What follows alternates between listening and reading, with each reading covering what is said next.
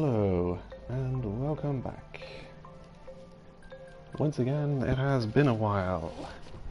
I was planning on playing Dark Souls 1 during the summer, but I had to spend way too much time studying instead. So I didn't really get the chance to start streaming that game.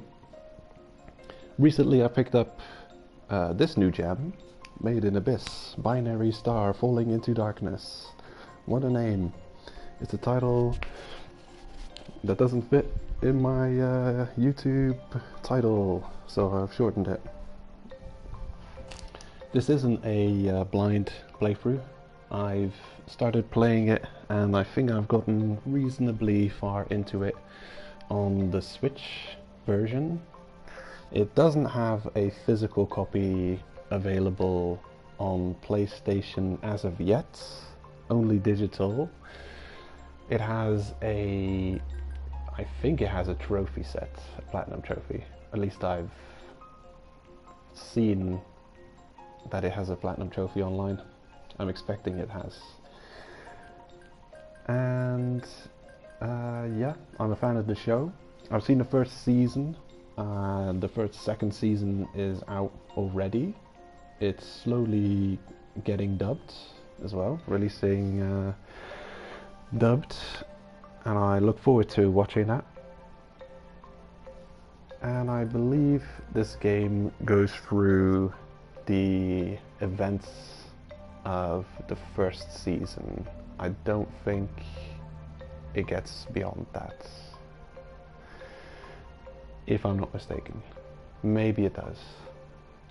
I haven't finished it yet. Anyway, it's not a blind playthrough, just letting you know. Let's have a look at the systems here, see if anything needs changing. I'll set the master volume low because I wanted to talk about some stuff right now. I'll set it back to normal and hope that it's not too loud. We'll see if the sound balance is okay.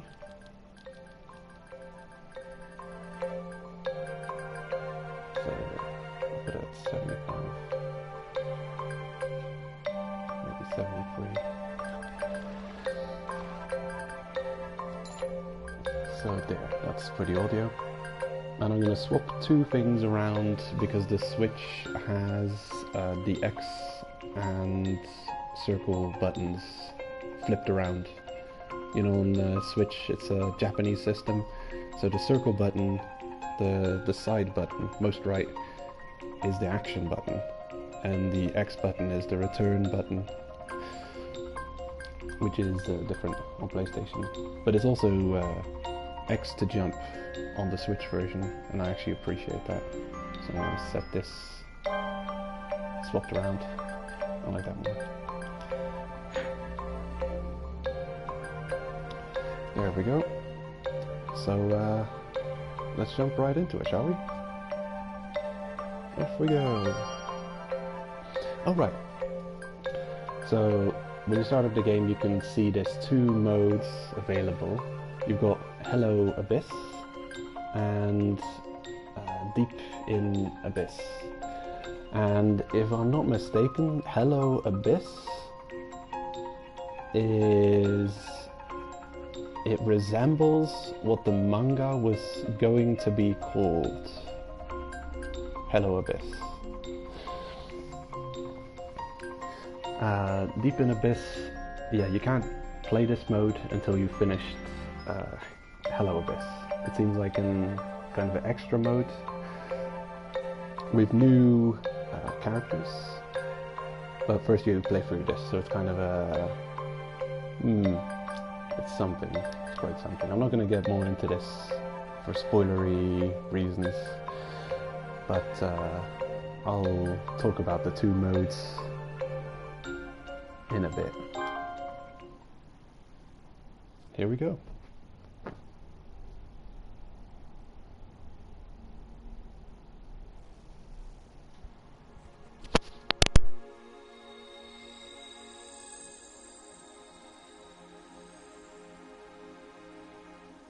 1,900 years ago, a huge pit was discovered on a remote island in the southern sea of Belaruska. With a diameter of around 1,000 meters, its depth remains unknown. To this day, no one has ever seen the bottom of the Great Pit. In a world where nearly everything has been uncovered and explored, it is the sole remaining unconquered chasm. The Great Pit has a captivating power that sometimes takes hold of a person and refuses to let go. Valuable and dangerous primeval creatures, mysterious relics beyond comprehension. A city of gold set to rest in the far reaches of the netherworld. For the past 1,900 years, all of these things and more have been luring people to venture into its depths. With a spirit of adventure for the unknown and countless legends luring them on, the Abyss has swallowed up enough lives to be worthy of its name. The peculiar force field in the Abyss prevents its observation from above ground. Therefore, surveying is carried out in person. The surveyors, each chasing the dream of striking it rich, would deliver their reports to the surface from deep inside the Abyss by launching mail balloons. Those who challenged the giant pit began to be referred to as cave raiders. Right around the time that name stuck, their bases on the surface grew so large they surrounded the entire circumference of the pit. The city they eventually formed in time became Orth, the place people call home.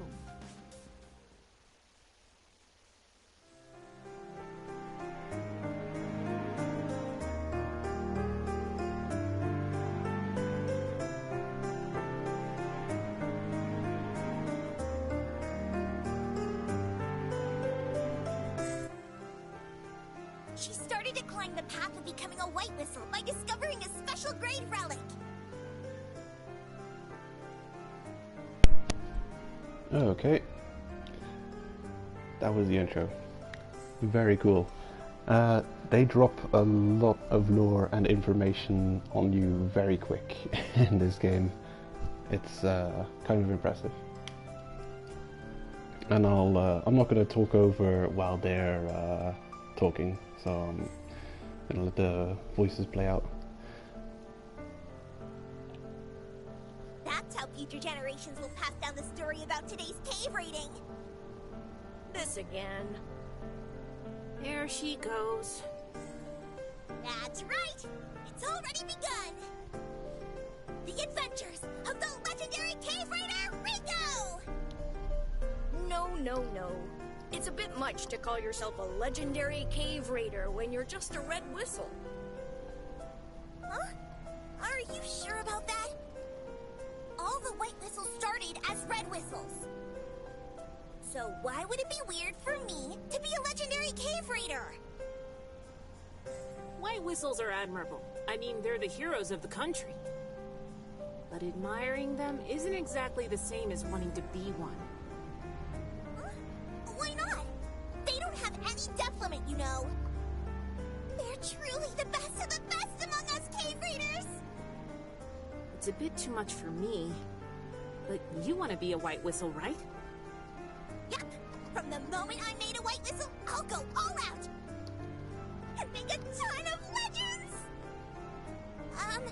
For today's cave raiding, we get to go deeper, right? And then, deeper in the next one. I keep on doing that. It's just a matter of time before I become a white whistle. A matter of time? Setting that white whistle stuff aside, I just want to hurry up and become a blue whistle. Then my goal is to become a moon whistle.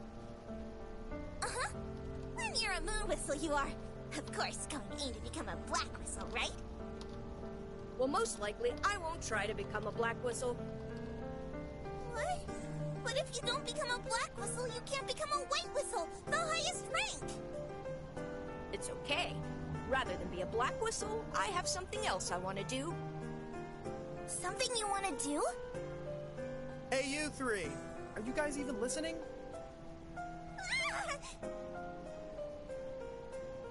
Well, were you listening? Of course! I was really listening. Oh, Then in that case, come over here, Rico.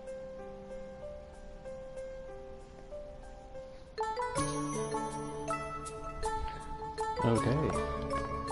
And it begins. You can move around. This is kind of a fun thing about a gamey version of what's otherwise visual media, is that you can look at things from any perspective you want to look at them from. So if you're watching the anime, you can really get to take your time and peek around what they've done with the interior and exterior locations. You can really just examine it from any angle and see all the little tidbits that they might not focus on in the show. So they've got the same voice actors as they do in the English dub, which is great. I'm quite pleased that they were able to get all the same voice actors. And the game features a lot of it. Pretty much every line of dialogue you'll see is voice acted. Can I talk with you guys? No, not right now. Hello? Oh, it's from circle now that I talk. So not just the jump and dodge buttons, or the jump and what does X usually do? Probably interact. Yeah, they've been properly swapped. So now circle is the action button as well. Sorry, Rico. We appreciate your noble sacrifice.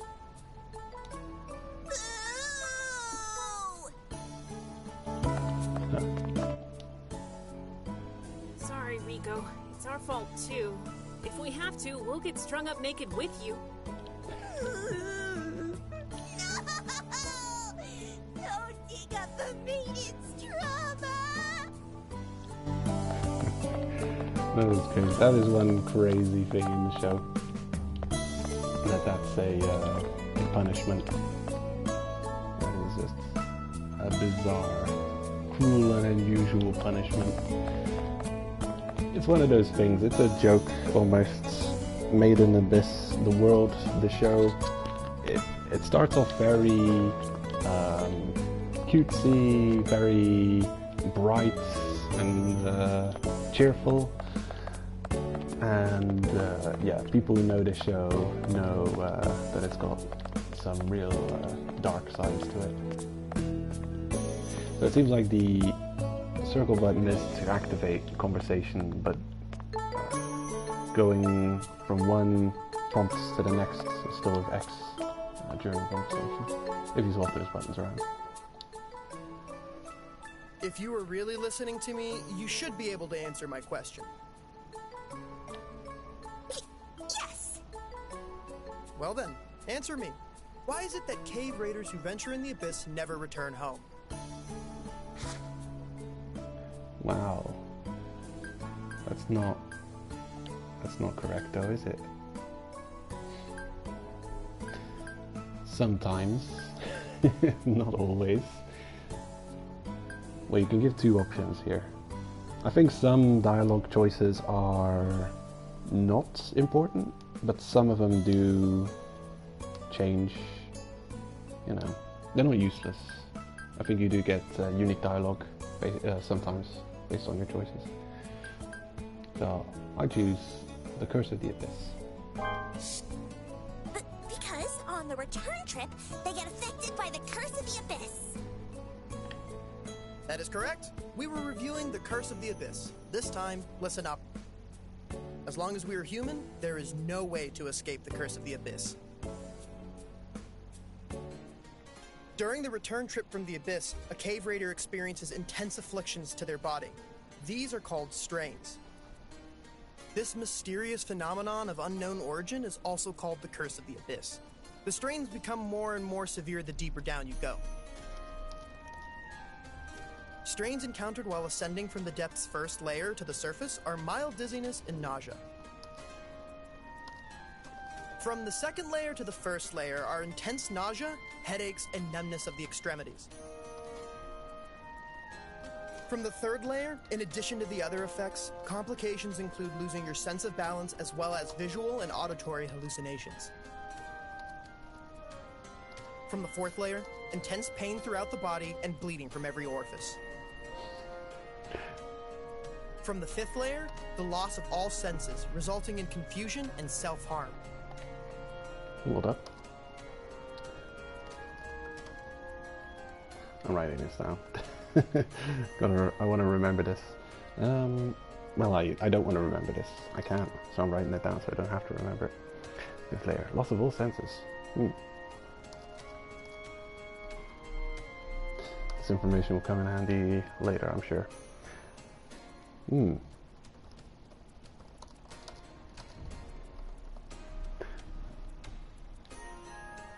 Returning from the sixth layer means the loss of your humanity, or even death.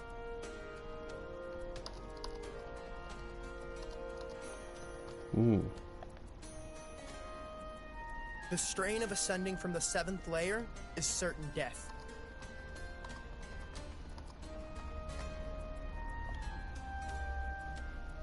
But don't worry, you guys, the Red Whistles, will descend up to 400 meters. In other words, you'll still be within the depths of the first layer.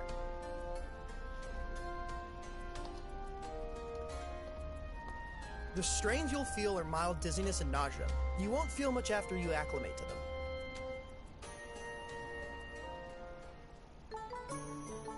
Alright. Regarding our upcoming cave raiding, I've divided the area up and assigned everyone a spot. You're unlikely to face much danger from primeval creatures and falling, but just in case, don't forget to pack your whistles and smoke screens. That's all. Any questions? Very well. I have something to say, too. There's just one thing I want to say. Those with whistles shouldn't think they're going out there simply to learn. Be mindful that you are students of the Guild's orphanage. Strive to earn as much as you can. Do not shame your parents, who fell so nobly. Oh, there is one more thing. That makes two things. That makes two things. That's two things. Helping yourself to relics is strictly forbidden. Relics provide valuable income to the orphanage. So pocketing them is inexcusable. No matter the punishment, I don't want to hear any complaints. She knows it was me. This is one of those examples. They take lines directly out of the anime. There are many lines taken just directly out of the anime, and this is one of those things that is taken directly out of it. And I only know that because I started rewatching it recently. But yeah, I'd forgotten about the show, the details of the show. I've only watched it once, and this little gag here, like she says it twice, and where she looks at Rico.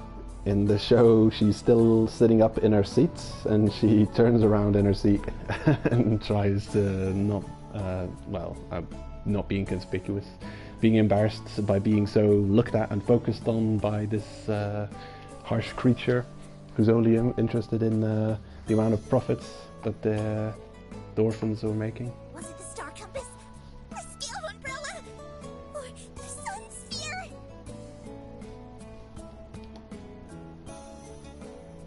Next time, the culprit will suffer more than simply being struck naked. Keep that in mind. That's bad enough already. They make reference to things that I think are not necessarily even delved into in the anime, like the umbrella thing. I don't know if they mentioned that in the show, but then they've got they can work off the manga and the anime if they want for their source material. So yeah, I think that this thing adds a lot of cool details that you won't even see in the anime. Oh, she doesn't know.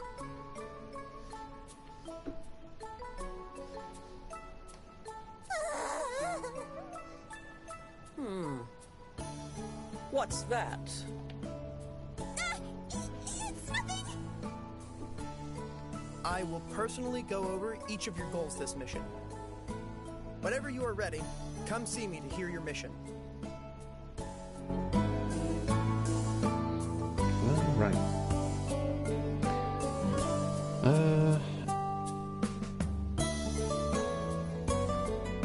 The fifth layer. I'm not sure. Actually, I don't remember where the first season ends. The last part I remember is that they're in layer 4 with Nanachi. That's the last bit that I remember. I don't really want to talk about the details of the show though, especially not the second half of season 1. We'll see what I see in the game.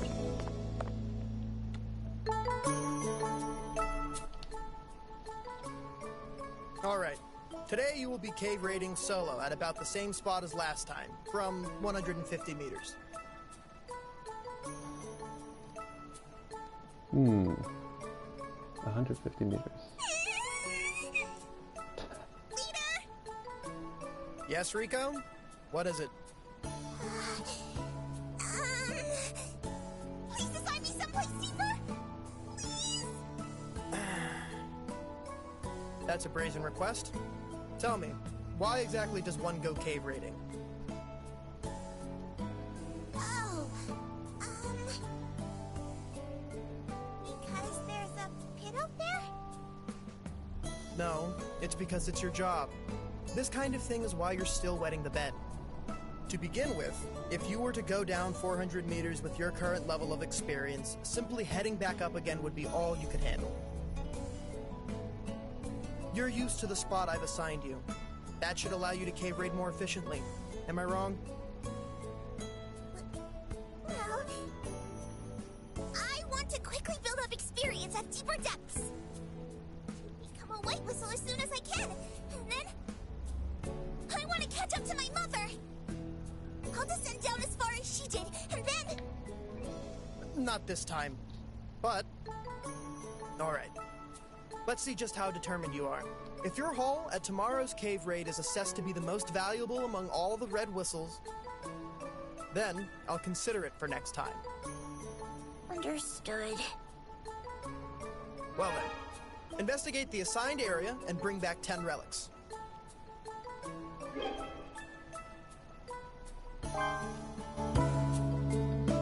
Alright, our first quest. It is interesting, the world. You almost think that there's nothing else to do in Orth besides delving into the abyss. But in the show you often see crowds of people. It's a giant town. Realistically, you'd think there's some kind of trade and economy going on, so that people have got other things to do besides all being cave raiders. But the orphanage, at least, it seems to be designed to acclimatize the kids in the orphanage to the lifestyle, actually just really living and breathing being a cave raider. Because you got all these, you have to climb up in this building to just get to your seat, you see, and then you've got the bedrooms are the same, where you climb up to get to your seats. So it seems like at a young age they're already being forced to get used to the idea of heights and climbing to get places. And these young kids, they're like, in the show, I think Rico's 14, so these are very young kids, and they're already being sent down to into a dangerous world at various depths, where they can encounter dangerous creatures and life-threatening situations. You You can save in your room by approaching the books. Hit the books. The diary. Okay, so we have a choice of going anywhere we like. We can go to Orc. We can go to Rico's room. This is where you can save again. And the details are also very true to the show. This is our room, and it is it's a torture chamber that they're reusing as a bedroom for Rico.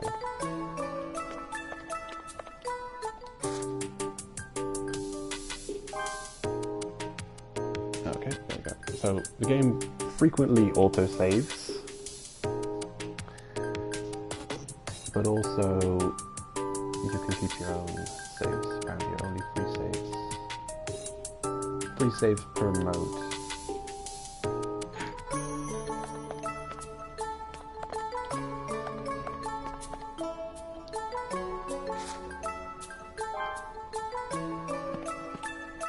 Oh. And of course she's still in the classroom. Can we swipe anything while she's not looking? Here's the map of the abyss on the wall. It's pretty cool how detailed that map was that they showed earlier, explaining the strains at certain depths.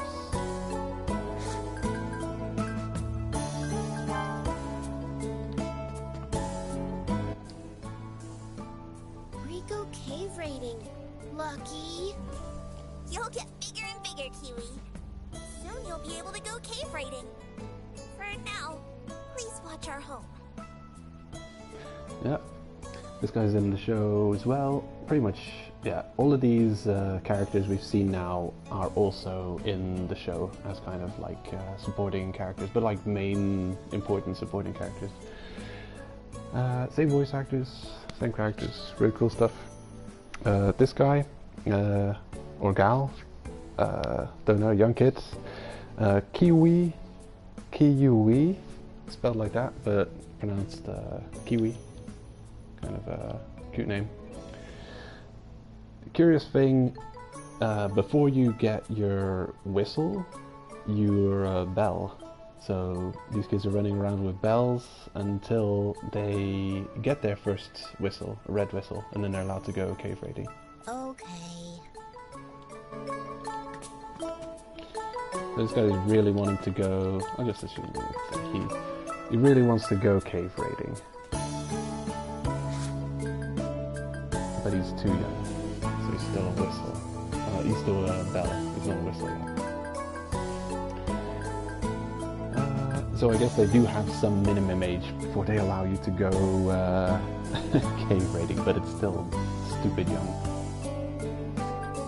It's almost like a school system. Middle school's the first layer. You graduate, go to the next layer. If you don't die. Yeah, constantly, if you don't die, then you can continue.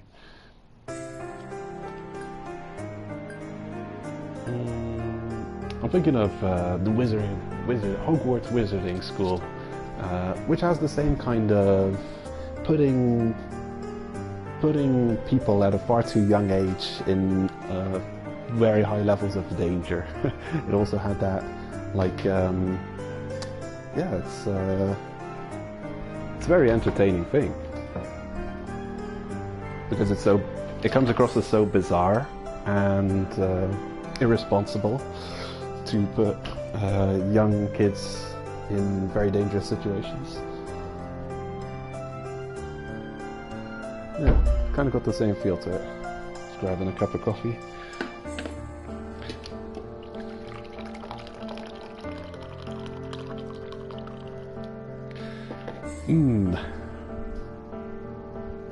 First cup of coffee of the day. Always tasty. Okay, so at the moment we've already got 2 options of places to go.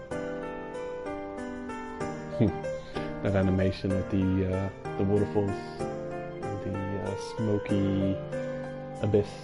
Can't really see much.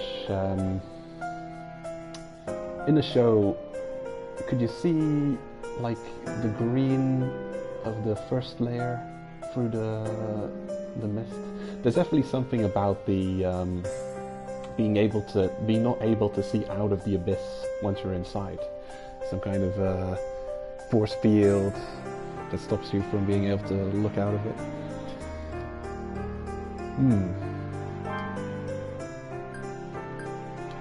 Okay. So, notably, you can actually open the pause menu and the menu in very weird places in this game. So, in this location selection, you can open your menu. In the menu you can view quite a few different things. You can check your status and change equipment here, increase your stats with clothing and accessories, and weapons can be equipped with the item ring.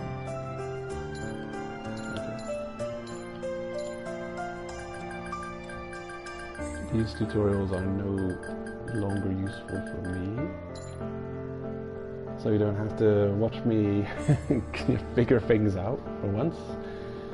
It'll make a nice change, I'm sure. You can craft items in this screen by using materials. You can create weapons, consumables, and even food. Right. Excuse me. Right, so we have quests. We're on the main quest now. 3 quests. Seems to be side quests you can get. There's a couple of things I'll go into once they're relevant. But one of the things you'll notice when starting this game is that there seems to be features that unlock much later, and you're wondering when they will unlock and what triggers them to get unlocked. Oddly enough, they will not get unlocked for a long time. So, we start off with a whole bunch of gear. We've got our weapon, a fishing pole, smoke signal.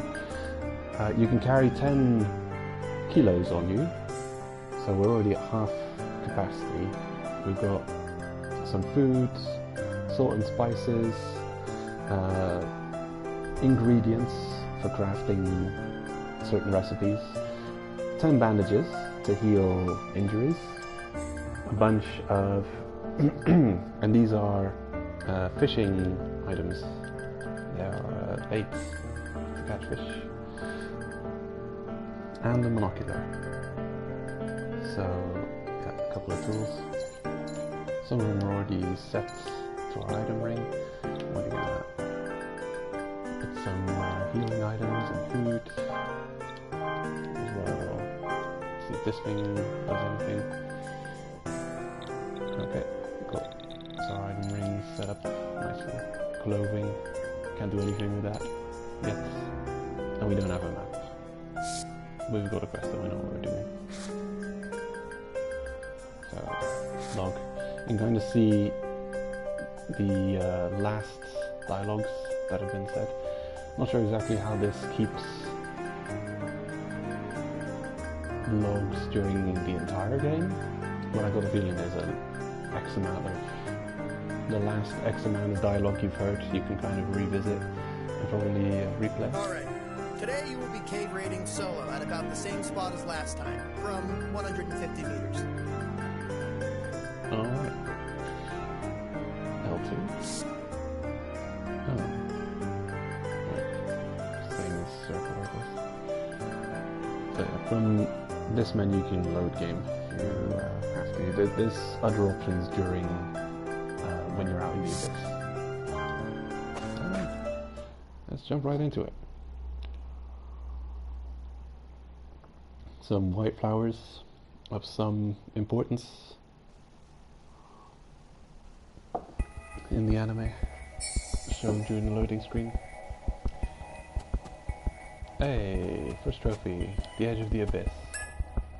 Hold up. Change the item to be used by moving the right analog while holding R1. In order to use an item, set it to your item ring in the status screen. Stamina is used for dashing and attacking and other actions. You cannot perform some actions when you don't have enough stamina. L1 to sprint, L2 to focus, zooming in on stuff, R2 to attack if you've got your weapon out, R1 just the pickaxe swings slowly but deals high damage. Attacking will cause stamina to be used. Right, so this is your first weapon option, the pickaxe. And the number at the pickaxe tells you the amount you have in your inventory. So there's also another number. Let's see. Hold up. Okay. You can check the map of the abyss in this screen. Map movement locations and event areas have icon indicators. You can place stickers on the map to note rare items and dangerous enemies. They will be reset once you move back to Orth. There's actually quite a few things that reset when you move back to town. Some of them kind of annoying. Hold up. I wanted to... in your inventory... Okay, there's something I want to show off here. Because this was something I didn't figure out for a long time. So above the item description on this monocular, for instance, that number that shows up is where it's equipped in your item ring. So this is the second equipped item. Here's the third equipped item. This one's equipped to slot 7. And there's some extra icons with information that not all of them yet clear to me, but I think the arrow means that you can throw it. It's a throwable item. Fork and spoon, edible. Fishing baits, cooking ingredients, and equipable, and it shows what you can equip it on. Don't know what the bone means. Not sure what that means yet. But yeah. Quite a few game systems. It took me a while to figure out. So you got your HP is a green bar, your hunger is the orange bar, and the blue bar is going down now, is stamina, and when it runs out, then you get tired. You have to wait for it to recover completely. The game is not without glitches, unfortunately. It has certain issues. Jump, variable dependent on how long you press the button. A quick or you can whee, a reasonable jump. The curse of the abyss is already affecting us every time you ascend, no matter how small, as long as it's at least a meter of ascent, the curse will start taking effect on you, and any curse effect, if you wait for like 10 to 15 seconds, the curse effect will completely reset, so no longer affects you. But the fact that it's not just overall like average heights, the fact that you can trigger it just by simply jumping every, I think, yeah. Look, I'm simply on ground level. Oh, hold up. Any ascension triggers the curse of the abyss. More serious strains are encountered the deeper you dive, affecting actions. Yeah. So there you can see, whoa, damn, there's some serious nasty pictures going on here. So the top pictures, the top left, the one on the top right is the first strain. Let's see, I've got them written down here. Mild nausea, dizziness. Second, intense, oh wait, no, the one on the top left is first strain, that's also dizziness and nausea. The second strain, intense nausea and numbness of the extremities, so that's the top right. Losing sense of balance, visual and audio hallucinations. I don't think that's in here. But you've got bleeding from every orifice. Lovely. That's on layer 4. Loss of all senses, confusion and self-harm at layer 5. I mean, it's all additive, right? So every upper layer, I think so, right? The more you descend, they just pile on top of each other. You get all of them. I think. Maybe I'm wrong about that. I don't remember. I've started rewatching the show. Certain details that I've forgotten about it. I do love how they have this beautiful detailed map that they always bring up in the game. It is a cool thing. I wouldn't mind having a poster of that. Something to look into. Well, anyway, you can trigger it just by jumping. Let's see what happens when it fills up. So it has grades of... Oh man, she doesn't look too good. So now she's afflicted with the curse of the abyss. But it'll be over in like 10 seconds or so. Let's give it a sec. There we go. Right as rain. So yeah, it's gradations of moving toward from white to reddish color. So it'll go yellow, orange, and then red. More orangier, more orange. But the thing is, when I started playing, I took it slowly. I didn't really examine how exactly it worked for a while, and I took it very seriously. Every time it just popped up a little bit, I was saying, whoa, gotta hold up. But you can actually push quite far and then just wait for 10 seconds. So you can go all the way up to the edge of where you can go, hold up, stand still for 10 seconds, okay, completely reset, let's go. Let's carry on. Harvesting plants growing within the abyss. You can also harvest fruits growing on trees. Yoink. Okay. The buttons are kind of the same on PlayStation as Switch. Only the PlayStation has the touchpad to open the in-game menu. Where did I put my Switch? What did I do with that? Oh, there it is. I'm just checking what buttons this guy's got. Oh yeah, the Switch has the 4 arrow buttons, the X, Y, A, B, like triangle, square, circle, X buttons. It's got also 2 analogs, and it's got a plus and a minus button. So that kind of mirrors the options and the touchpad. There's 2 extra buttons on the controller. So they're actually very much alike. So for the in-game menu on the Switch, you press the minus button, the one on the left, and PlayStation, the touchpad. That's the only real difference. Because the options for both are kind of in the same position, above the main colored buttons. Whoop. Whoop. You can also put your weapon away. You're gonna get a little scene here.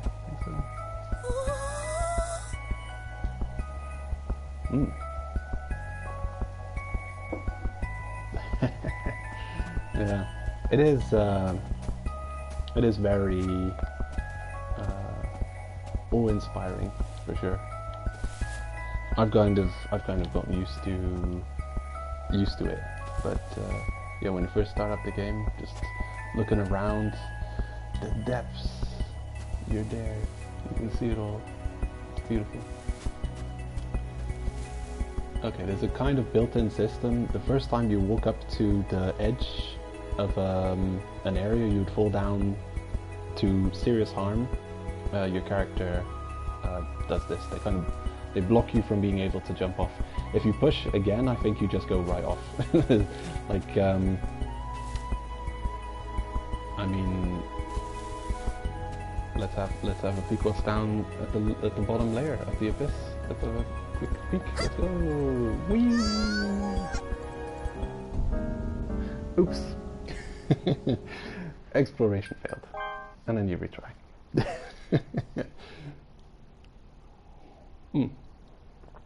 Not canon. Didn't happen. It was your imagination. It didn't actually happen. Just a scenario of what might happen. Some cave raiders, not Rico though. This will never happen.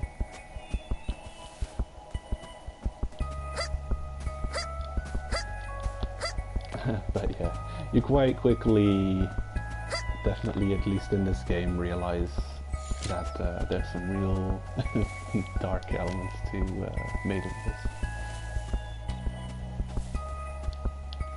So all the things. Actually, I'm not gonna. There are many primeval creatures living in the abyss. Sometimes it is crucial to run away from particularly dangerous ones.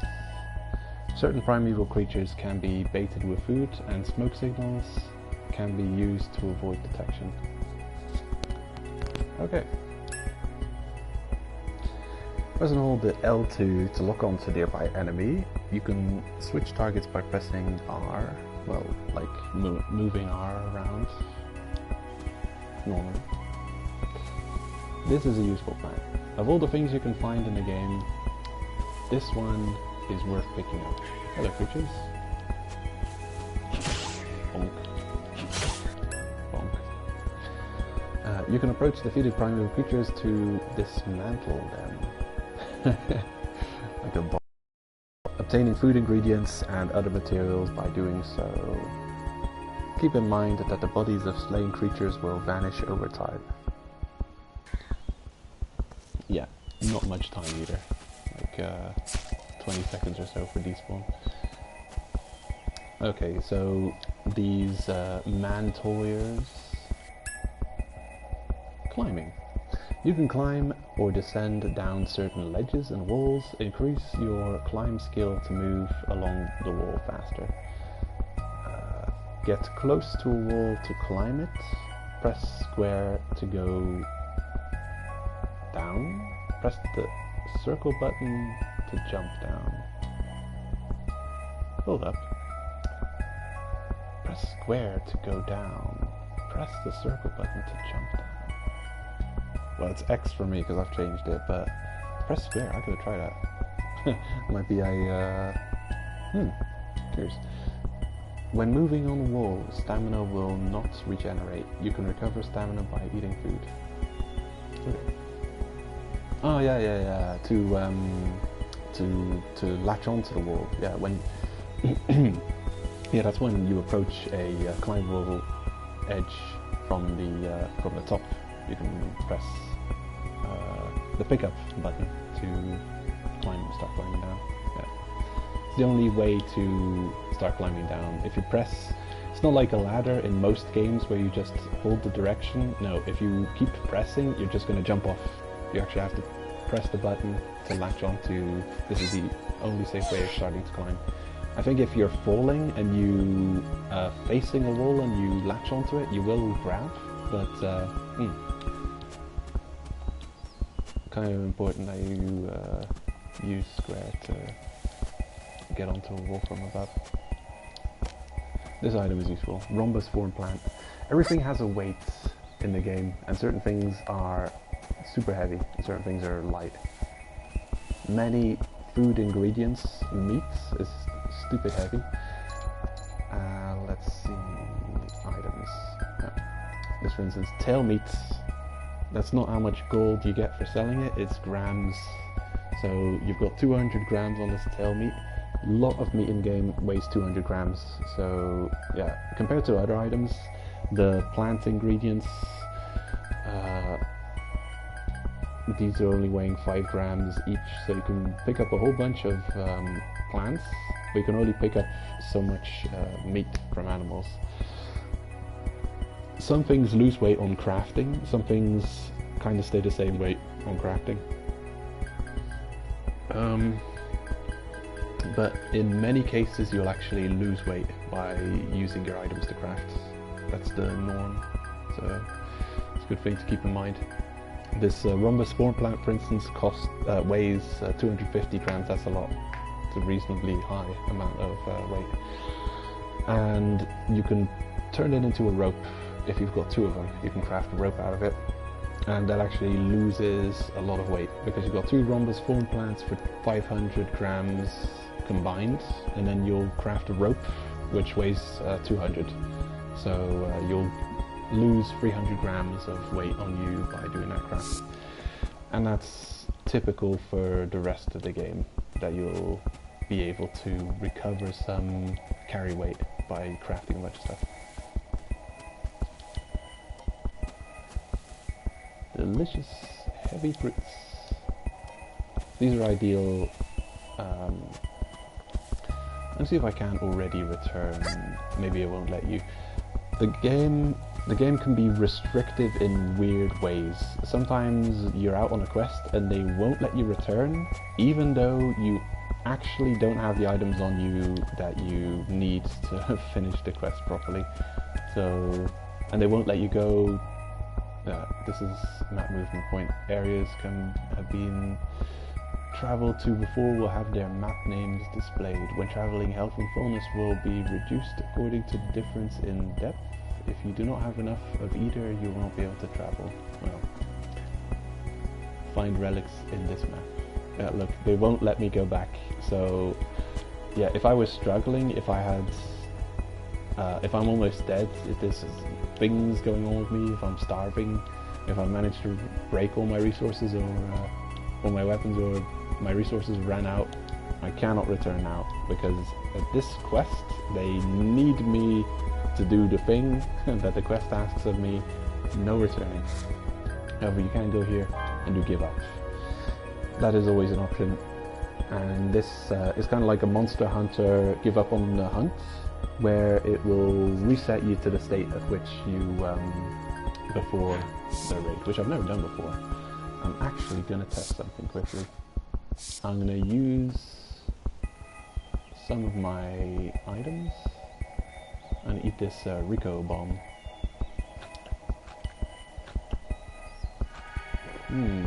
Delicious. Okay, so I'm full now. Well, I've got 2 Rico bombs left, and I'm going to go and give up. And I want to see if it respawns me perfectly in the state I was before I started the quest, with 3 Rico bombs. Let's have a check.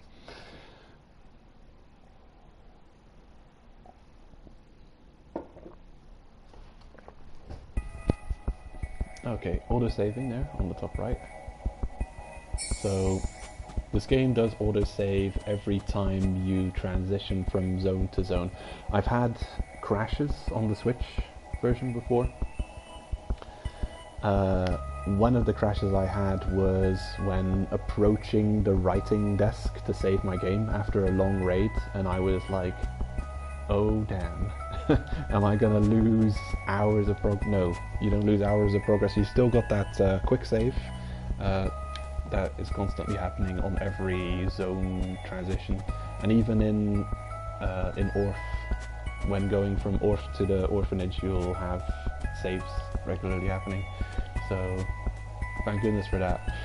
That's one situation where actually it is an unbeatable system for saving. It's probably the best, having control over your physical saves, that you choose yourself when to save, and having a autosave also. It's just probably the best, a combination of the two. Can't beat it. One of the more annoying save systems that games can have is, and I saw this on The Witcher, it's like, I want to quickly show someone the intro cutscene of this game, and I press new game, and it's like, are you sure you want to remove all are you sure you want to overwrite your previous save? It's like it's got like one save, and then you want to just play new game, and then you have to overwrite your singular game state. That is stupid. You can excavate precious minerals within the abyss at mines. Here you will find items such as relics and materials. Gotcha. first step. Beautiful. Give me all those trophies. Showering me with trophies. Eternal Fortunes. And I do notice I've got my Rico Bomb back. So, yep. At least there's that. They actually do reset you to the state before you made the descent completely. Even returning used items.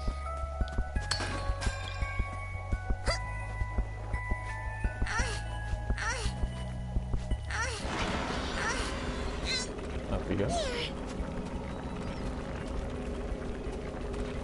you can press X to make hops up and down or left and right as you're going, which is cool. It's a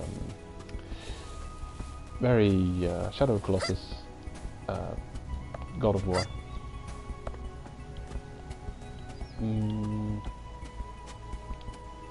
Yeah, Darksiders has it too. Anything with like wall climbing mechanics.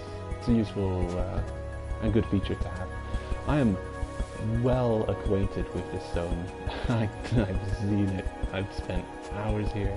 I know pretty much where every relic could be. So we've got normal rocks.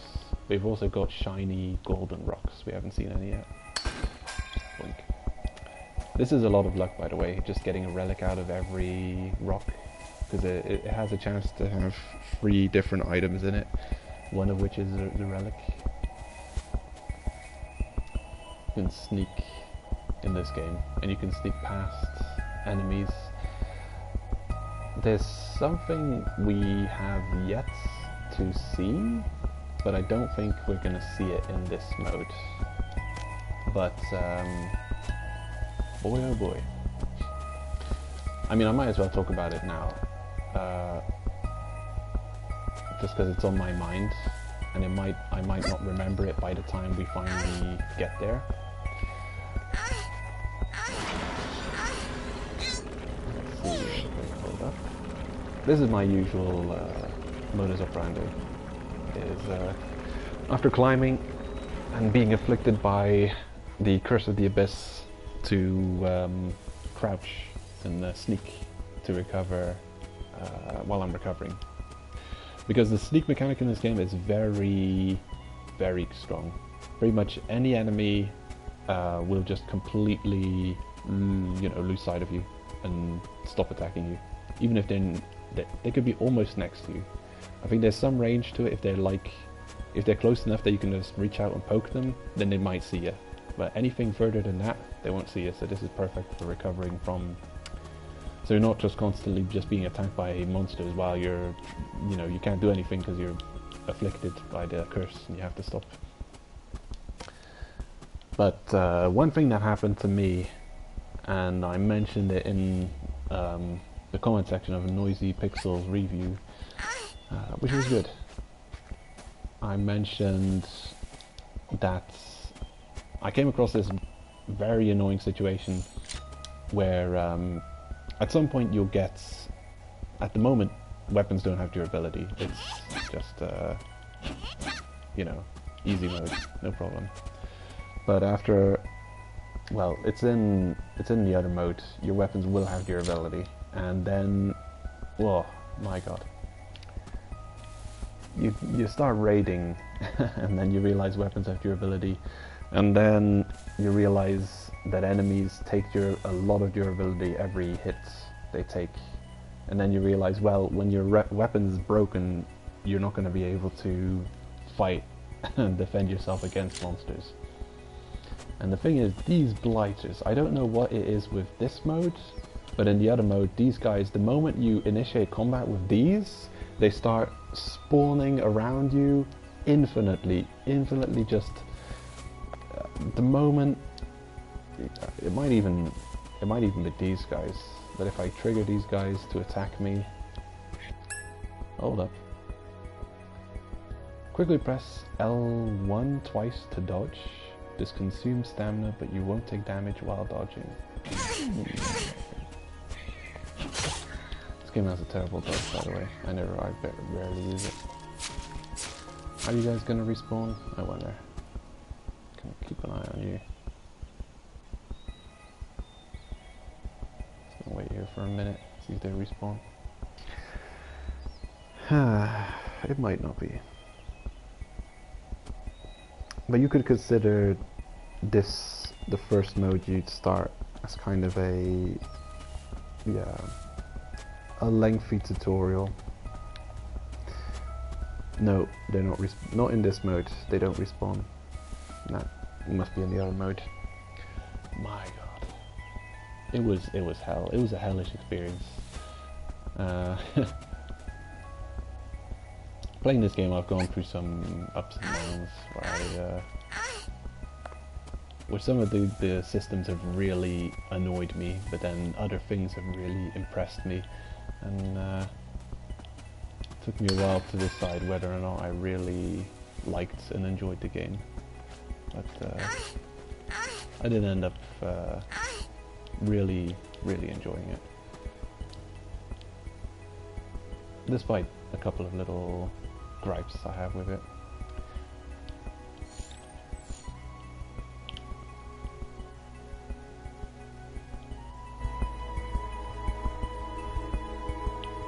Oh, weird. The audio just jumped up a notch. The sound level.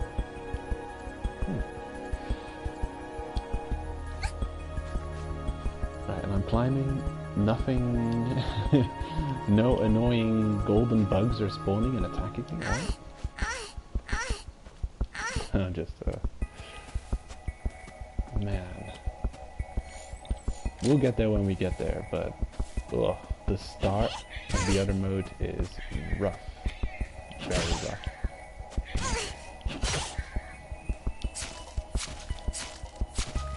I don't get angry easily, but it made me angry. It seems like a lot of features are just not happening in this first mode. Like once the enemies are defeated, they're gone for good. They don't respawn. That's not normal.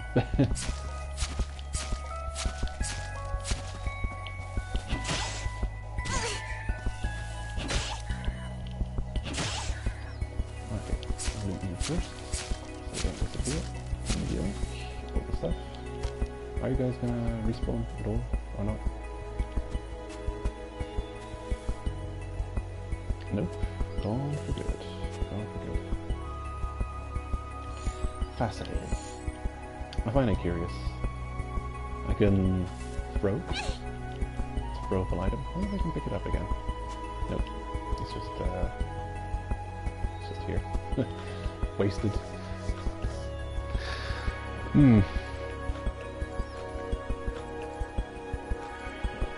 Curious. Okay, I'm just fascinated by, well, I've gotten used to, on the Switch I've been playing the second mode for a while now, and I find it fascinating going back now with my knowing what the second mode is like to experiencing this again. And, whoa. Yeah, the difference is very noticeable.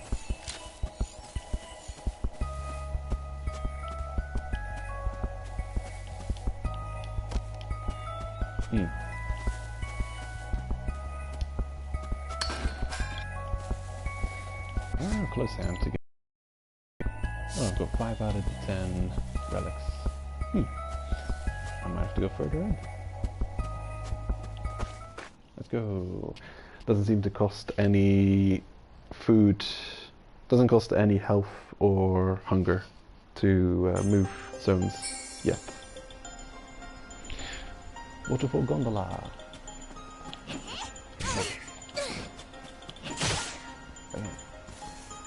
Amazing.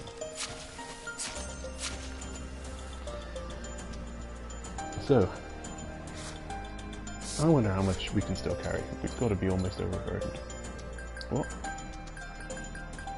Only halfway there. No, not bad. Well, I can craft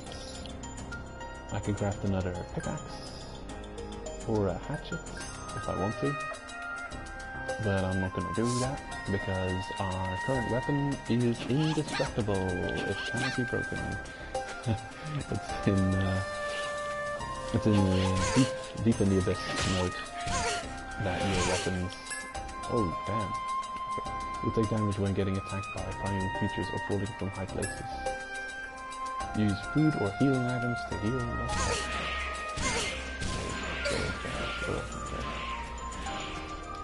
Those are rough, man. You don't want to be standing in there. And use hemostasis. These are great healing. This is like a full healing. Though it's pretty bad for in-combat healing because it takes ages to take effect.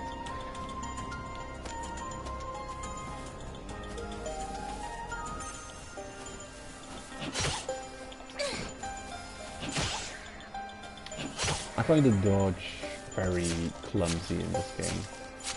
Also, the fact that it takes a double click to activate, and you never fix that by rebinding it to another button. I think it'll always be a double click to activate.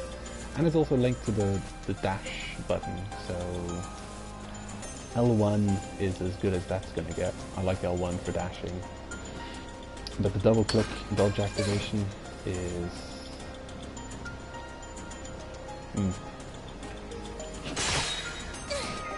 tricky.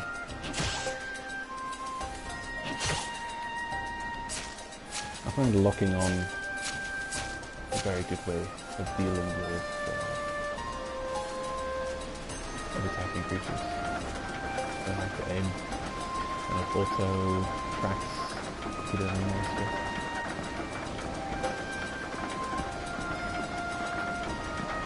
So the areas are a lot like Monster Hunter, classic Monster Hunter, Freedom Unite and stuff. So you've got zones, and then you've got transitions from one zone to the next. Materials, they don't really respawn, but after some time they might respawn. If you're going many areas far, you might return to an old area and the items will have returned. I've seen it happen. Though it might be based on time as well, how they respawn. But usually when you've cleared out an area and you go to another area and you come back, the items will still be gone. Don't expect them to respawn. When you go back to Orth and then you come back out cave raiding, everything will have respawned to the apples on the tree at the very start, which is quite useful. So those apples will be there every time you start raiding. Very useful having those to bring with you as a snack to recover hunger.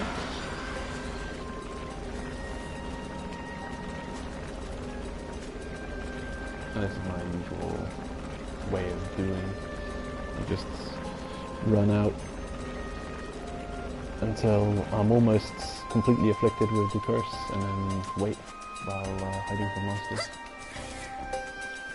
These guys are worth killing. These plants. They have a chance of dropping rumble spawn plant. Yeah. It's a good way of getting those, which you can use to craft ropes. And I've got enough to craft ropes now. Oh, look at this. A compass and my red whistle.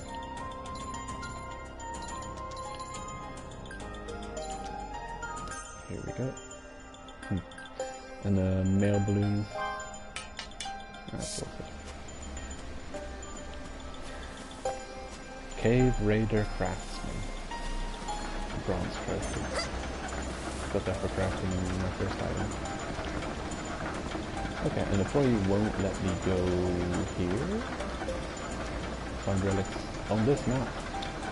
On this map. We'll go nowhere else. Yeah. So, yeah. The game starts off very kind of like on rails. It's very focused. You go and do this exactly what we tell you. The next game mode gives you more freedom.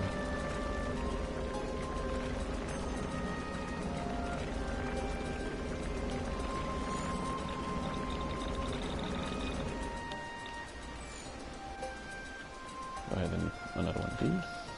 Recover some health and go.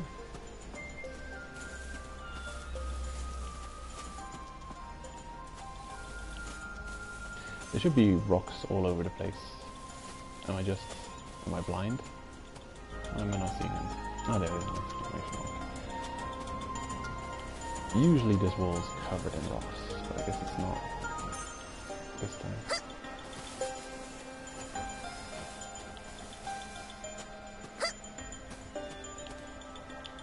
Did I actually go and defeat that other plant?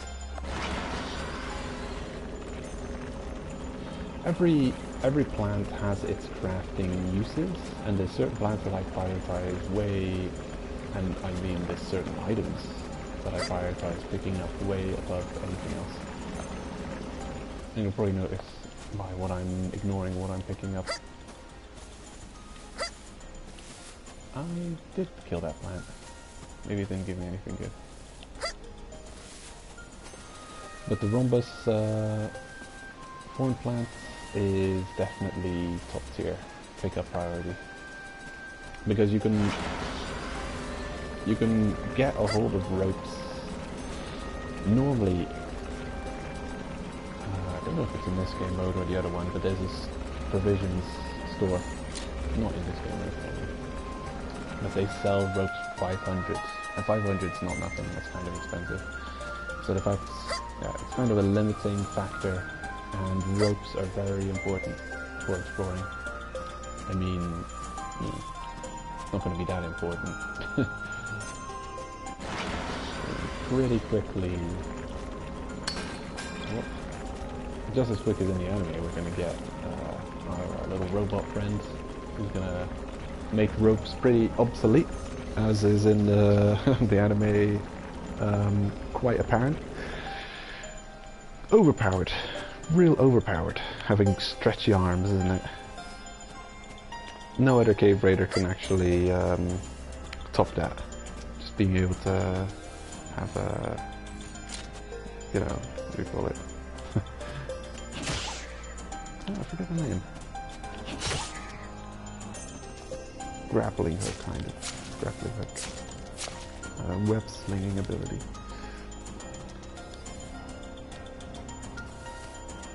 Yeah, Spider-Man would be a great cave raider.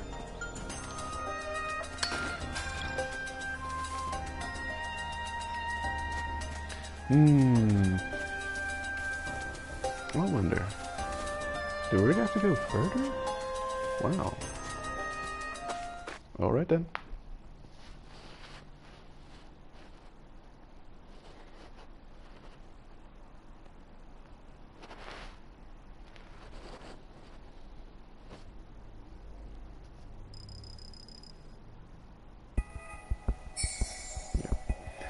So after you move to another area, you see you see two things happen. You see the costs of life and hunger, and then you see the quick save happen. So every movement between zones costs you, you know, a bit of your energy. Sometimes it costs you a lot. And oddly enough, it also has an effect on health. Hey. Super heavy. It's super heavy. Oh, yeah. I'll get Nat to help. Hey! Nat! Nat! Where are you? Hey! If you're there, then say something!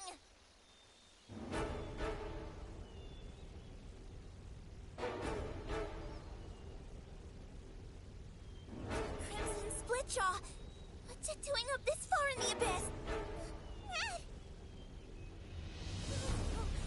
Is that blood? It's going to eat him?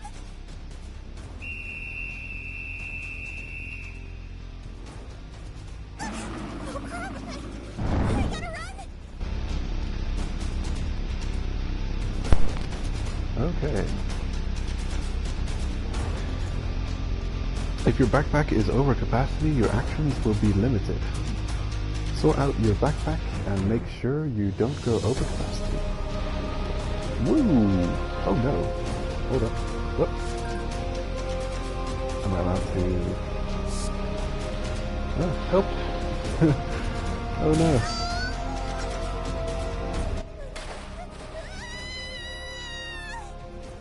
My arm is broken? Oh, it's not broken. It moves just fine.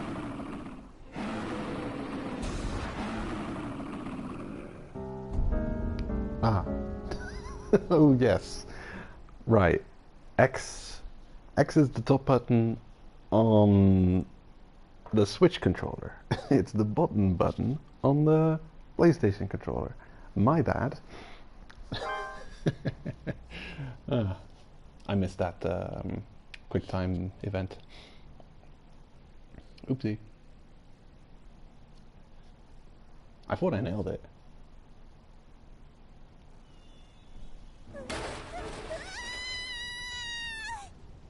My arm is broken? Oh, it's not broken. It moves just fine. What's it gonna be? Circle. Gotcha.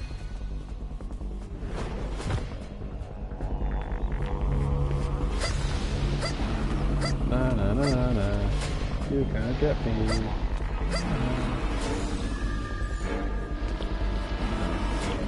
Analyze the monster. Hello. Put him in my feel-good journal. Crimson Splinter, after reaching Abyss first layer and Whisper. And that's where the trophy.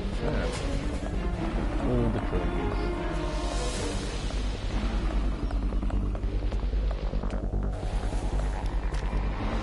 Inspiration mode.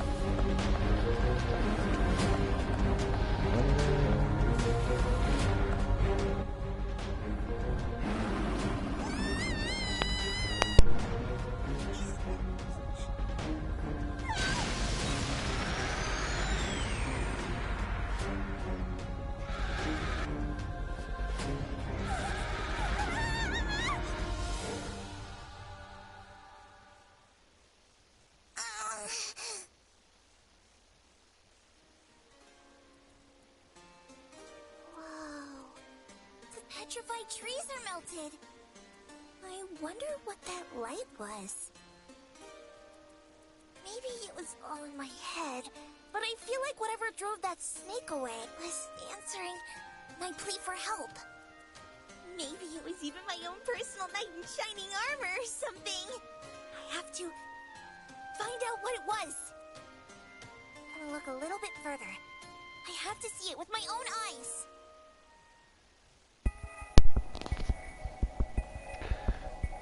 That's a pretty cool shot. The hole in the petrified trees. I wonder if you can still see it. Where would it be? I don't think you can. I'm sure though. Oh. There. Kind of. Look at that. Yeah, so this game is not without glitches and bugs and things. You can see those smoke effects hovering in the air there. That's from the cutscene, I guess. Like a in-game rendered cutscene. It was a cool shot. It looked cool, but look at that. That's grotesque. How can you justify such a thing? Who made this? Oh, it's got little blemishes. It's fine. Well, yeah. It's like it chooses certain scenes from the show, and it almost goes beat by beat, the exact symmetry. Oh, weird. I'm running into an invisible obstacle here.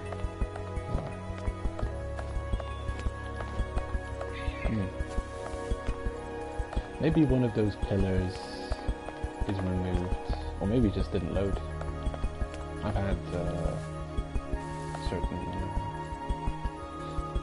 assets not loading in on the Switch version.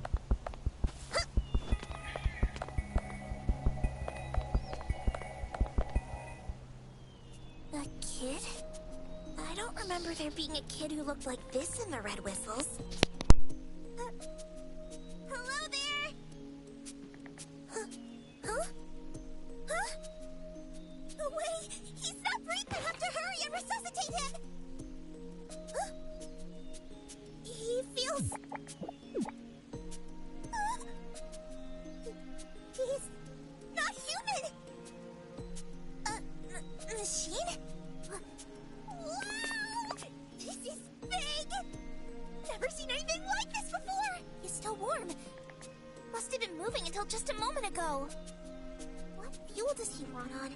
Will food work? I mean, he's built like a human after all. But still, where did he come from?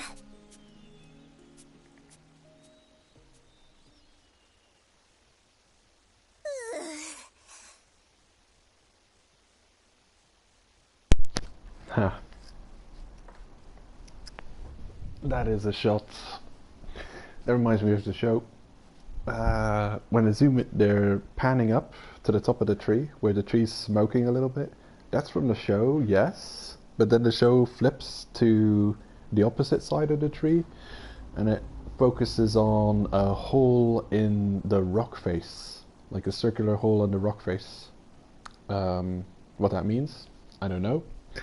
But it's noticeably absent in the game, so it was something they couldn't do in that cutscene.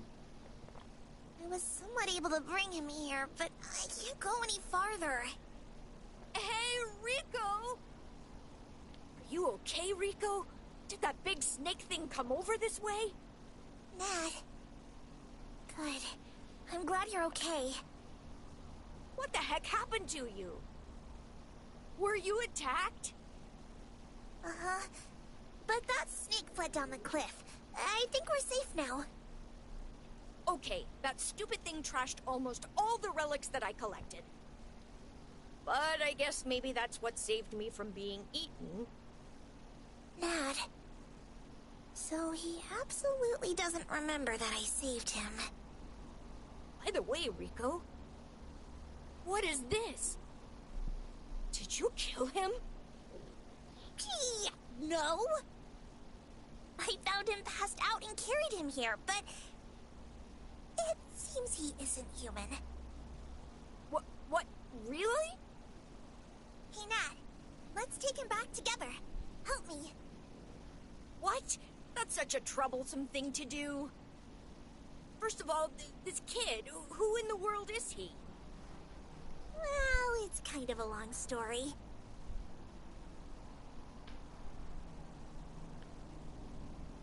So he is a robot or a relic or something? It's really hard to believe, but he isn't normal for sure. Even though it's you talking, he really is right here in front of us.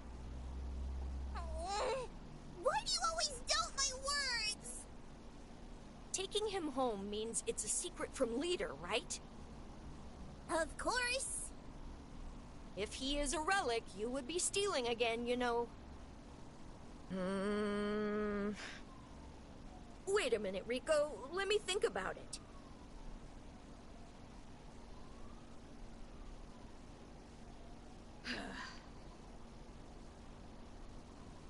I gave it some thought. I know you won't stop even if I told you. Curious. The game actually quick saves while he's thinking about it.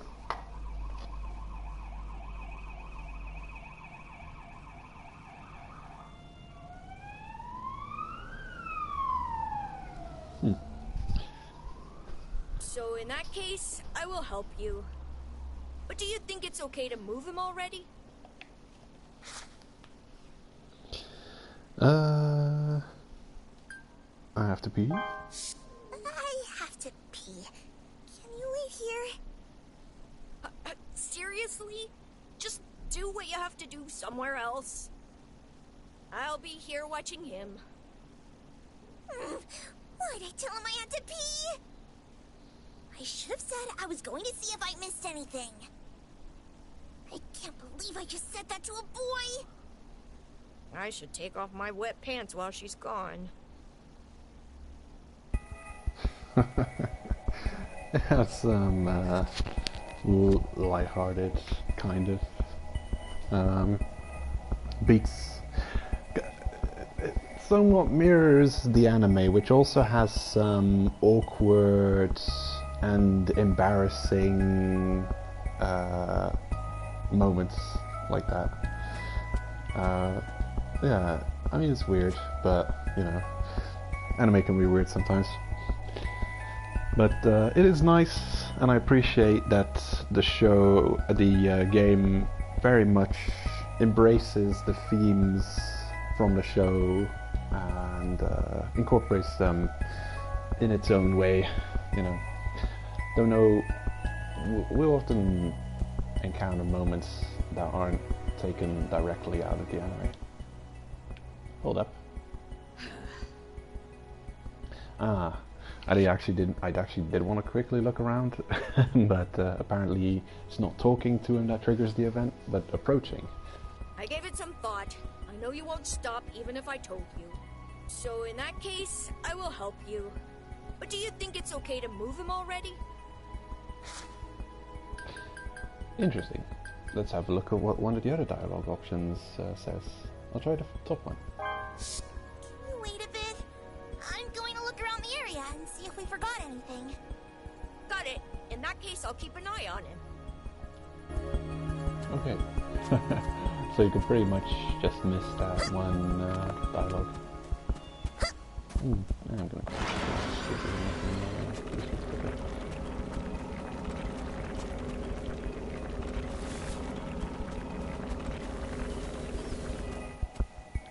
Oh.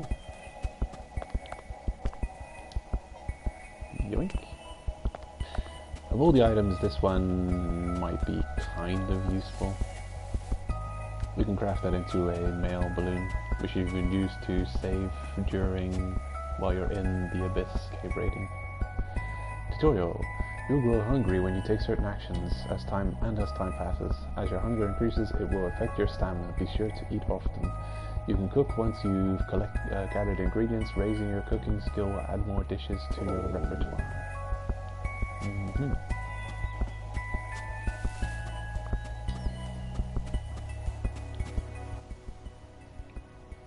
Not yet. I can't go back right now. I have to do something about the robot boy. Of course. Just checking. Yoink. That's another useful item to pick up. Hemostasis leaf, if you see it. It's more bluish green. Very noticeable. Get off me.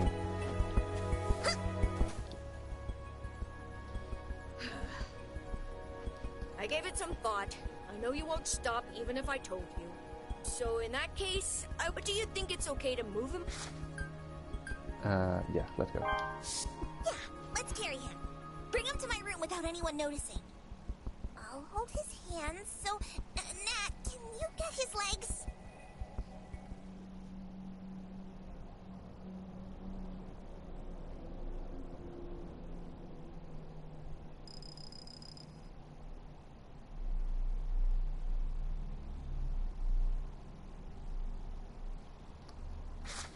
Hold your horses. I wonder what happens if you don't have enough stamina to make that move. Is there anything you could do? Besides quit back to Orf, give up on the entire thing? How would that work? Whoa, I'm curious about that. I'm gonna write it down. I'm gonna test it some other time. It might be, you might be completely stuck and not be able to continue or complete your playthrough. I don't know. I don't know what you could do there. Maybe it would just let you quit out all the way back to Orf and you could go back in. Yeah, probably just in your entire quest progress would reset completely. and you'd rewatch the cutscenes and everything. Yeah, probably not that impressive. Alright! First, let's do some research on this robot boy.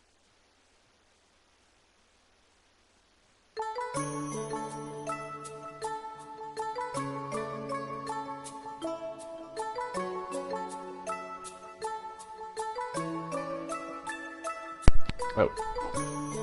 We're able to play again.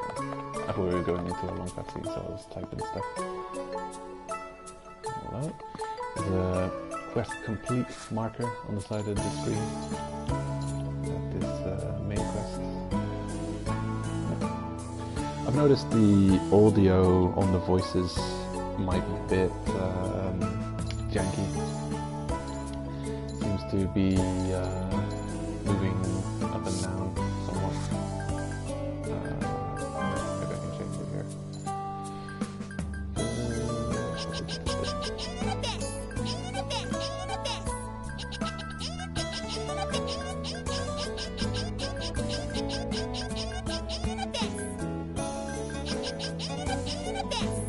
Okay, sure.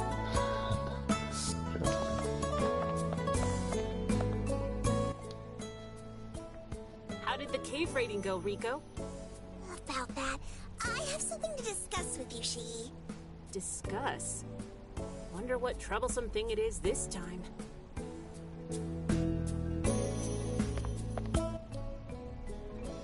Welcome back, Rico. I have something I want you to help with later too, Kiwi. Okay. Yeah, they've got a lot of voice acted dialogue. Oh, look at that. You can see the starry night outside. That's cool. Yeah, you can often talk to characters when you not necessarily have to, and they'll regularly have unique dialogue. So, Rico, what are you gonna do with that robot? First, I'll do some research. After that, let's show Shiggy and think of what to do together.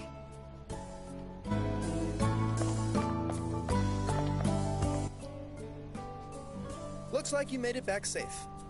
How did the cave raiding go? About that.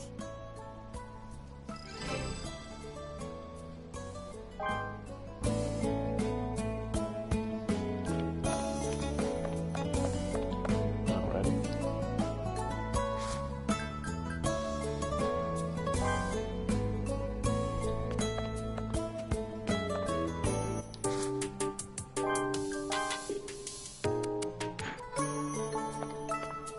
There he is.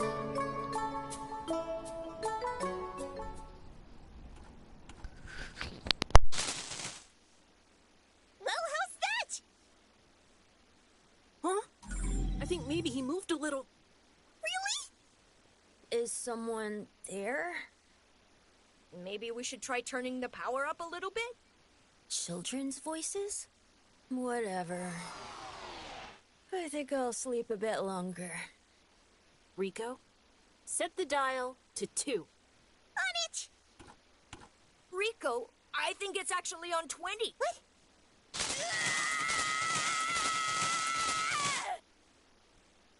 He woke up! Mm-hmm. That is beat for beat out of the show. Exactly the same. See? I told you electricity would do the trick!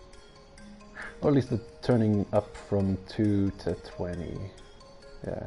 There's certain little little embarrassing moments and details that they kind of skip over here in the game that is in the show. But it's no huge loss. Seriously? I'm surprised he's alive. Are you okay? What's going on? Hey, robot boy! Recognize me? You saved me! My name is Rico. You can call me Big Sis if you want. So, what's your name? Tell me, robot boy! I feel bad about replying to a question with a question, but there's something I'd like to ask you.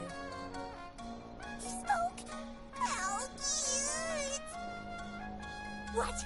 What? Ask whatever you want. Where is this place? Here? This is my room. Sinister implements. And that pain just now. Do you guys work as torturers? Huh? Well, Rico's room is actually an old torture chamber. She was always getting in trouble, so she got moved here. Anyway, we all work as cave raiders. Hey, robot boy! Why don't you tell us about yourself now? What's your name? What kind of stuff can you do? Oh, and who made you? It's been bothering me from the start, but am I really a robot? You bet you are! Electricity made you move? You totally withstood fire, and you didn't even get a single scratch on you! Wait a minute. You don't even remember that you're a robot? Maybe that jolt of electricity we gave him messed with his memory. Oh no! Hey, Rico! What did you do now? All the lights in the orphanage are out. What? I think we overdid it by going full throttle earlier. Hey, Rico, do your best to fool him somehow. Me? I can't! We're gonna escape out the window. Let's go, Shiggy. Kiwi. Okay. Okay, robot boy. Don't come out of there. Got it? Something horrible's bound to happen if you do. Huh? Worse than that pain earlier? Hey, Rico! Open up! Okay. I'm coming now.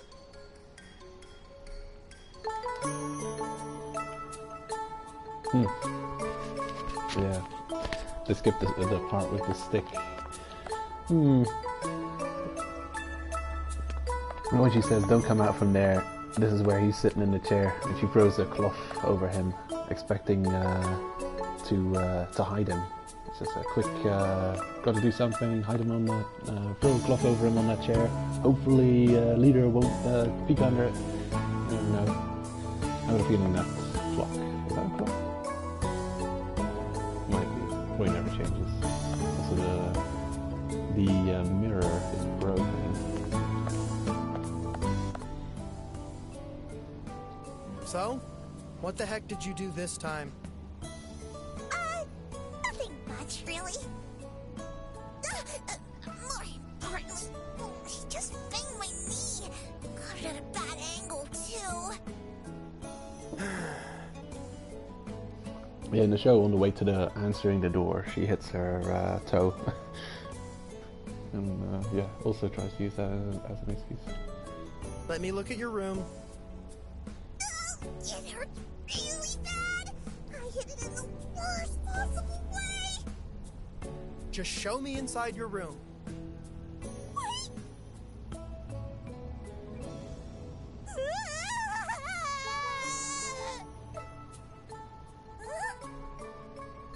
Doesn't seem like anything is wrong.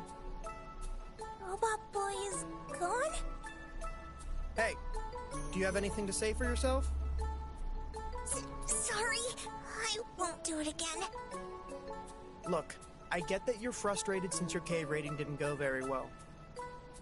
That said, there's simply no sense in causing a blackout at the orphanage. I think I'll have you clean the orphanage, and write both an apology and an essay about what you did wrong. Come on now. I'm sorry.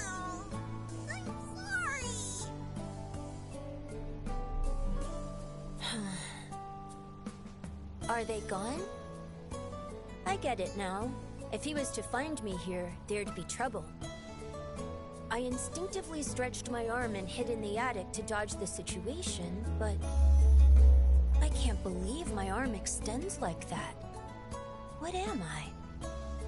Is what the girl said earlier true? Am I a robot?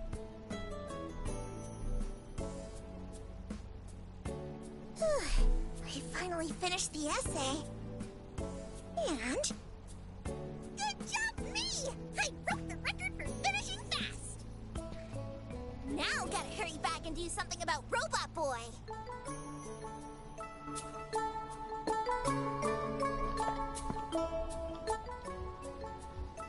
If you do something again, I'll make you write 5 essays. Understood? Something. Anything.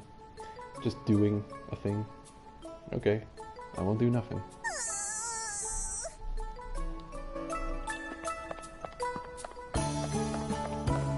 If you do something again, I mean, don't you mean that? If you do that again, causing us to be without electricity because you overloaded the system. It is curious in the show as well. Leader is aware of everything they're getting up to, but he's kind of just observing them, and he kind of just lets them, you know, get away with things. Well, they're constantly getting up to stuff and thinking, we've tricked him again, but he's aware of everything. He just lets them get away with it.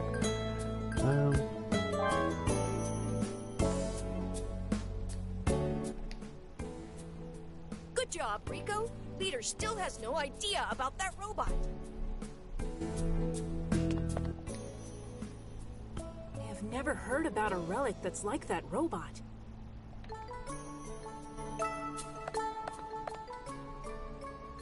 Rico, are you okay?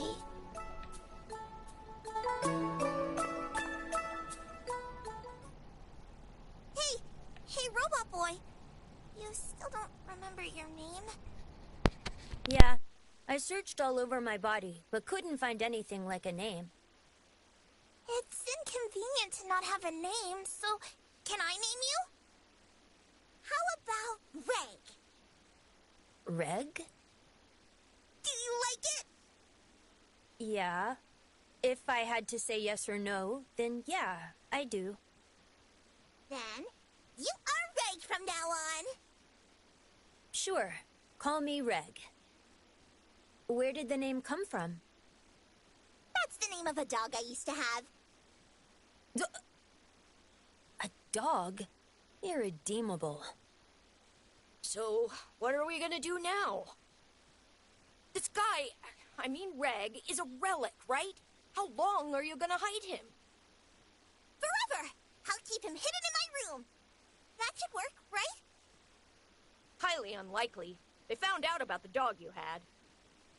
Being treated like a dog, as I expected. Now everybody, may I have a moment, please? There's something about him I'd like to discuss with you. I did some thorough research through the compilation of recorded relics. Recorded relics? It's got all the major relics that have been unearthed. It's basically an illustrated field guide. Relics have grades to them. They are recorded and sorted by their values. Okay, I get it now. Grade 4 relics are regarded as insignificant, or are of uncertain use. Also, they are incapable of replacing existing tools. Grade 3 relics are extremely valuable or useful. They can help with cave raiding. Grade 2 relics introduce entirely new concepts and can change people's way of life. In addition, they are very useful when cave raiding.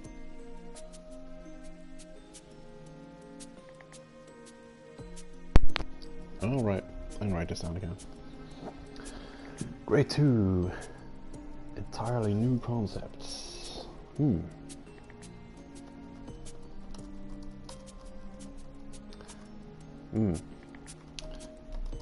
Change people's way of life.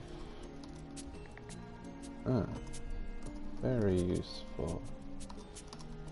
Cave raiding. And Grade 1 relics? These are the ones that can change the balance of power between countries.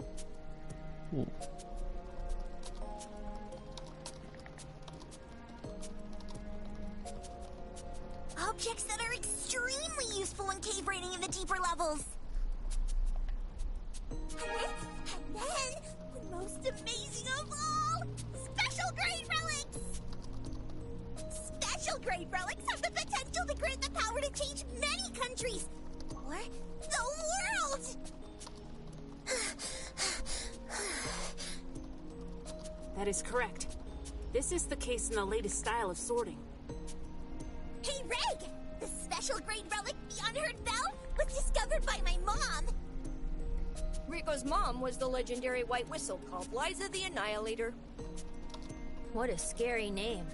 Wonder what she did. My mom is who I aspire to be! Shiggy, let's go back to Reg. It'll take forever if Rico starts that story. Oh, come on! Liza the Annihilator. I wonder what she did. Could it have something to do with annihilating things?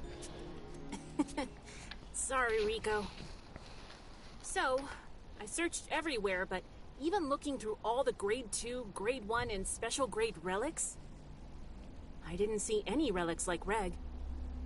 Reg's features are not listed on the relic record, and supposing they were, they'd be classified above even Grade 1.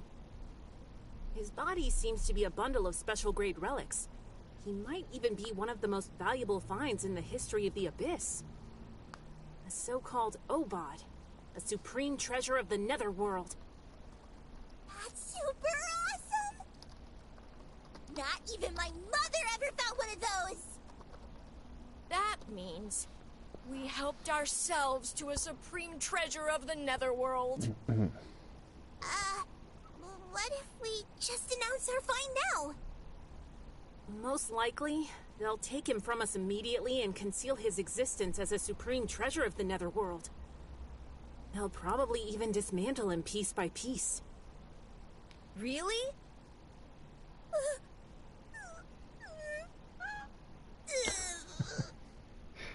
We're in a really bad situation. What shall we do? Let's just have Leader meet Reg as a human. Seriously, Shiggy? Will this plan work that smoothly? Turns out my worries were unfounded. The leader, Jituo, was suspicious, but in the end accepted me. And thus, I became a student at Belchero Orphanage and set my sights on becoming a cave raider.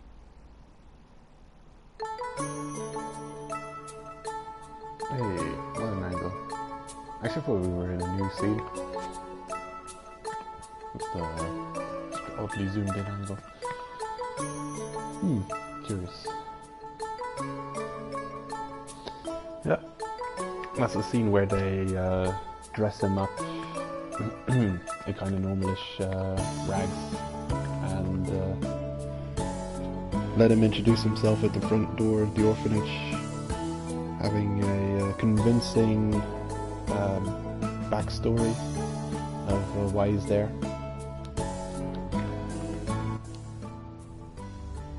What happened, Rico?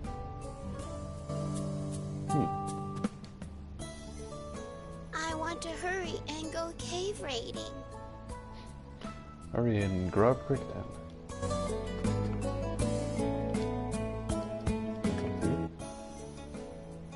Remember when the measuring stick broke while we tried to probe him? Is that stick still inside him? I was able to get it out later. Oh wow, okay. So they do, they do mention it, but they got the people wrong. It was Rico who, yeah, probed. It was this guy who managed to get it out somehow.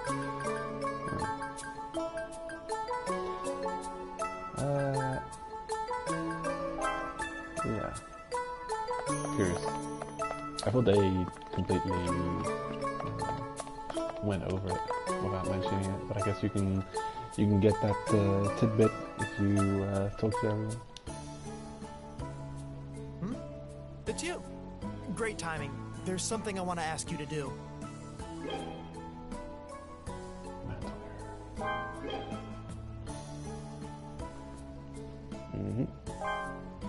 Take as much time as you need. In exchange, don't overdo it. One of the quests is complete. If you do something again, I'll make you write 5 essays. Understood?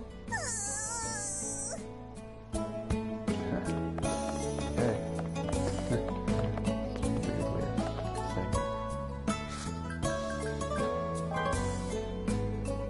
Oh, wrong place, yeah. After we save again, we'll head right back out. I'm probably going to take this mode at a reasonably brisk pace whenever we're not in story bits. Laffy's shop. Welcome! She's also in the anime. Don't know if it's the same voice actor. I think so. Hey, you can buy a whole bunch of stuff. And so... Thank you! Thank you! Thank you! I want to sell those. Right. Spices. They don't weigh too much. I'm not gonna worry about that. I'm just not gonna pick up a lot of items. Thank you!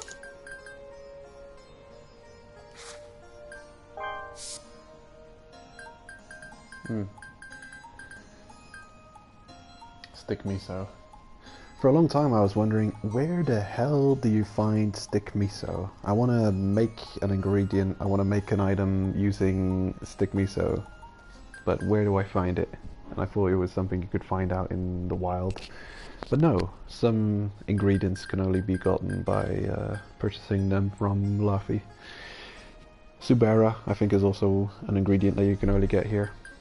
Maybe this one? Manga. You can definitely find meats in the wild by skinning, dismantling animals. Salt? I don't know if you can find that in the wild.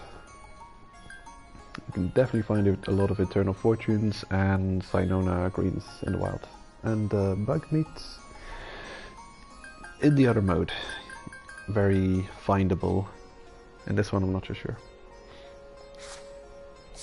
Come back again!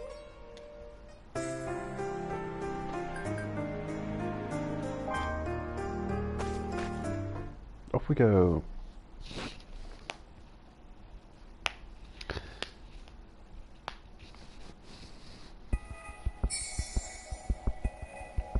You fully recover health and hunger when you return to Orf.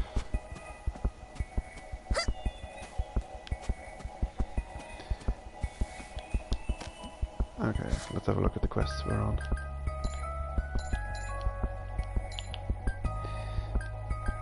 Eternal Fortunes. Oh right, I sold those. Oops. Well, they're easy to find. Defeat 5 man-toyers, collect 5 Eternal Fortunes. Wait, it's the other way around. Nope, wrong button. Whoops, my bad. Actually accidentally pressed the share button. It's at the same location as opening this menu on the Switch. Okay, 3 Eternal Fortunes, 5 man-toyers. There's no... Yeah. I don't have my... what do you call that? Documentation collection book of all the creatures I've discovered. Yoink. I'll be interested to see when we do get that in the next mode, like a monster encyclopedia. If the split jaw that we discovered earlier is going to be in that collection or not.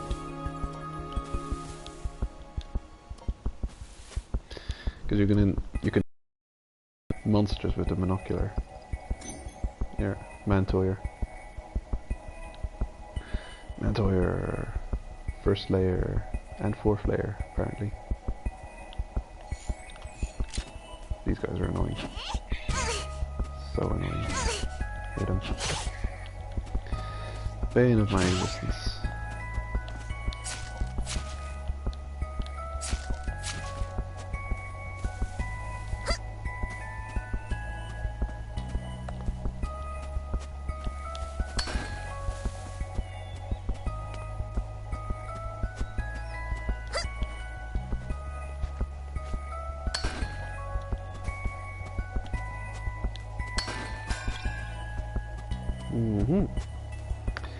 A level 4 relic. Well, now we know what all the levels of relics mean. Level 4 of not much significance.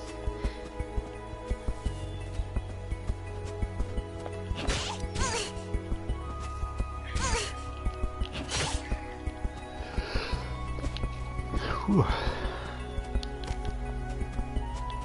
Let's see. Okay, one more of each.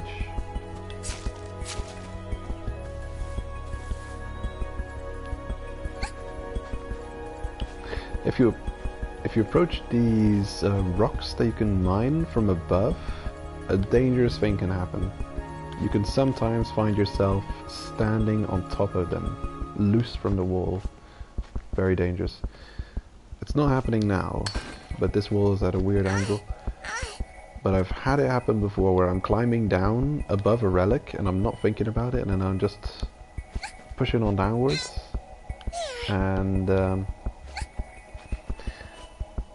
I've had it, my character, oh, there we go, look, that can happen. I definitely advise to be mindful that that can happen. If you're, and if you're overburdened while you're, I've not fallen all the way into the abyss like this, but I've also, I think I've just been lucky quite a lot of times while I'm mining that I've never become overburdened while above an area that, well, above the abyss, you could say.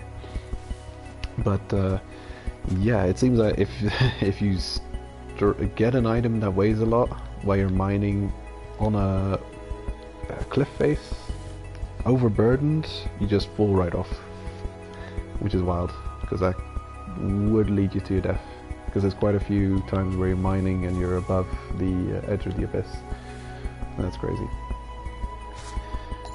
Oh, gotta get rid of a few items or craft something.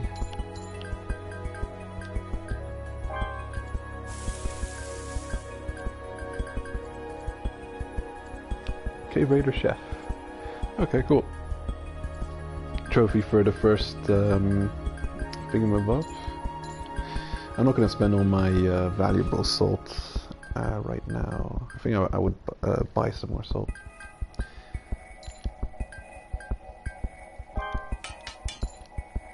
Okay. Animal bones. Honestly, I'm just going to throw a bunch of things away that I'm not using and not needing.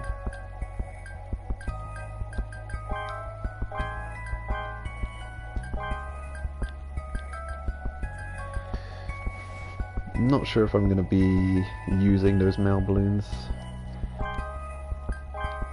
I might get rid of one and just have this one on me all the time.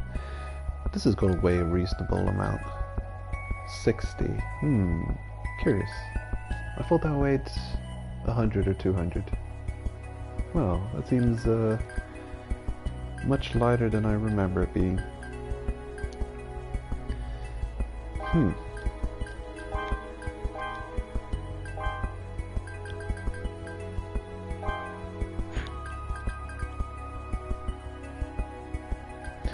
Okay, let's not accidentally get rid of the wrong things, but yeah, I think we're good for now.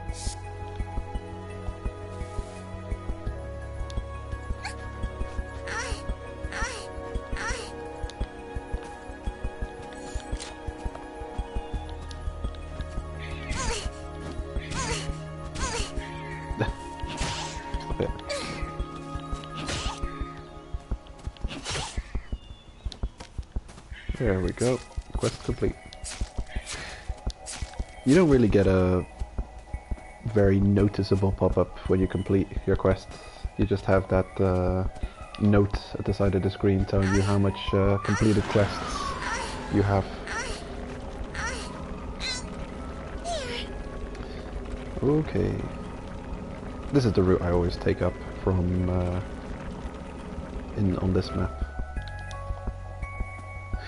And you can climb up here, and sometimes there's a rare golden relic over there.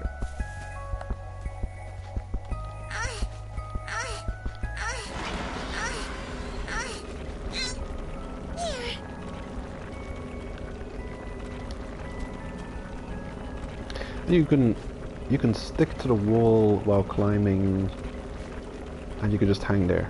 You don't lose stamina over time. So if you're waiting for the curse to disappear, you can just kind of hang and not worry about it. I wonder if rocks are throwable. Nope.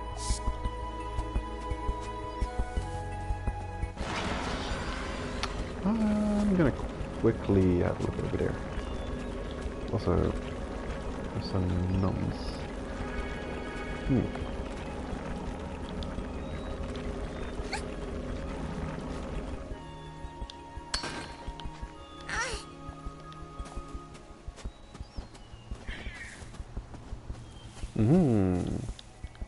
Wonderful. A rhombus form plant.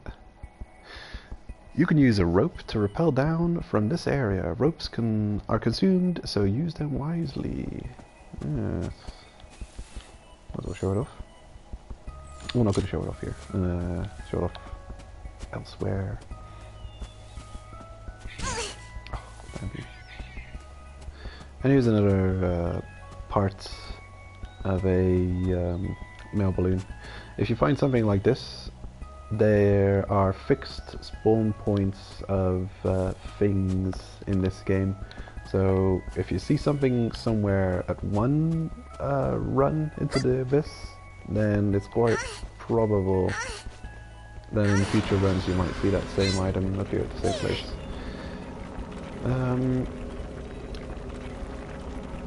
Not always gonna be there though. So now it's there, but on the next run it might not appear there. So, but no other thing will spawn on that particular spawn point. It'll be the broken half of a mail balloon or nothing. And I know of 2 Thrombus form plant spawn locations in this map. Over there, next to the rope descent spot, and then up here at the very start of the zone. Oh wait, no, there's another one, but it's in an annoying spot, and it's not very visible. It's usually around here, if it is. Ooh.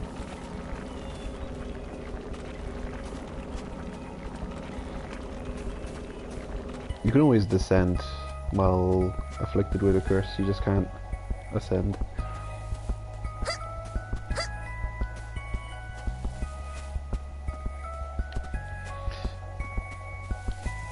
Here you can set a rope. Boom. In Hello mode, when traveling with Reg, he can stretch out his arm to descend from Cagine Pines. Wow, is that what they're called? Rope will not be spent when doing this. Take a screenshot. Interesting, Cagine Pines. Up, off we go.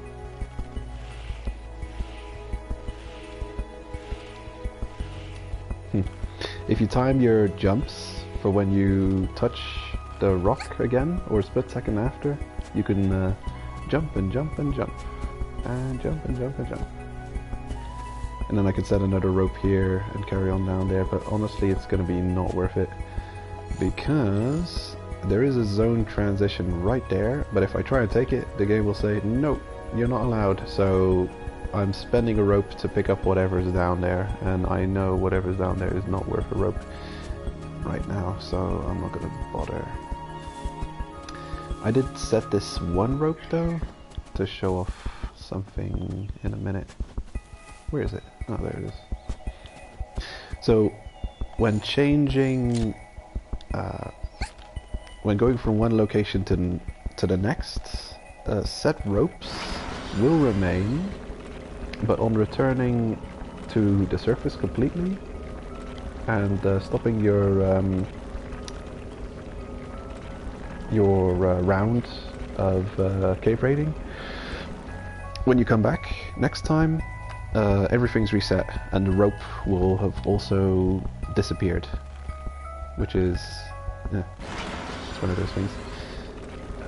Not realistic, kind of annoying actually. The fact that you can't recover ropes either, but then yeah, it's not that bad, you know. If it went with a more realistic approach, it would become trivial, wouldn't it? So yeah, it's either going to be an annoying and gating game mechanic, or it's going to be a trivialized game mechanic.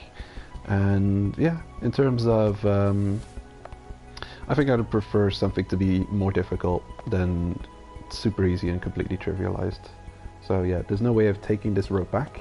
The moment I go back to Orf, it's going to disappear completely and I'm going to have to reset it. And there's a lot of descent points all over the place that you can set ropes. And yeah, they're set and they're gone for good. It takes 2 heavy thrombus plants to make a rope, which are not that very common to find. Or it takes you 500 costs to buy a rope in town. And 500 is also not that cheap.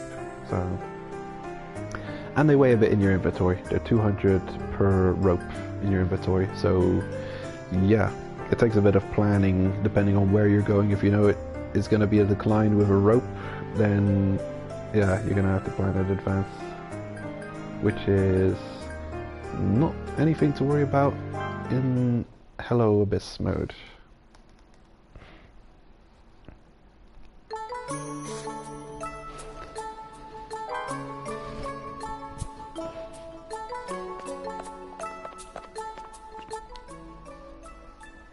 You're back. It seems that you have completed the mission. Let me get you the reward. Yay. But all these quests seem to reward you with bandages, mail balloon, and rope. Before I knew it, 2 months had passed. It was surprising how easily I became accustomed to it all. Ah, there you are, Reg. We're gonna go to the Grand Pier together.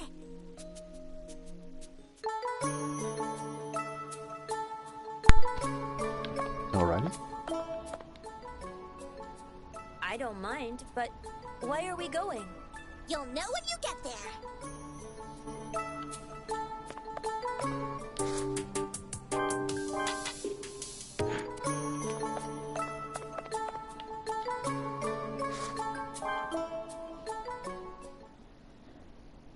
So this is the Grand Pier.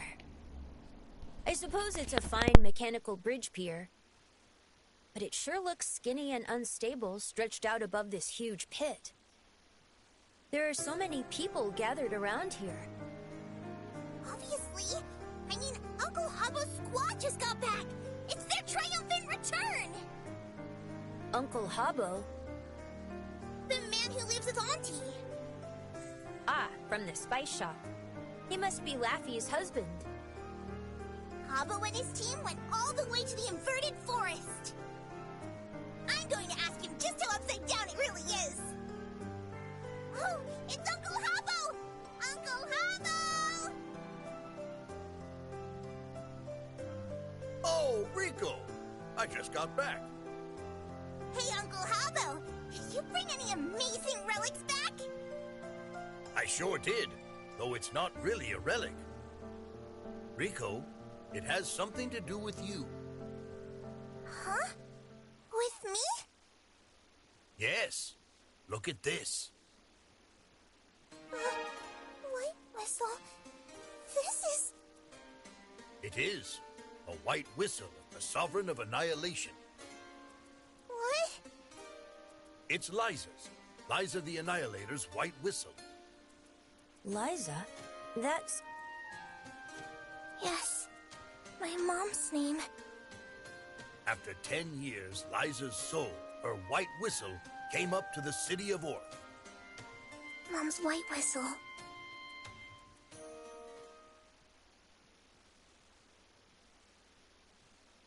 Is it really okay for me to keep this? Yes, of course. Even if I'm just a red whistle? That's all right. Unlike other whistles, white whistles can only be used by their original owners.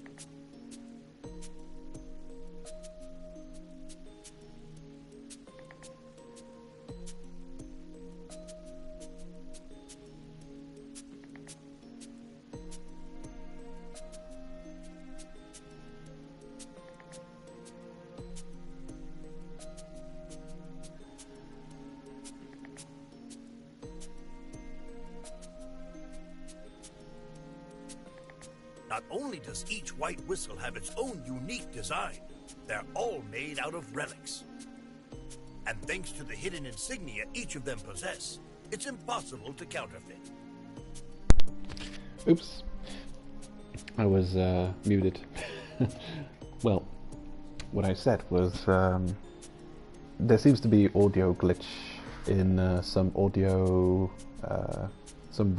voice overs in the PlayStation version. I didn't see that happen in the Switch version, which is yeah, another glitch to throw on the glitch pile, unfortunately.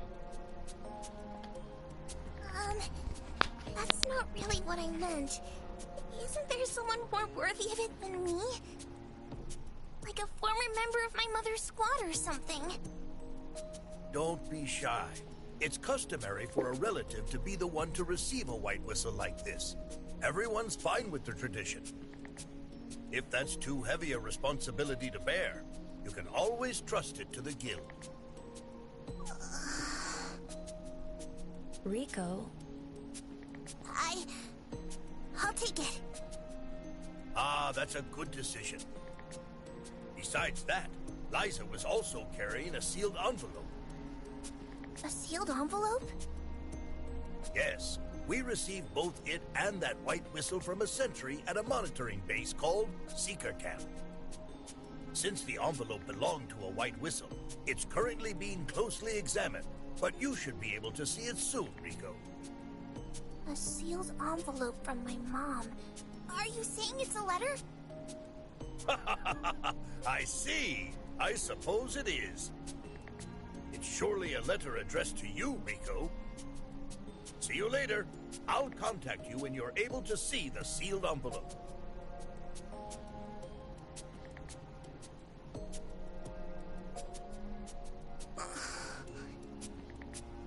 Mom. There you are, Rico. Leader is looking for you. Rig. Are you okay? You look a little down. Well, I was thinking about my mom a little.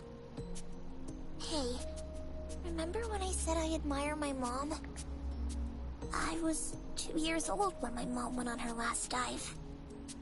Last dive? When a white whistle goes down to the 6th layer, if they do, they can never come back. Wow. So, that's why I barely remember anything about her. Is there anyone around that knew Liza well? I heard that Leader was Mom's apprentice. Leader? If so, that's perfect. Why don't you take this opportunity to ask about Liza, since he's looking for you? Yeah, let's do it.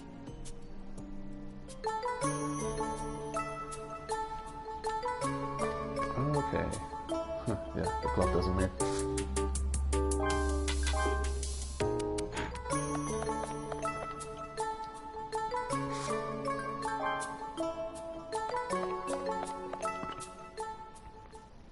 There you are, Rico.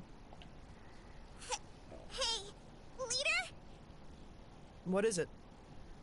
What kind of person was my mother? Despite being one of the White Whistles I admire so much, I can't even remember her face.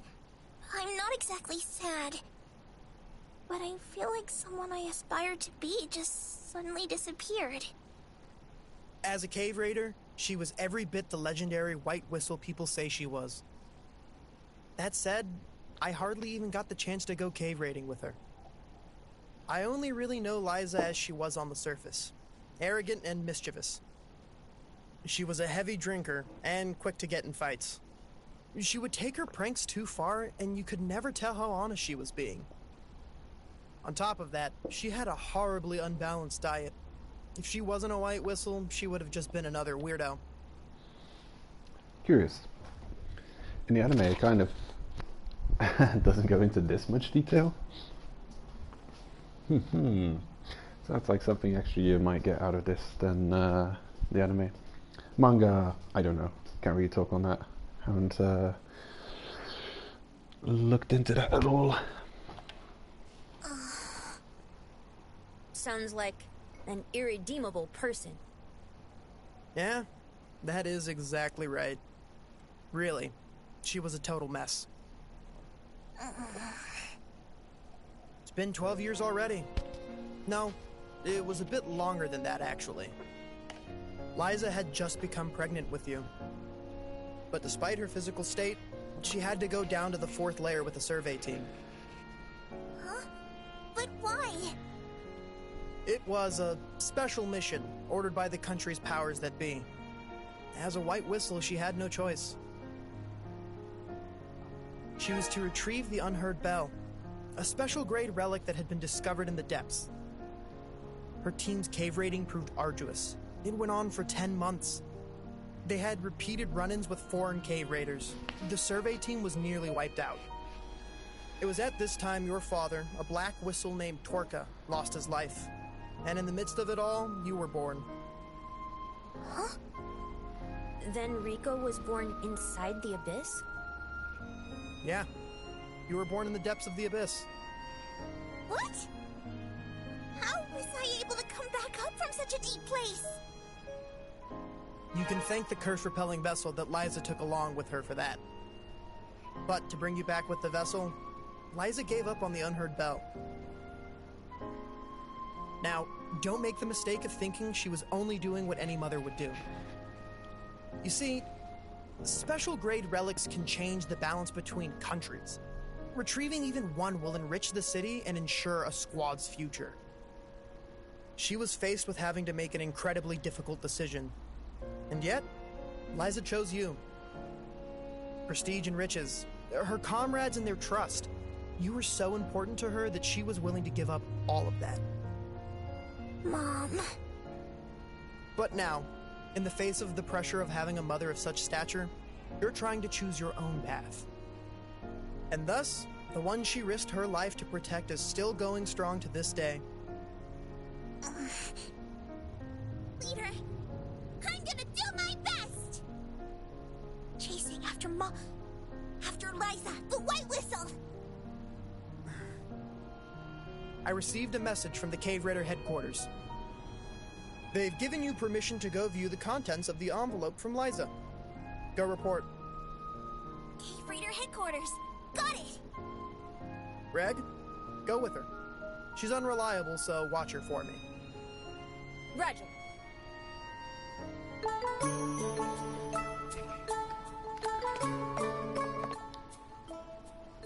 Where is the Cave Raider headquarters located? I am curious about what is written in Liza's envelope. Okay. That was a bit wooden. Yeah, they adhere pretty closely to the anime. And yeah, sure enough, this story was told by leader to Rico in the show, but of course with a lot more accompanying visuals, as you can do in the anime. Here they do their best. Every now and then when they're talking, referring to something, they'll pop up a picture of it on screen. But yeah, it's pretty good. Every now and then you get a little bit extra or a little different. So, yeah. I've been waiting for you. Now, I'll open the sealed envelope from Liza the Annihilator. I will accompany you, but please, do not touch anything. What is all this? Mother went down there 10 years ago. Yet, none of these are in the field guide. I've never even seen any of them before. This is... That looks like me. Yeah, but some parts are different here and there.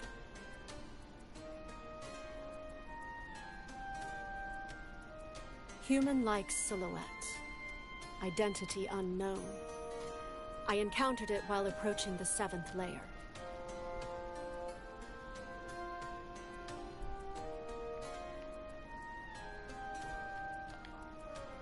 For a little while now, it has been intently observing me. Damn idiot. I'm watching you too, you know. Yeah, that's right out of the anime. I wonder if it's the exact same voice as well. It's about the size of a human child and looks to be dressed in rags. Its limbs and head seem too large for its body. Some kind of armor, perhaps? It didn't give off the impression of being a hollow. However... A hollow. Dark Souls. Made in Abyss. Souls-like confirmed. When I tried calling to it, it ran away. It went up, jumping with a strength that astonished me. To leap so effortlessly at this depth, maybe it's not human? More importantly, where did it come from?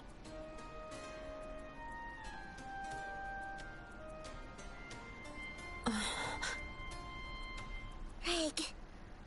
Rico, beside it there's a piece of paper with only writing on it. It seems kind of short for a letter. Let's see here. At the Netherworld's bottom, I'll be waiting.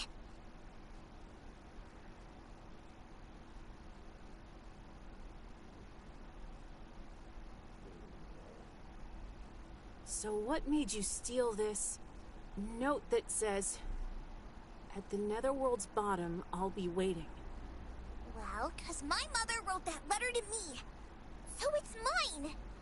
Well then, what are you planning to do, Rico? I'll head for the bottom of the abyss, where my mom is waiting. Hey now, are you serious? Nah, what? That blinking is wrong. Did you see that? Started blinking like crazy. Blinky, blinky, blink. Yes. That's why I want your help. I'm against it. The bottom of the abyss? You talk about it like it's no big deal. But if you go there, you'll never be able to come back. What's this all of a sudden?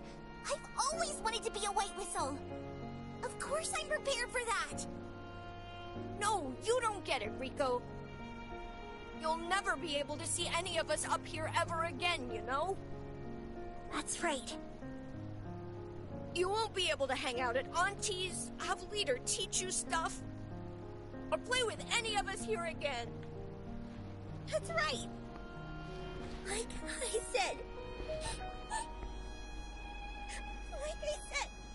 I know that, okay? Hey, Nat. Looks like Rico has already made her decision. Pushing her would just hurt her. Fine, whatever. But Rico, are you taking Reg with you? You're probably thinking it will be okay because you got Reg, huh? didn't ask him to come with me at all. What? I thought it'd be wrong to hog Greg all to myself. Besides, it's really dangerous for him to go when he still doesn't have his memories. Then, you were planning to leave Reg here? I don't know. Ah, jeez. Hurry up and go see how he feels about it. Okay. She kind of says that in anime too, not wanting to hog Reg to herself. It's kind of objectification. Or treating him like a pet, like giving him the name of her old dog. It's like, I don't want to keep him to myself. I guess you can play with Reg a little bit. I'll let you play with Reg. Oh no, it's my turn to have fun with Reg now. It's like a weird thing. Good thing he's easygoing. It's curious. Also interesting that here we have confirmation that Reg was hanging around, where was it, the 6th or 7th layer, and that Liza was able to make contact from the 6th or 7th layer, which is kind of wild. So a last dive, you learn that going down from 5 to layer 5 to layer 6 is so, yeah, the strains are so crazy, the Curse of the Abyss is so crazy that it's like you can return from down up to layer 5, but beyond layer 5 returning is almost or pretty much impossible. So going beyond layer 5 for white whistles is considered their last dive. If they want to go beyond layer 5, you expect them to never return. And so Liza the Annihilator, the Sovereign of Annihilation, which seems to be there's a bunch of there's a couple of white whistles, and they're called they give them the name Sovereign. Very illustrious titles. And so after her last dive, she's somehow able to make contact still and get this message back up to these people here, which is impressive. And also, you know for sure then that Reg was spotted at the lowest areas of the Abyss. Sure, close to the bottom of the Abyss, you'd think. And I've not gotten that far into the show, not yet started on season 2, but from the looks of the pictures they keep showing, it seems like, so far as we know, there might not be much beyond layer 6 or 7, or layer 7. Maybe layer 8 is the bottom of the Abyss, who knows?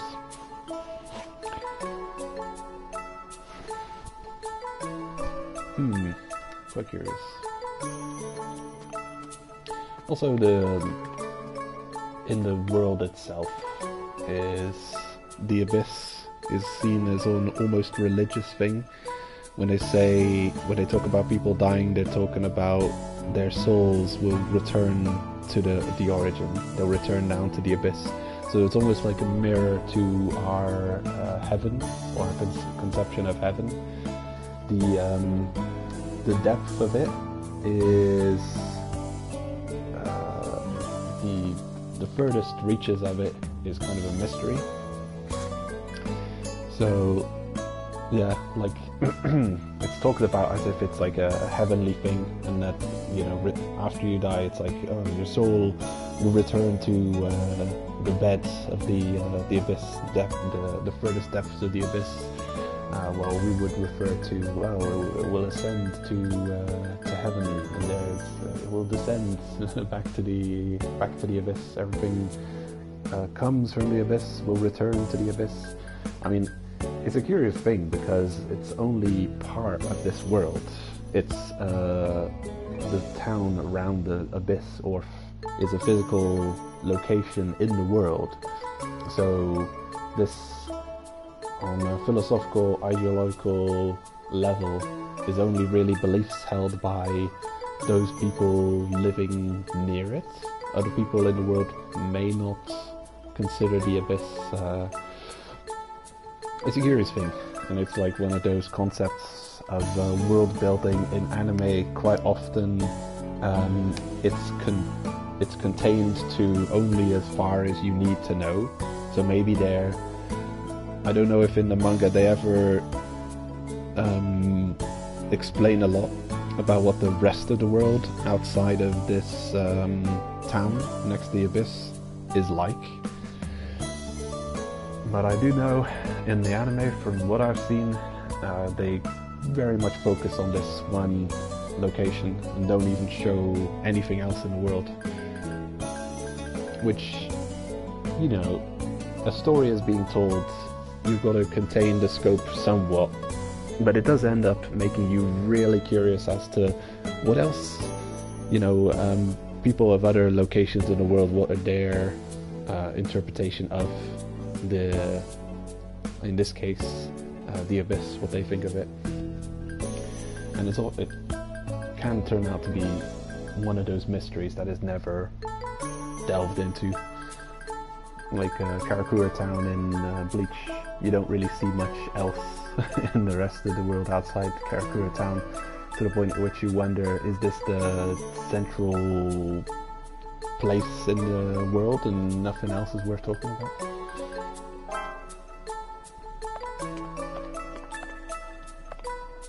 And yeah, so the abyss is treated very religiously. It's revered, and their entire culture is completely revolving around it. And then of course the illustrious white whistles, which have a legendary, like, heroic status and are very celebrated. Does that mean I really am a robot? In that case, that humanoid silhouette from the letter was me before I lost my memory? Why was I created? Shiggy mentioned something about an Obod. So am I just a relic then? I want to know. I want to know what I really am. You are a supreme treasure of the Netherworld. I really enjoy living here, and it'd be hard to leave everyone behind.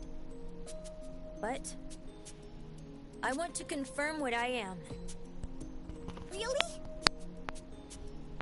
Is that how you really feel? Yes, there is only one lead. The answer lies at the bottom of the Netherworld. That is it. Just maybe the reason I was created, even the reason I came to Orth. All of that could be answered if I can get to the bottom of the abyss. That's what I believe. That's why I want to aim for the bottom of the abyss. That's why I'll follow you, even if you turn me down. I wouldn't do that.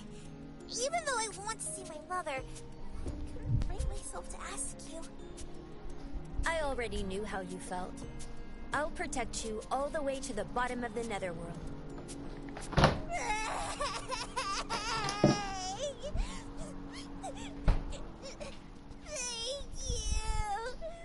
Let's go together. Of course. I think we are set. Yep. Look, Rico. Sorry to burst your bubble, but let me still say this. Are you really going to go see your mother? Yes, I am. Mom said she's waiting at the bottom of the Netherworld. Do you really think anyone could live somewhere like that for 10 years? What are... Think about it. Why did her whistle make its way up here?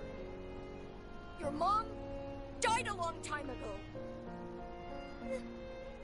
That's not true.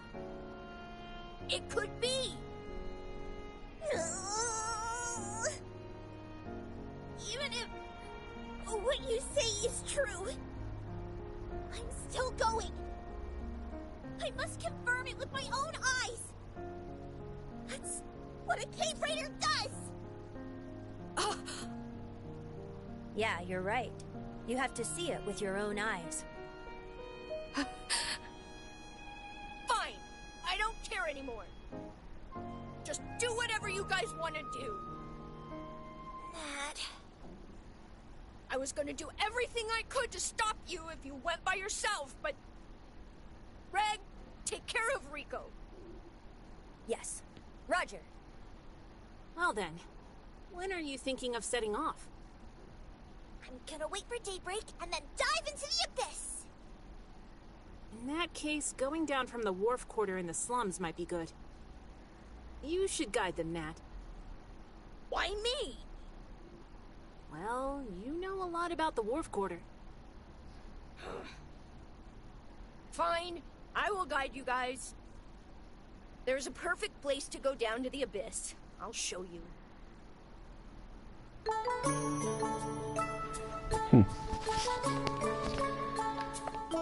In the anime, this was a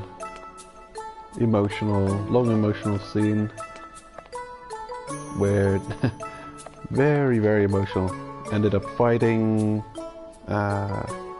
ended up forgiving each other before Rico and Reg ended up leaving for the wharf quarter. It was walking. They were walking to that entrance to the abyss, but of course, well, I'm not gonna see any of that here because you just have menus and you just select the abyss and then you're in the abyss. You don't see, yeah, that level of world building is a missing factor. The movement from place to place within the overworld, but to some extent, the certain layers of the abyss you actually get to explore more in this game than you see in the anime. Especially layer 1 exploration. That is something, yeah, that you get far more in depth here in this setting. I'm against you going, okay? I mean, you're a red whistle and still only 12 years old. But you're already set on your decision. Oh, younger than I thought. I'm against you going, but I need to talk to you. Even with Reg joining you, the abyss is not an easy place. Be very careful. Not easy. You might die.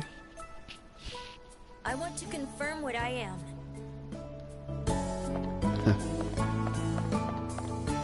Robot. Oh wait, I forgot. Head back. Loading times are slightly faster on PlayStation 4.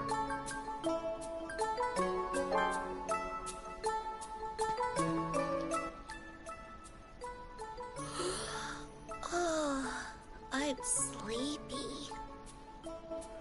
Okay.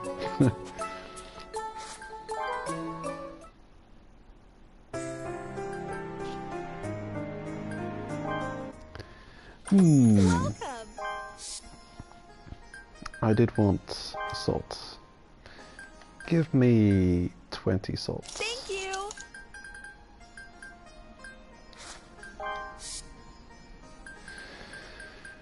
And what should I get rid of? Wow, money's gonna be of no value. Come back again.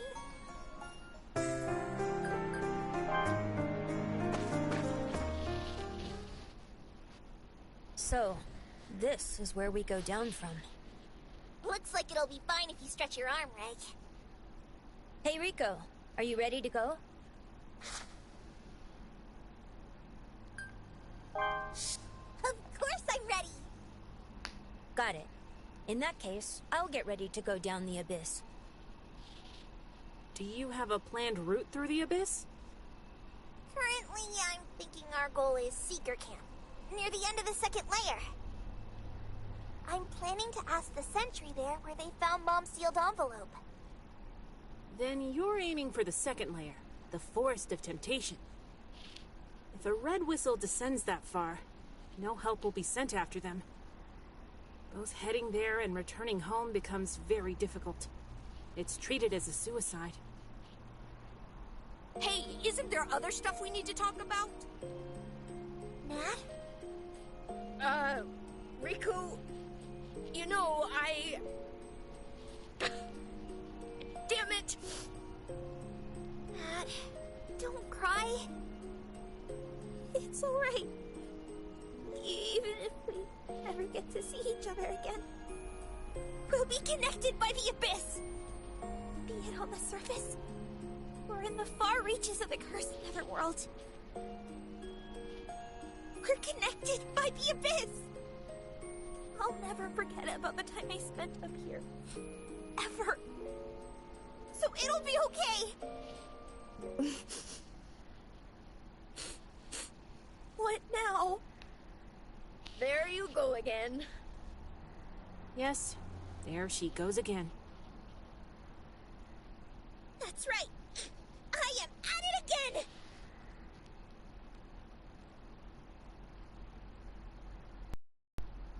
Be careful, alright? And it's fine if you decide to head right on back here. I'm counting on you to take care of Riku. Roger. You guys take care. Thanks, you two. Well then, here we go. They do a decent job of it. It's fine.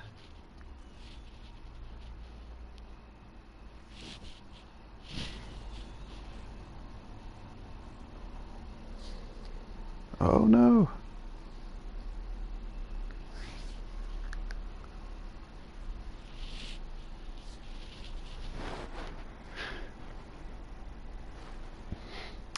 We're getting a little cutscene now, and I think the footage is blocked completely.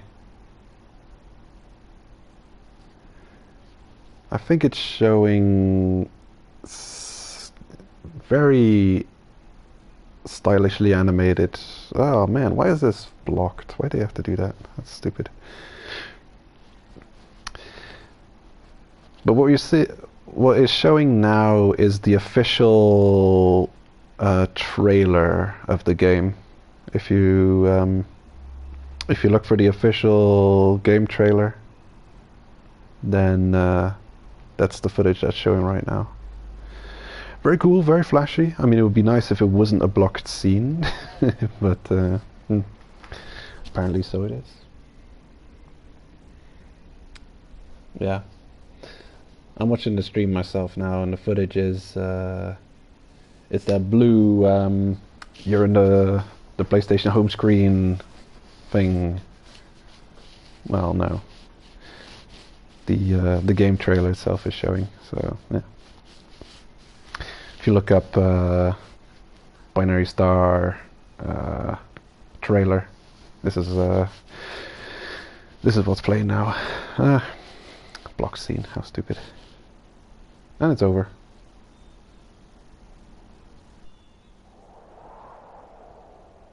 We're back again.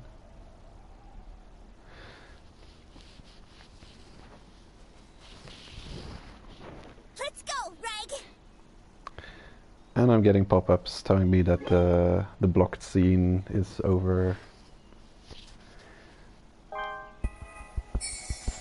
Oh well. I just sensed something. It's okay. It's not that bad. Because a possible alternative is that my stream would be blocked or something, so... And where are we now, I wonder?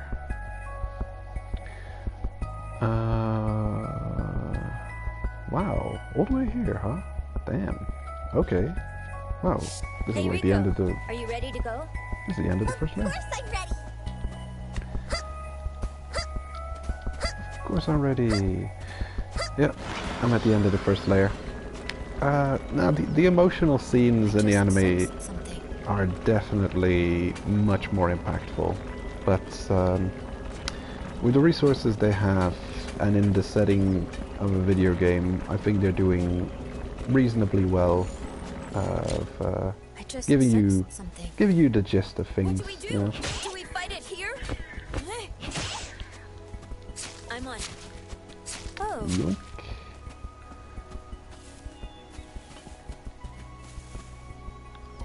Apple Yeah. tree. We got through. No, everything is okay. Huh. What do we do? Do we fight it here? Go on, Greg. Good job. Rico! Say, Hammerbeak? Really? Hammerbeak. First layer monster. Hey Rico, are you ready to go? Of course I'm ready. That is something...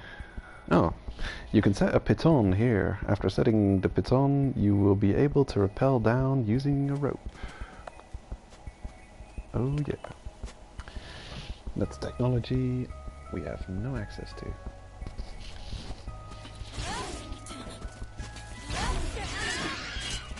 What was that? Get wrecked. Oh, Yeah, some fruit. I just sensed something. Okay. For health recovery...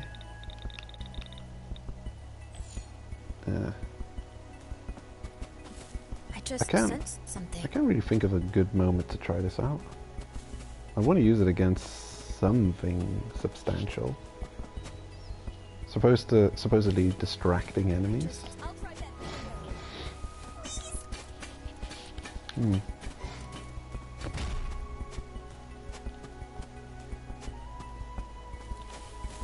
I just sensed something.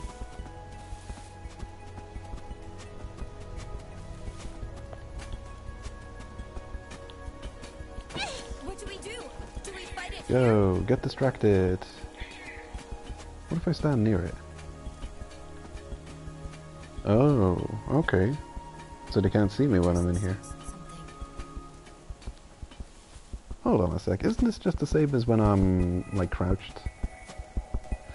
I feel like this is a completely pointless item.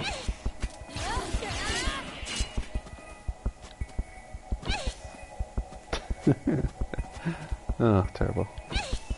Into the abyss with Hey, you, Rico, are you ready pointless to go? item. Of course I'm ready. Trash.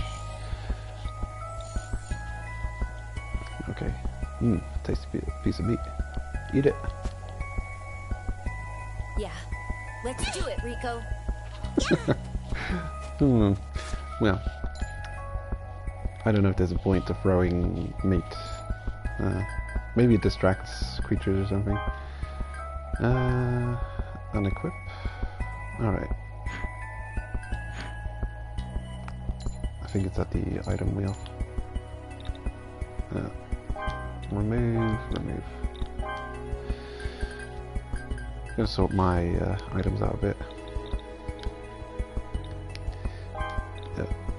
The fishing rod, rarely gonna be using that.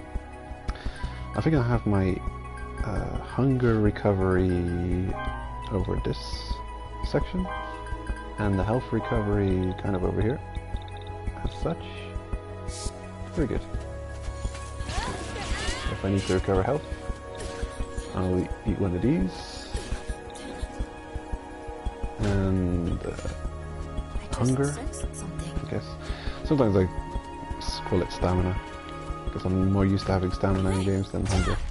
So if I ever say stamina, I probably mean hunger.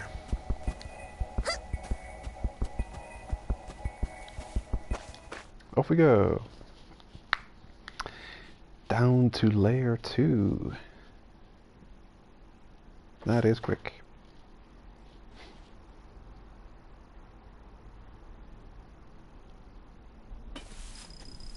I just sensed. Oh wait, is this layer 2? Head to the jumping rock.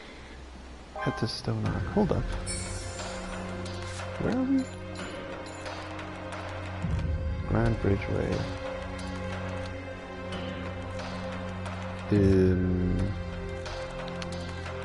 Grand Bridgeway. We were there. Huh.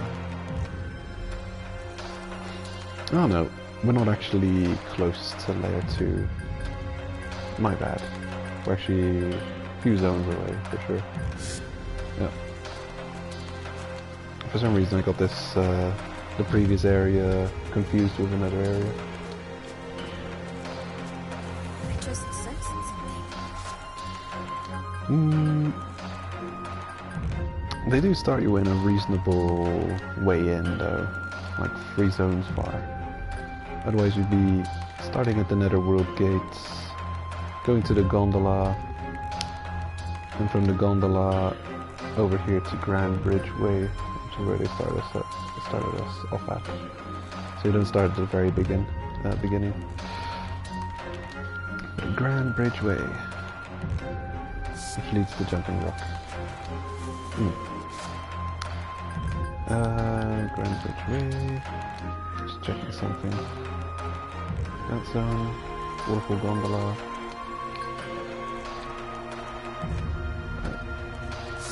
Yeah, curious. Anyway, I'm thinking of my own favorite routes to head to Zone 2. I just sensed something. Aha. I don't know what Reg is sensing, by the way. Maybe it's enemies or something. But ropes in this mode are probably pointless. Tutorial. You can fish here. By using rod and bait, you can capture many different types of primeval creatures. You must have bait in order to fish. By dismantling fish, you can obtain material items. By fishing in different areas and switch your bait. Yeah. Fishing. You can play dominoes in this mode. This is not necessary. We don't have to be here for anything.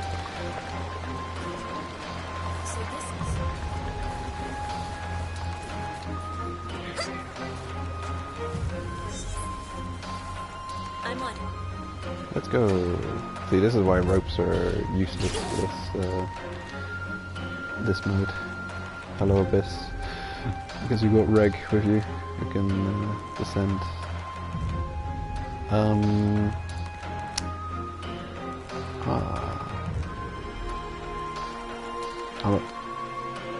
I can always jump off to reset the zone by dying, but I wonder what happens when you reach the bottom. Is there like a prompt to go back up?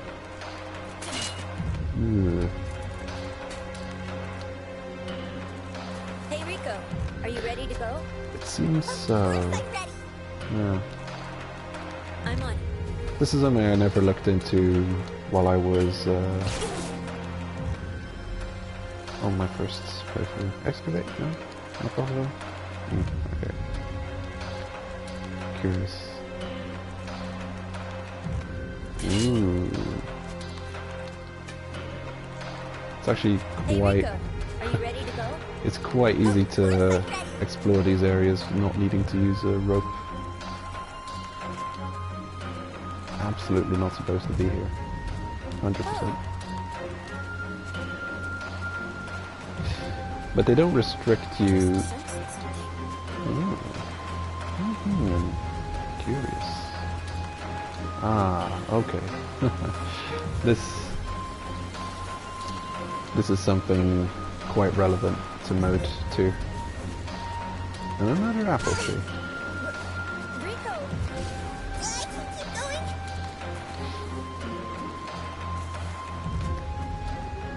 I do find this quite fascinating, the possibility to completely explore an area in this mode just by dint of not, well, essentially having infinite ropes, so you can really explore. Not that it is that, you know, doesn't lead you to anything except knowledge. Do we fight it here? Okay, I'm on. let's keep going. All the way down.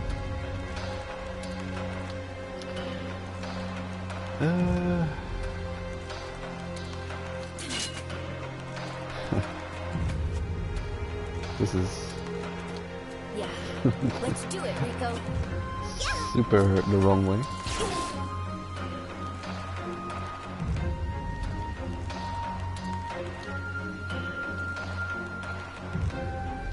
I'll drive that thing away.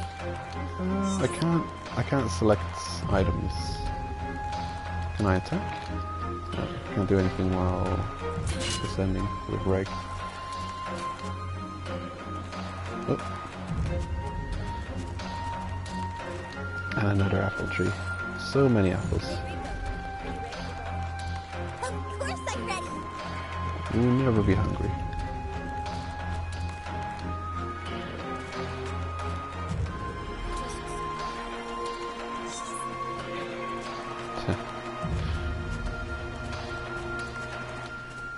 The dialogue, the back and forth dialogue in this game is kind of What do we do? excessive, Fight it here? to say the least. Like, you will have moments, certain prompts will constantly trigger a dialogue from your character Rico, are you ready who's to with go? you. Of course I'm ready. And this, for instance, like, I don't know what triggers it, but every X amount of seconds, just they'll have the same dialogue repeat. Every time I pick up something, there'll be a reaction. It's way too excessive.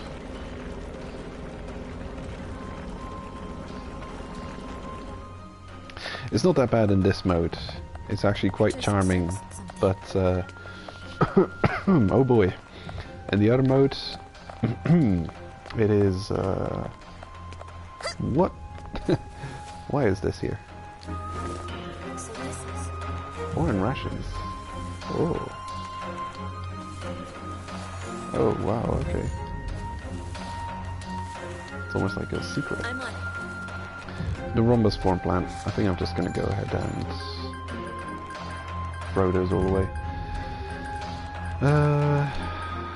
Ropes. I don't know. I don't know if anything retains from this mode. I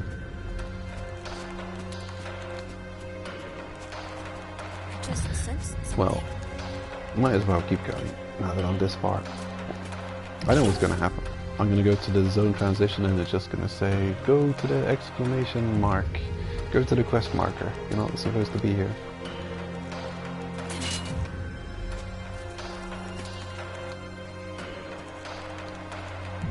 Yep. That's so. And there.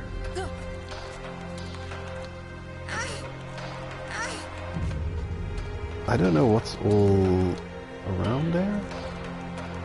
Maybe it doesn't lead. Yeah, maybe it just leads back I up. just sensed something.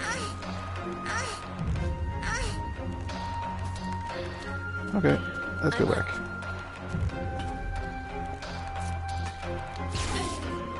Oh. Cool. Of course, on ascending, you have to worry about the Curse of the Abyss and recover every so much time. Can we make it? Okay, cool. I appreciate not having to wait twice. I just And now sensed something. I need to wait to climb this one. Yeah, there's no reason. I do not have to be here at all. I just sensed something. Oh right, there's no, I'm not climbing here. It is interesting though that we found something here. What are these? Okay. Mostly health recovery. And And a gun. Curious. Huh. Definitely gonna set that. Here, why not? Although, maybe I can just craft. No, I can't. So I mean, it's cool. It's cool that I have a gun, but a gun shoots fast-moving projectiles, allowing for long-range attacks. Performing a gun attack will deplete a bullet. Yeah, the standard tutorial that shows up when you equip this weapon. Cool and all, but I got a feeling I don't have access to bullets. I can't buy nor craft them, so. Maybe there's another hidden place where you can find bullets for it. Maybe I did pick up bullets. Let's have a look.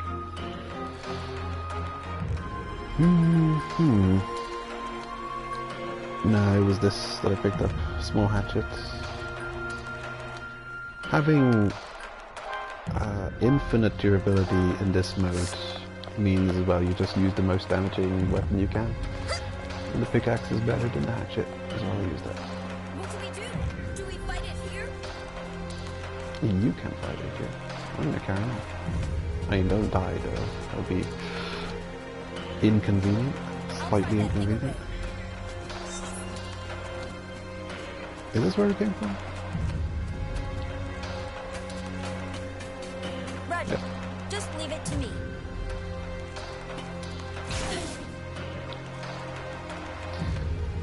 Up we go.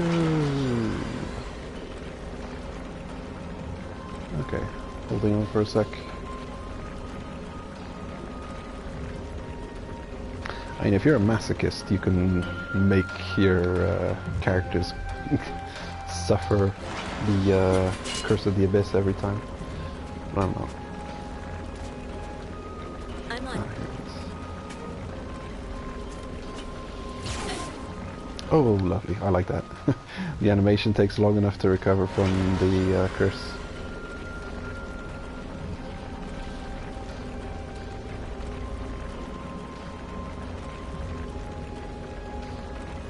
Right. If you set a rope and climb down through via a rope, then you can excavate these things on the way down. But for some reason with Reg climbing... Hey Rico, are you ready to go? Of course I'm ready. Of course Rico's ready to go.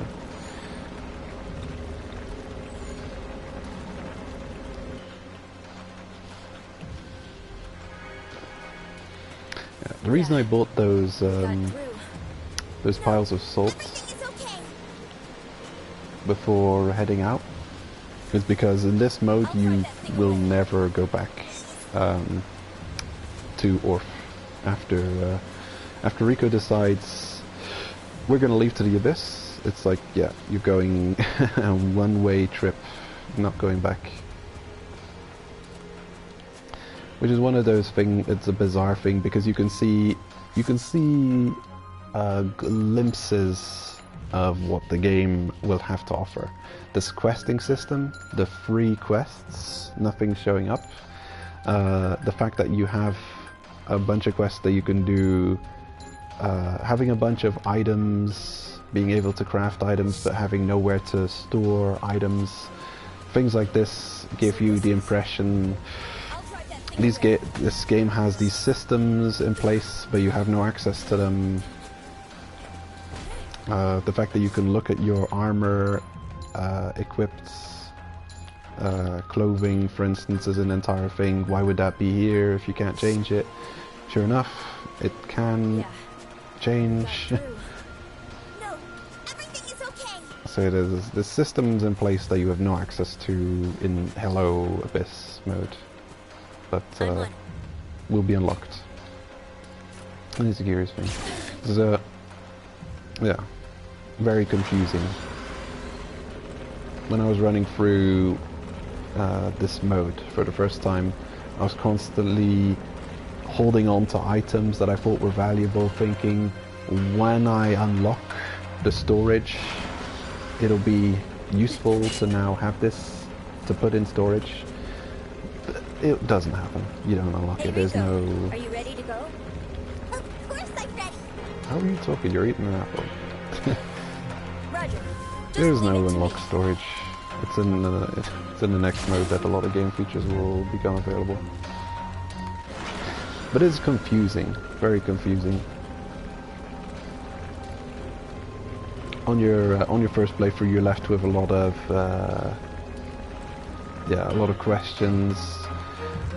Brings along some frustrations with it as well, because you're constantly thinking it's only a matter of time before shops, quest givers, and storage, things like this, all will be unlocked.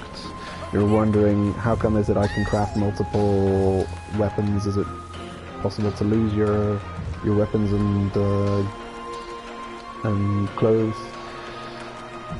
Well, the durability system isn't in place in this mode yet.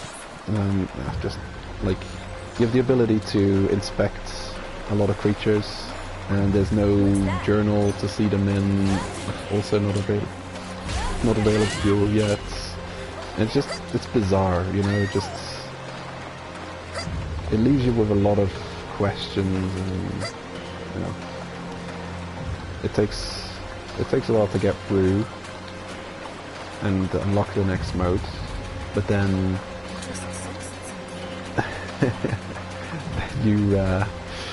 then it's a serious revelation when you get the next mode unlocked, and you see you unlock all these features, and then you're like, okay. So the story mode is actually a tutorial, right? I'll drive that thing away. And when thinking about it, it gives you kind of a bad first impression of the game, because you feel like, well, this is the game in front of you. This is all you have access to, and when are you going to unlock these things? Is it just does it take forever to unlock these things? Yeah, it's just a bad first impression of the game, but it gets completely taken away when you reach the second game mode, and then you realize, you've just played through the tutorial, right? So, because you'd think, you often get the impression in games that additional game modes are extra, on top of the base game. So you see a normal mode, you think, this is the game proper. What happened, Rico? Whoa. It's way brighter here than up on the surface, huh? Amazing! Over there! The rock arc! Located at a depth of 600 meters! It's so far above us!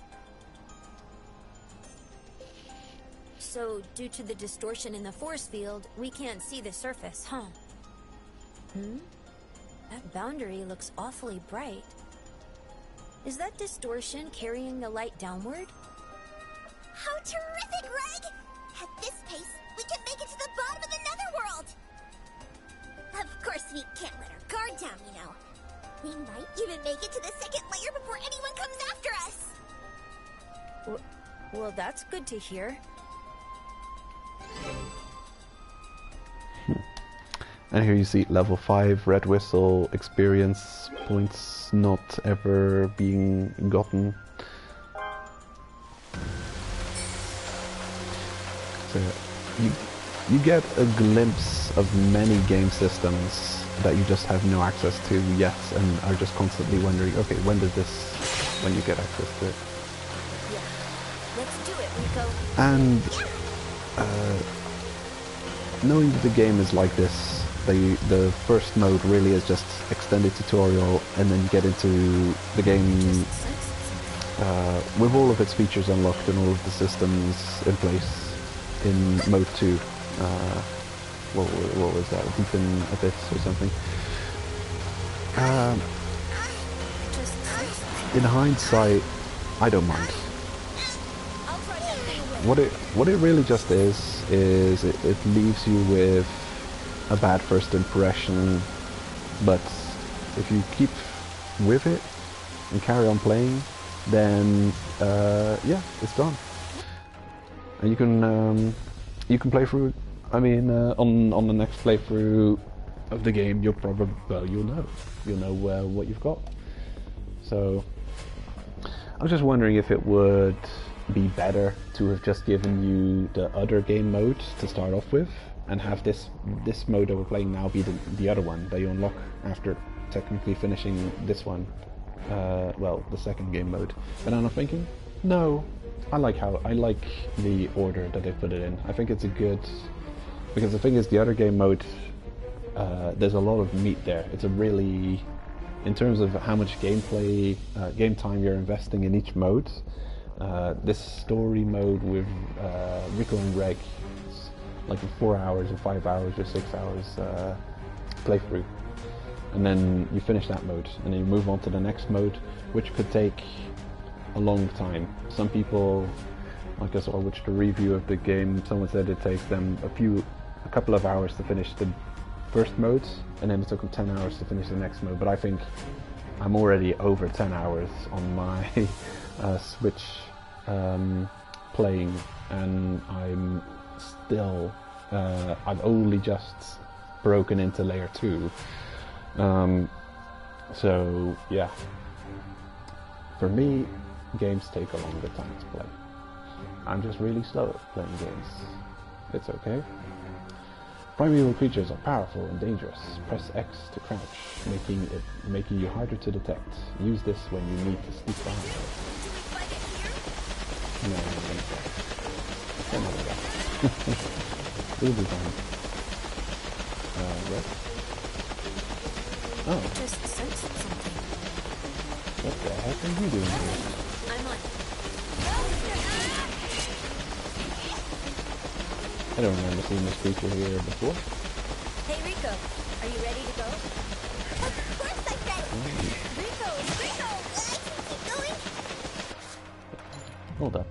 Am I supposed to go that way? No.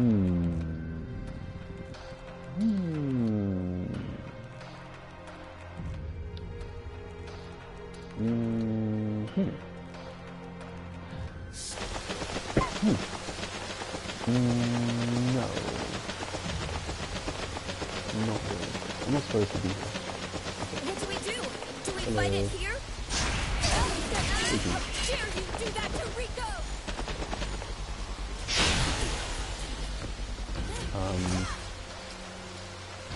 That's really fine. Did Red just kill it? Good job, Red. Oh. I just sensed something. Oh? I'm on. Yeah, I'm not sure we're supposed to be here. We're definitely not heading to this exit. What do we do? Do we fight it here? You can fight it here. Okay. What do we do? Oh.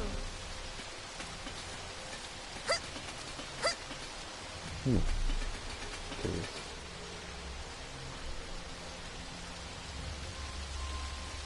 Look at that. I would not dare do that in real life, Just man. sensed something. Standing on the edge, looking down like that. That's so scary. What do we do? Do we fight it here?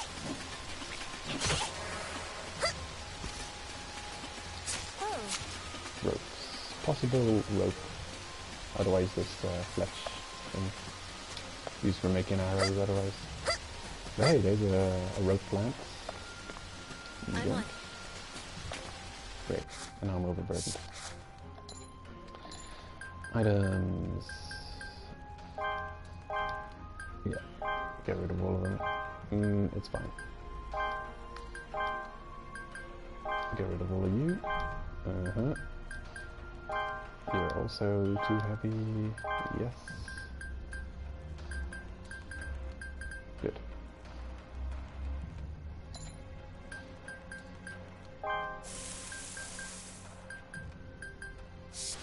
Okay. That's why I've got salt on me, because there's a lot of meat recipes that require simply one piece of some kind of meat and one bit of salt. So it's a really easy recipe. And salt doesn't weigh much compared to meat, which weighs a lot. So you could collect a whole bunch of tail meat Hey Rico, and are you ready to go? survive off of tail meat. But then it's more heavy. Costs 400 before you can make one food item. What do we do?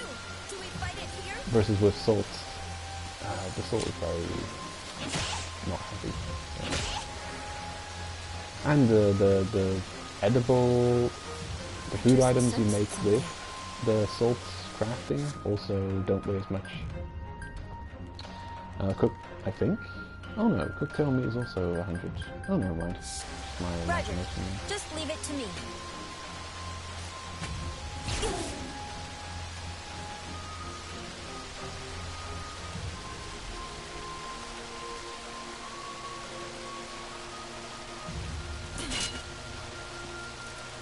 Okay. That's such a... That alone, like, knowing what's coming, that alone definitely makes me consider this to be, like, easy mode. The fact that you can just repel wherever you feel like, whenever you feel like, up and down, doesn't matter.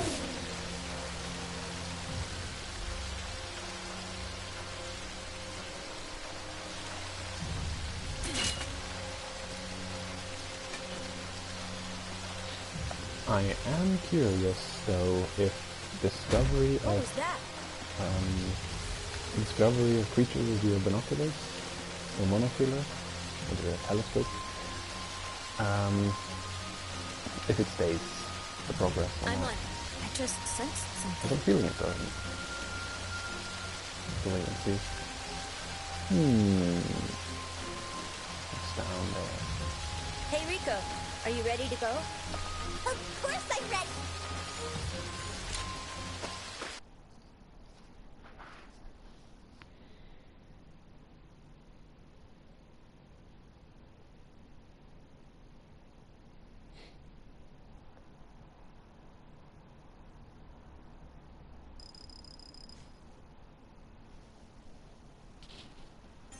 That's right. I forgot all about this. What is it, Reg? I just remembered finding this in my back pocket. What's this? An envelope?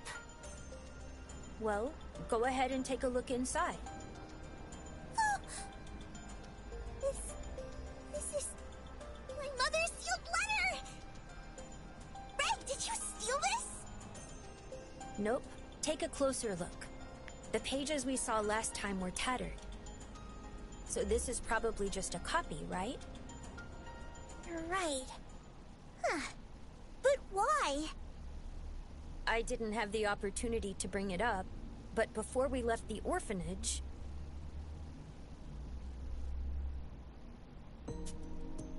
Reg, where are you going? To the bathroom. What are you doing up in the middle of the night yourself, leader? I'm on patrol, you fool. I do this every night after you all fall asleep. Speaking of which, any idea where Rico is? She doesn't seem to be in her room. Rico went to take a dump. In the middle of the night? She has the runs. She's scavenging for food again? Jeez, that girl. You're on your way to the bathroom too, right? Stay with her and make sure she's okay. Roger.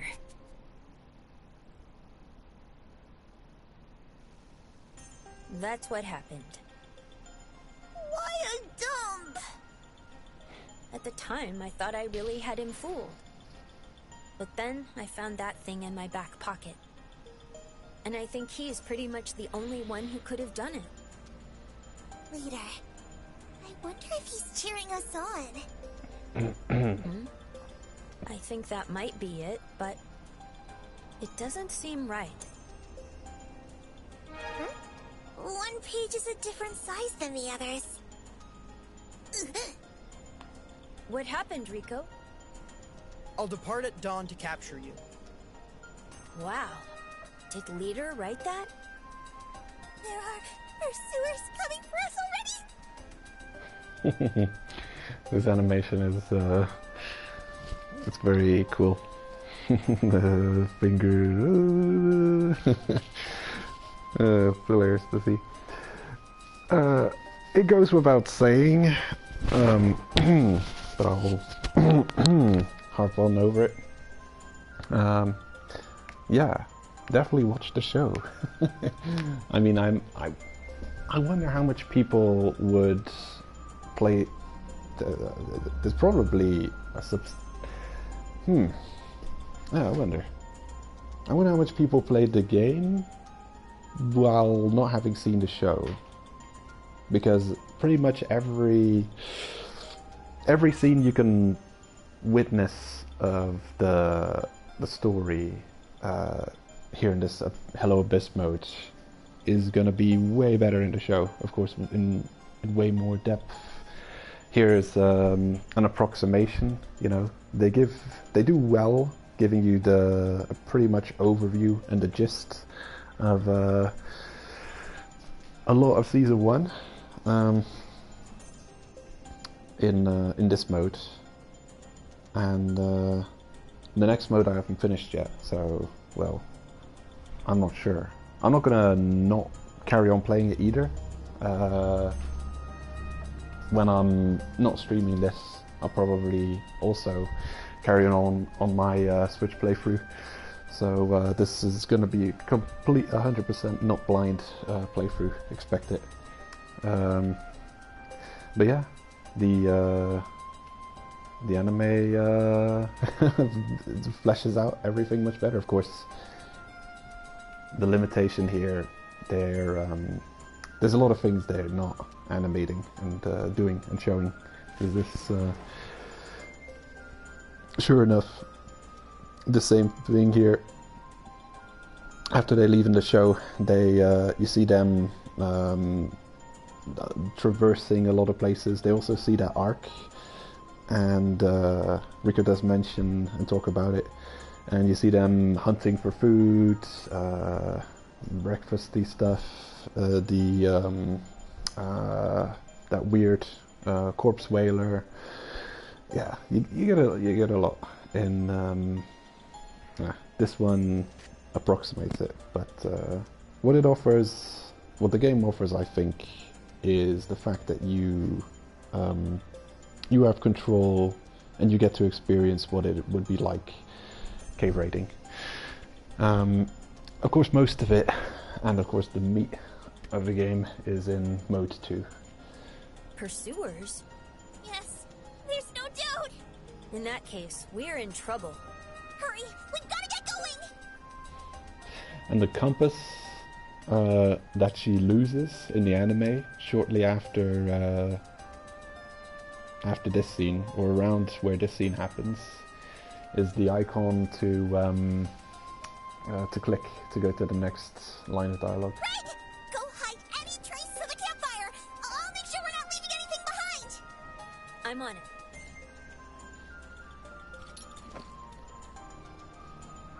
Are you ready? Of course. Besides, if we make it to the second layer, no one will come after us. At least that's what Shiggy said. But why would Leader warn us in the first place? He must be testing us. This is like our final exam, you know? The point is that if we get caught now, we're not cut out to make it to the bottom of the netherworld. Oh, excuse me. Is that dialogue too quiet? I see. Roger. Let's go. Our goal is the second layer. Huh? What are you saying? Can you speak up? Head to multi-layer hell. Quest complete. Spamming my inventory. Hey Rico, are you ready to go? Of course I'm ready.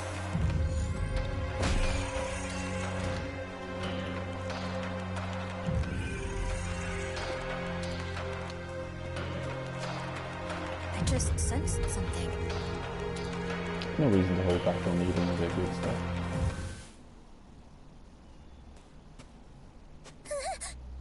What is that sticky thing, Rico? Right behind you.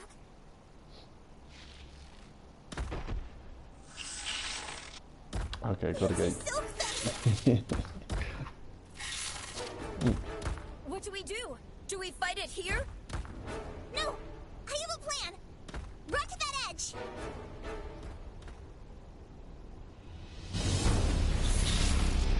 There he is. Run, run, run. Oh wow, he actually follows quite easy. Quick time event. Gotta be ready for it. Rico, Ooh. we're here. Wrap your arms around the silk thing! Up is triangle. Ah, X. Boom. Jump! Silk fangs can't leave their territory. It'll act as an anchor. What an irredeemable plan. Oh no. Did you hear that? The audio line is broken there. Oh, so stupid. It worked! Yeah, we got through. Let's keep on moving, Reg. Oh my god.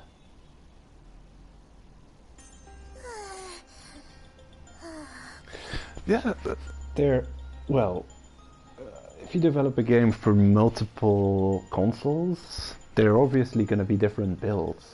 The Switch, I've had my fair amount of bugs happening on the Switch.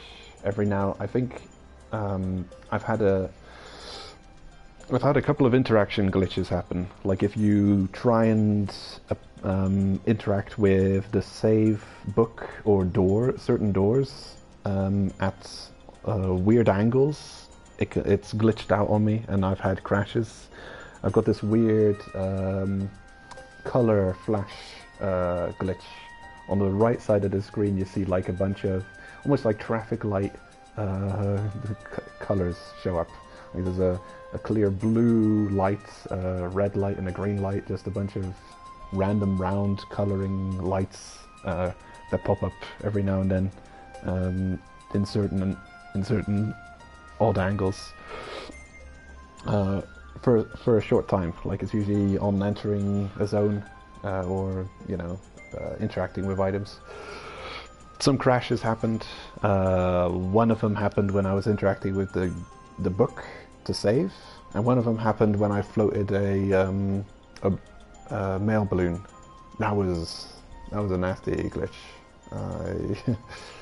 I mean, you never want to see a game crash when you're in the middle of trying to save your game. That's just leading to file corruption.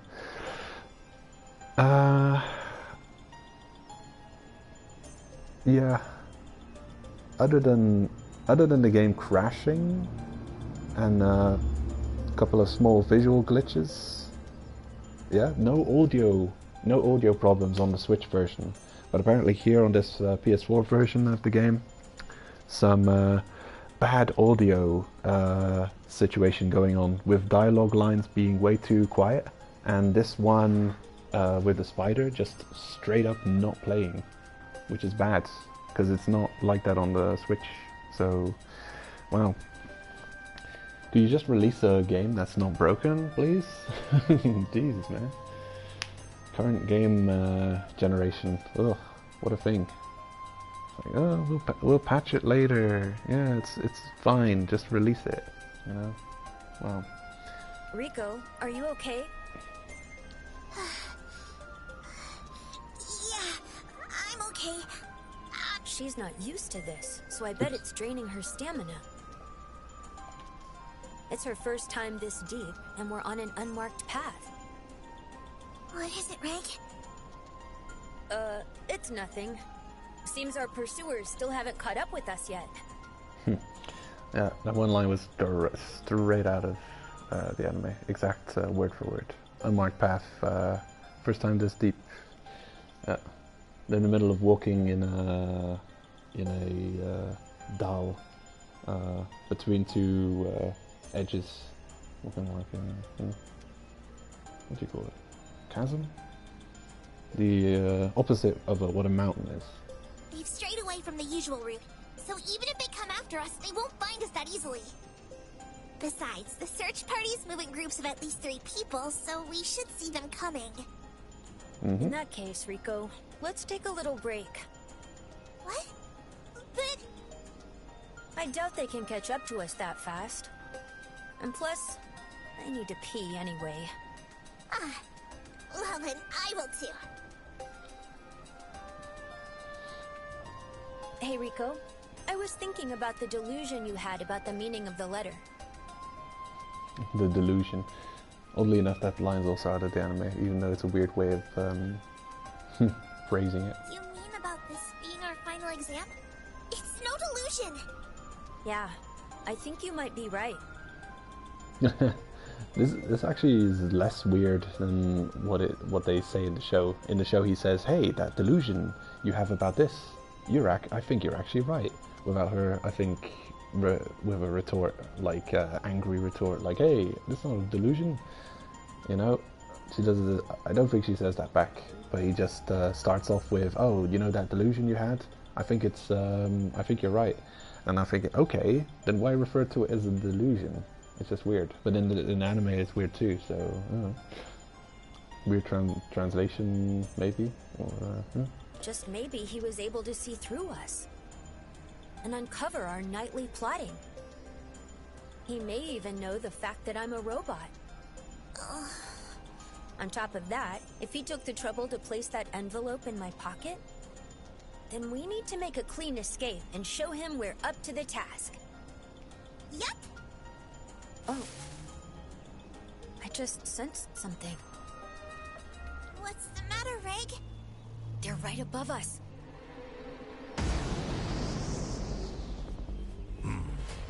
When did they catch up to us? It's just one person. Can we slip away somehow?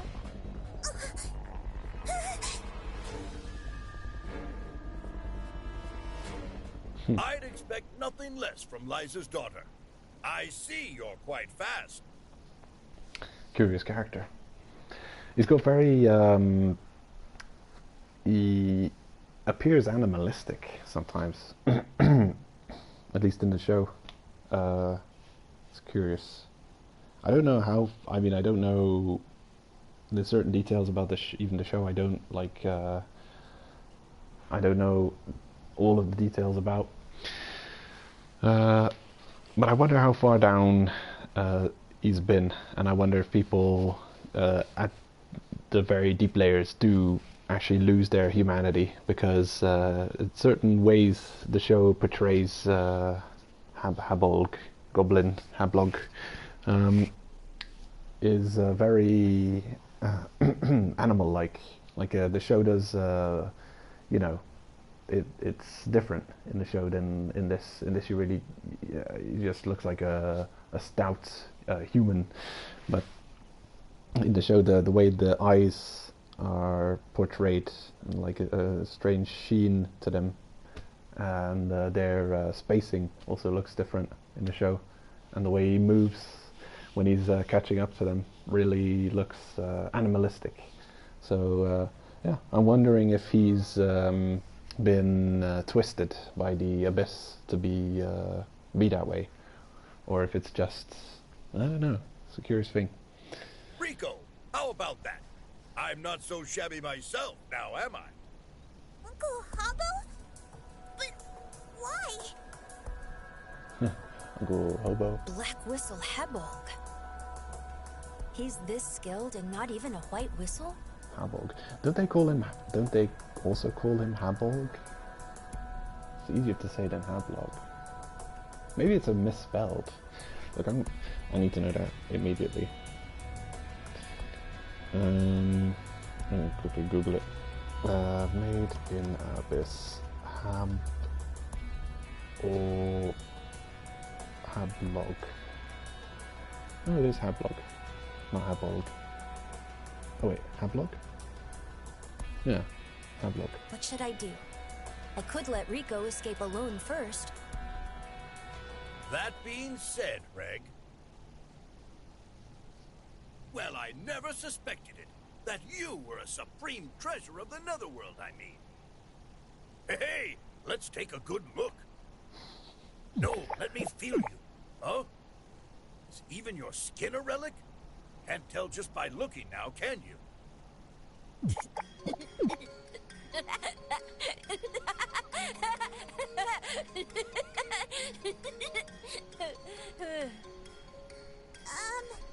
Uncle Hoppo? Sorry, my bad. I still haven't told you what I'm here about. See, I didn't actually come to capture you two. Huh?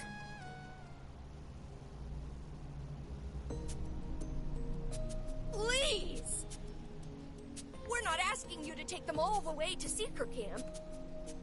Just help them escape to the second layer. Besides, this is your last chance to see the true form of a supreme treasure of the Netherworld. Even White Whistles are unlikely to find one of those. Greg is really fast. But with your speed, I'm sure you can catch up to them, Uncle Habbo.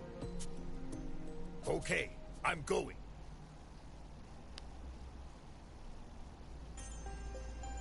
So, you see, I came to pay my respects to this supreme treasure of the Netherworld. Hadn't Shiggy said that? I wish paying your respects was the only thing you did.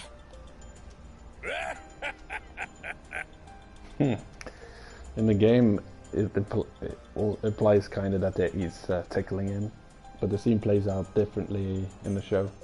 But nah, here and there they reference it enough to show that they're like not, you know,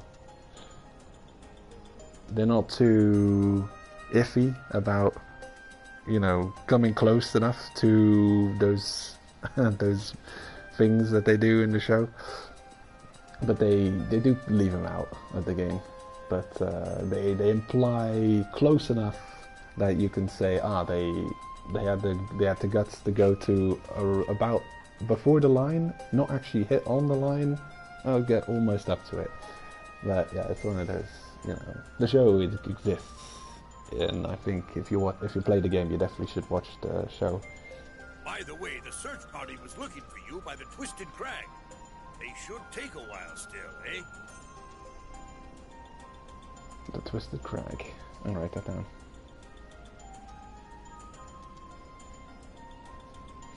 Where is this place?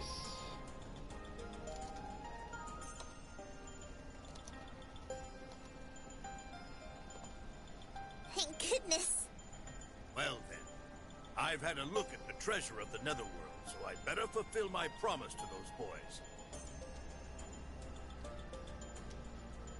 I'm coming along with you to the Seeker Camp. Really? You bet. It'll be reassuring to have a black whistle with us, right, Rico? Uncle Hubble?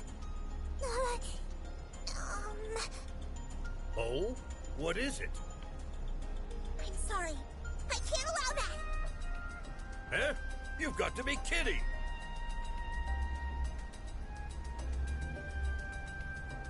Oh, I see. A final exam, huh? Pretty clever of him, really. Well, if that's the case, there's nothing I can do, is there? But he really should have come himself to see you off one last time. Ah, that wouldn't work, because he'd catch you right away then, huh?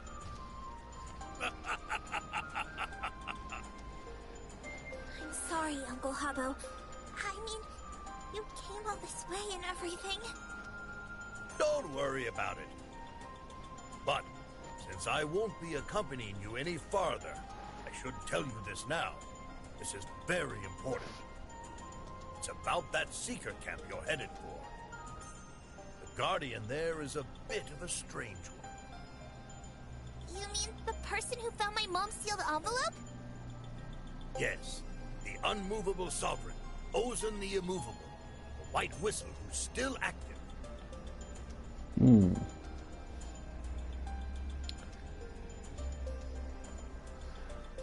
Ozan the Immovable. Unmovable Sovereign. Rico, after you were born in the depths of the Abyss, she's the one who carried you within the curse-repelling vessel. She brought you to the surface along with Liza. The White Whistle and the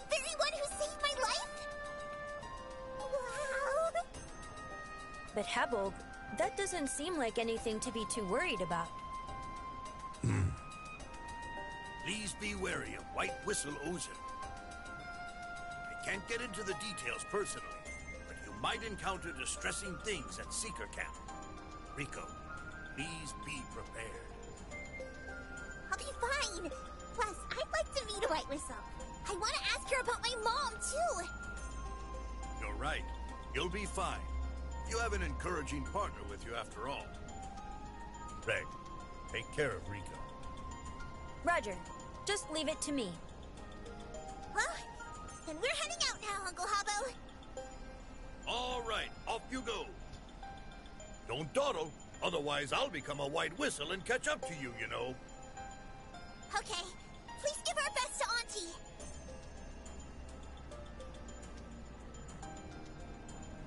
In the end, we're just the Netherworld's lost children. Sooner or later, I knew this day would come. Take care, Rico. That actually comes in a short flashback scene in the anime. Hey Rico, are you ready to go? Of course I'm ready.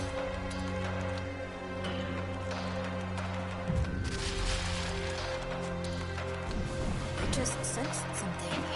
This is where they seem to step up the threat level. Across these traps. They're very inconspicuous.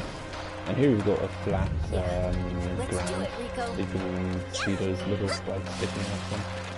But, ooh boy. They make those inconspicuous. Yeah, we got through. No, everything is okay.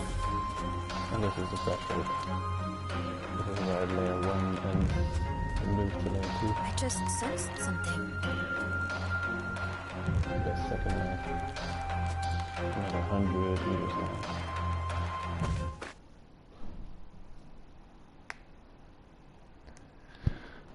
The Forest of Temptation.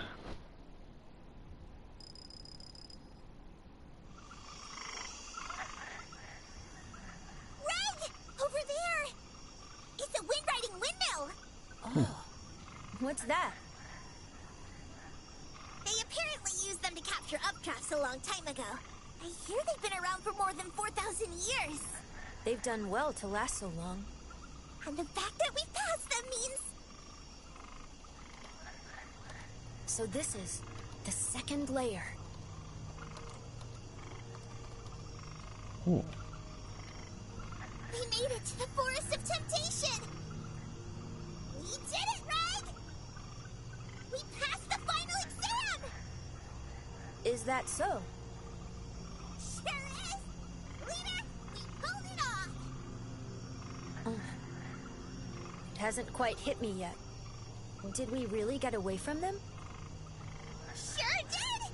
We don't have to worry about anyone coming after us now! If we descend this far, no one will come after us. Because both getting here and returning home are very difficult. I'm quite sure that's what Shiggy said. In other words, down here, even a search party would find itself being pursued. We haven't escaped at all, have we? Now we're being pursued by all kinds of things that exist outside the world of man.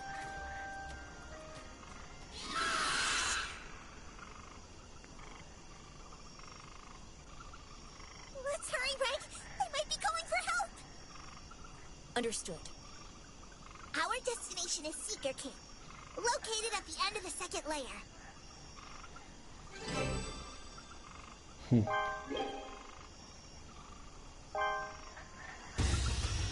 Hey Rico, are you ready to go? Of course I'm ready! Okay. The whole thing is, they give you so much, save items, mail balloons, so you've got more than enough manual saves you can make in this mode. But then the game also auto-saves every time you move from one zone to the other. So if you wanted to, You could even not use a single one of those mail balloons and just run through.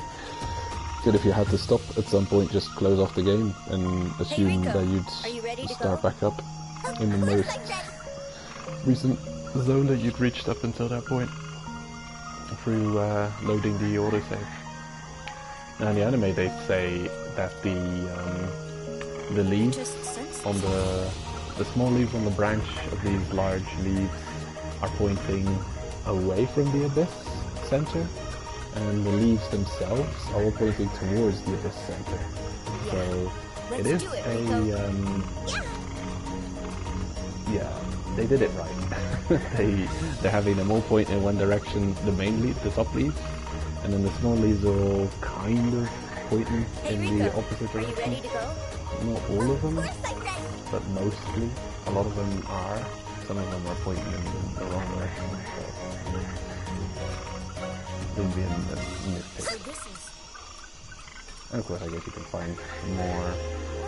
Oh, what the hell? Oh, that was weird. Oh. Yeah, there's a glitch. You're not supposed to be there. You're over here. I just sensed something. What do we do? Do we fight it here? These enemies, good chance of getting rope items from them. If you're lucky. Otherwise it's arrow crafting and shit. I'm lucky. Yeah, normal storm plant. Good stuff. Doobie doobie doo.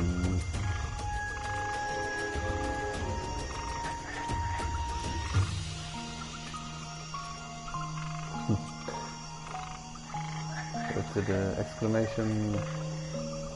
This is the inverted forest already. So oddly enough,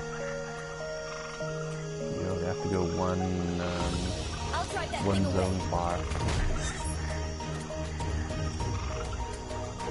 But then in the anime they also don't really linger much in this setting, so I guess the game can't really do that much about it either. Let's have to go forward. Be right back, 1 minute.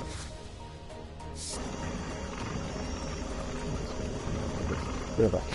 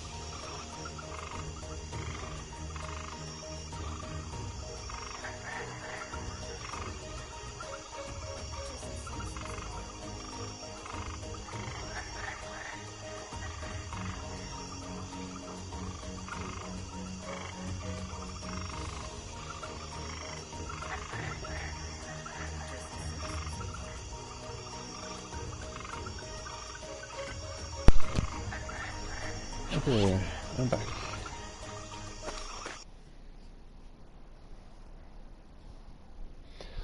So, not gonna stream stupid long today. I'm gonna finish this mode though, hopefully. I just sensed. And then next stream I'll start off starting into the next mode.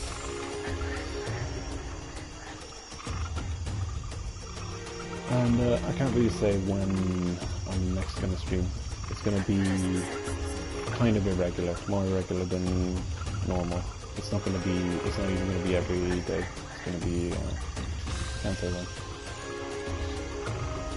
Because I still have studying to do. So I don't want to invest enough time in that.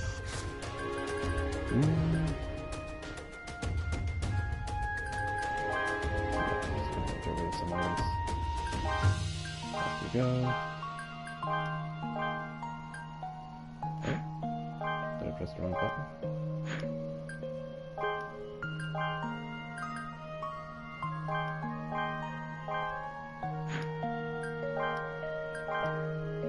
I'm glad if you cancel throwing an item away, it doesn't reset all the way to the start of you going through the process.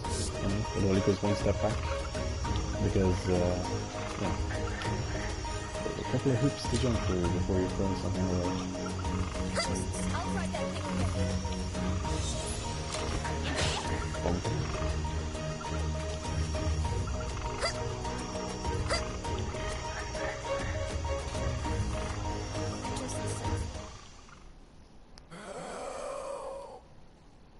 What was that? What's wrong, Reg? Quiet, Rico. There's somebody here. Quiet, Rico. I hear it. Where is So it this coming scene from? does happen. Over I forgot there. it happened. Someone's crying for help. Down on the ground there. It's a cave raider. I'll drive that thing away. Reg, wait! Don't go. It might be a trap. That thing's a corpse sweeper. They mimic their captured prey's cries for help. Anyway, they do that to lure more prey to their colonies. Which means that person's already irredeemable. Oh my word. Oh no, they're coming! Let's run, Reg! Right. Where's that button? Rico! More of them are gathering up? How careless of me! Rico, there's going to be... No! Don't do it! What can I possibly do? What is this feeling? My body remembers. I've done something like this before.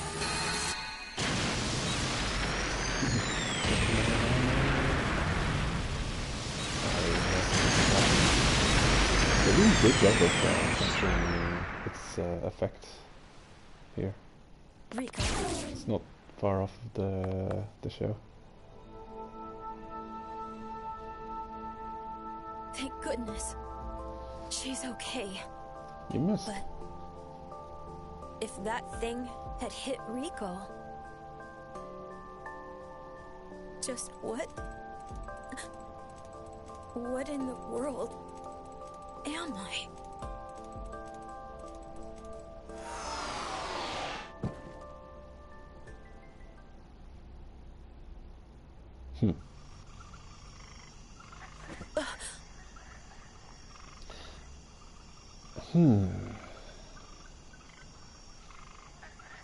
Strange.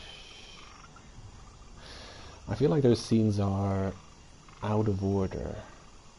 Isn't it so that they get to see those giant leaves after this scene happens in the show? I'm gonna check that out. I'll get back to you on that one. But I think it's the case. It's one of those weird things. I've just seen it. I've just seen that episode of the show. I just don't remember that detail. I'll see. I'll write down. Let's see. Leaves before big ol' blasts. Blasto beam. Yeah, what do you call that? Incinerator. Was I passed out? Rico, are you... Oh, Reg, you're up! Hey, so, are you alright? No matter what I did, you wouldn't wake up! I am fine. Rather than that, Rico, how are you? Are you okay? Yeah, thank you, Reg.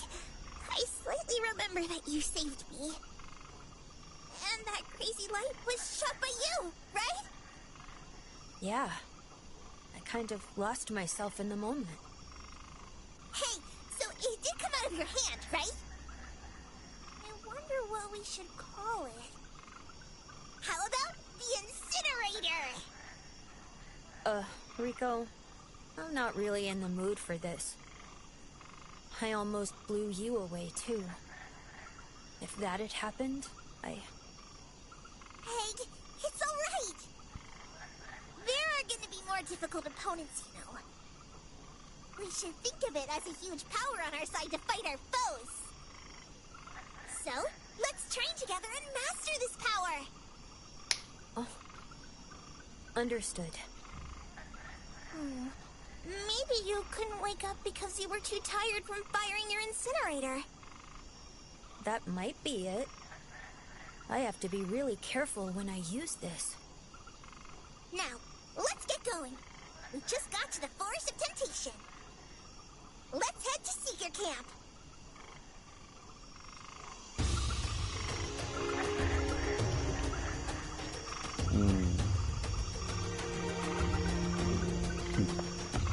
Where's the place?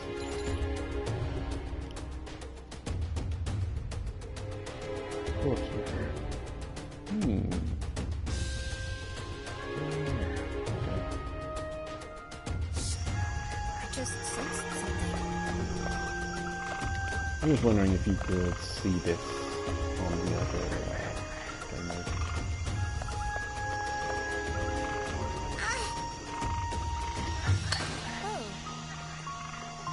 I just sensed something. He's sensing things, watch out.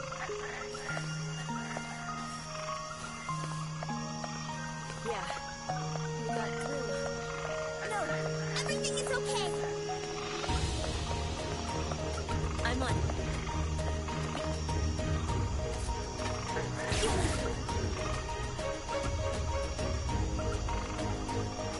I'll drive that thing away.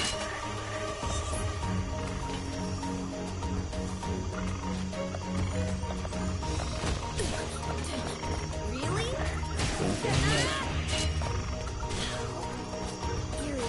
Oh, damn, got it. Ooh, take it again.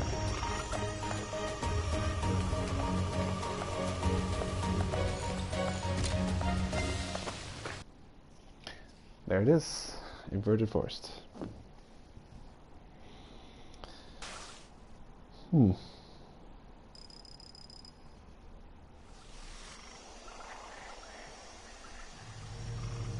I would have loved to have seen how they got into this place. Even in the anime, they just kind of are here.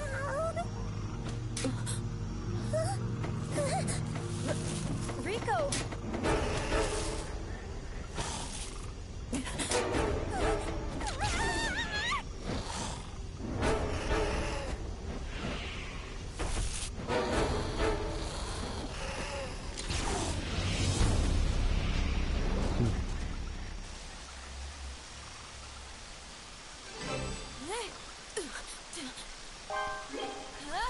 Yeah.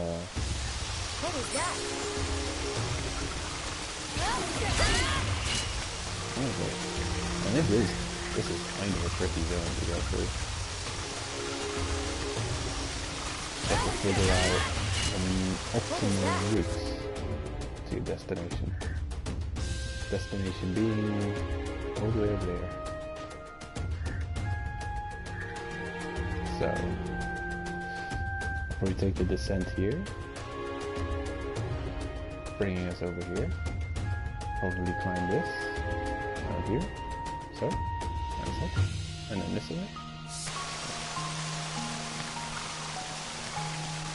This one's going to be trickier.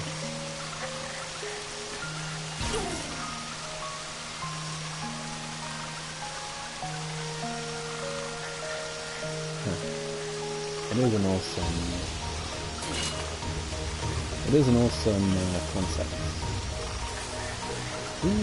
People Hey Rico, are you ready to go? Of course I'm ready. It's someone came up with the Inside Out world. Hey Rico, are you ready to go? Of course I'm ready. Yeah, I'm on the planet. Hollow world, where there's actually an inside world, a world in yeah. The entire Earth is filled with a whole other alternate world under the crust, specific crust, separating the outside from the inner world. Of course, everything there is, you know, it would look upside down from our perspective.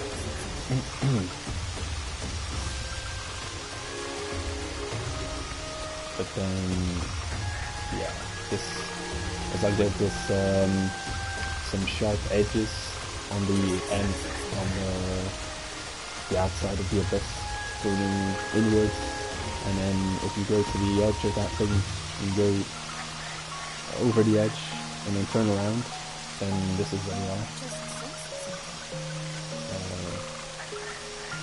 Kind of like there.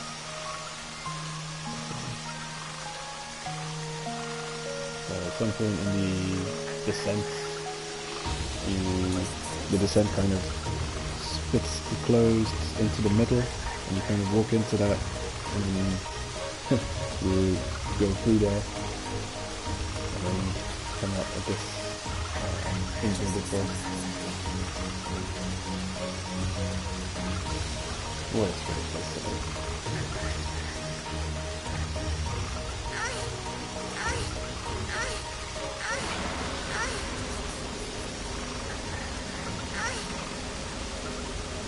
This usually look like gold.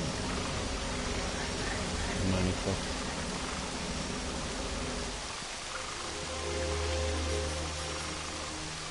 And I'm unassailed by annoying creatures while I'm climbing them. What a luxury.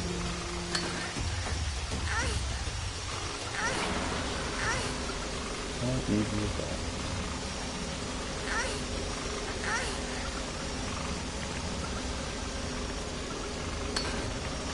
Okay, time to go from the curse. I will check out what the curse's effect is at this level in effect.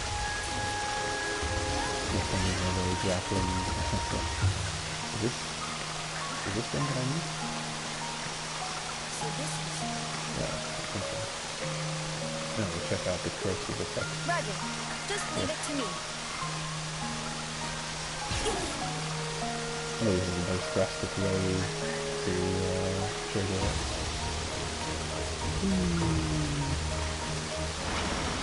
Oh, that's not enough.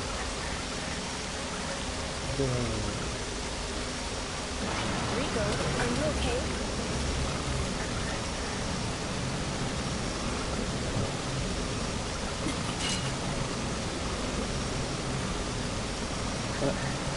Nothing super serious. Still just nausea and throwing up. Maybe slightly worse than on the other levels. Yeah. Let's do it, Rico. Nothing terrible yet. So what is this? Layer 3? Layer 2? No. Intense nausea and numbness of the extremities.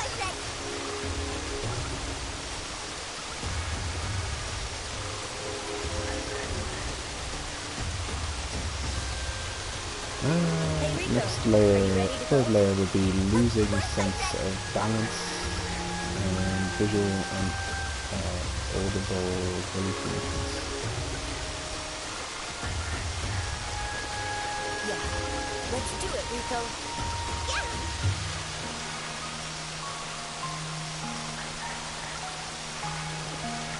Roger. I think on my first playthrough, this was the first time I saw the effects of the Curse of the Abyss in this zone. Oh.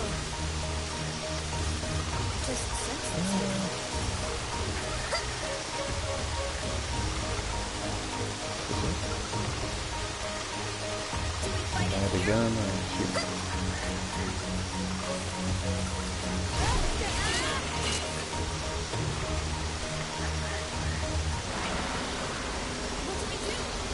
I wonder if monkeys in real life bully other monkeys and don't find it terrible if they fall off the tree.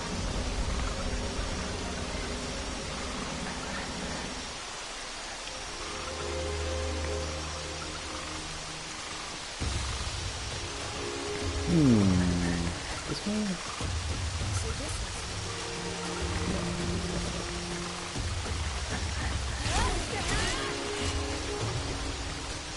Roger. Just leave it to me.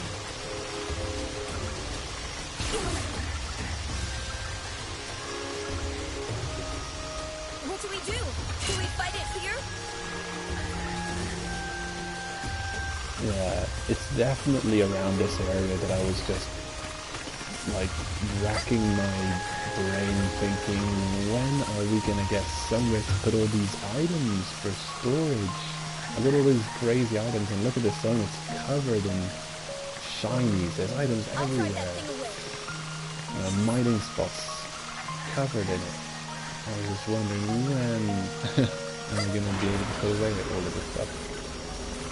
Mind you, I wasn't using this hiding mechanic very much either at this point, so I was just running around getting attacked by all these mobs.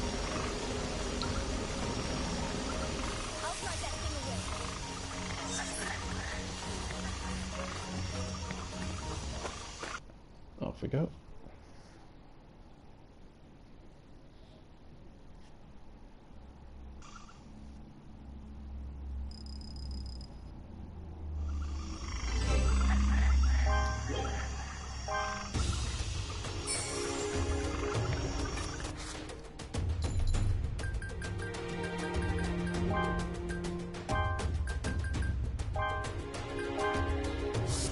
Space.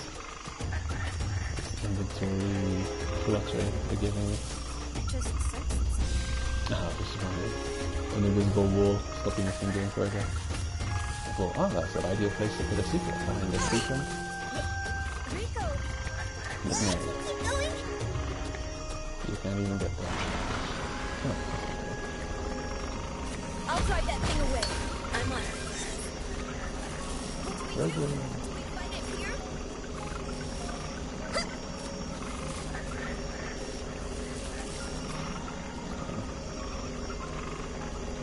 Those leaves let you get a bouncing effect.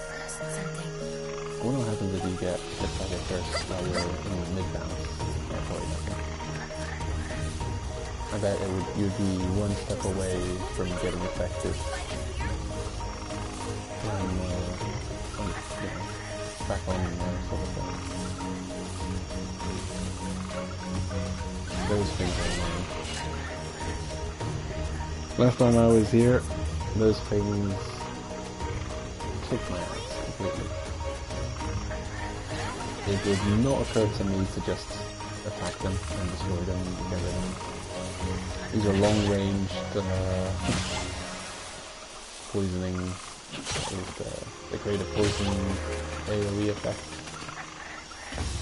I'm on. Long range. What was that? They're gonna hit you all over the place. They can attack you when you're flying in the tree as well. Oh man, they're flying.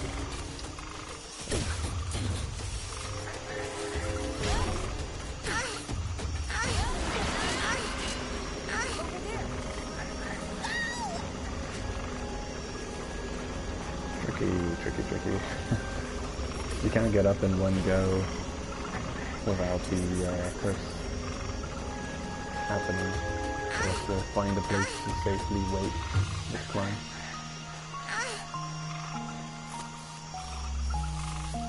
Yeah. I'll drive that thing away.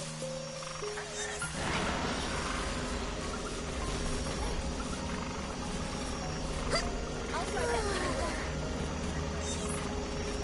What are you even doing?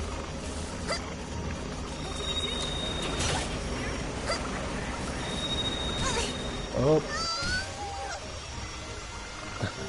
Oh my god. Well, That escalated quickly. No big deal. Checkpoints at every transition of level. I just sensed something. Let's try that again.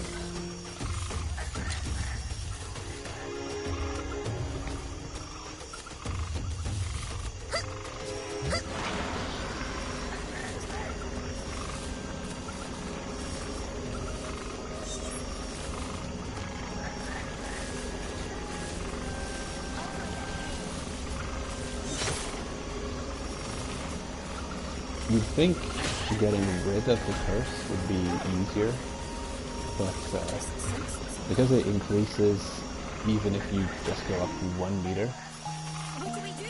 Do we fight you it here? can't kind of just meander around at a shallow area. Unless you're clearly and obviously descending, you could be in some kind of descent, but there could be an elevation, or you could jump while descending, and that still counts as going up a single meter, causing the curse to further itself.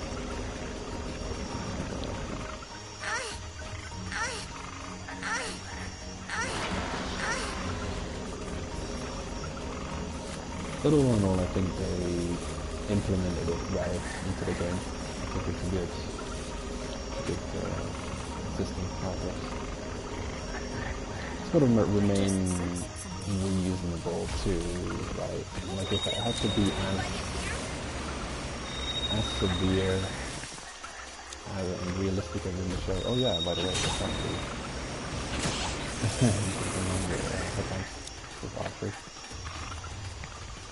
I'm on it. I've actually not had to use that yet in my experience with the game. Maybe there'll be a moment where we're in such a dark area that it'll be needed.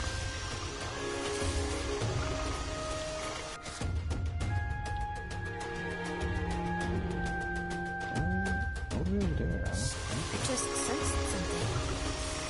What do we do? Do we fight it here?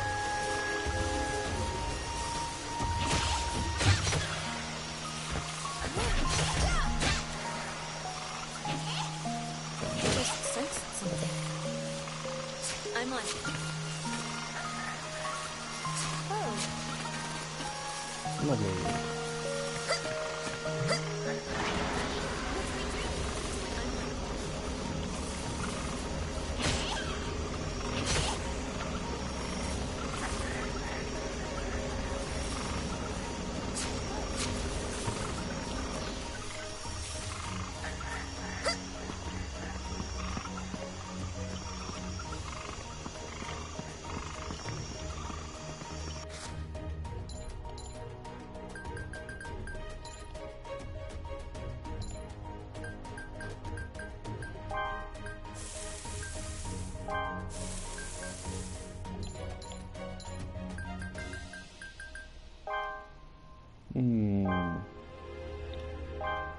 There we go. What do we do? Do we fight it here?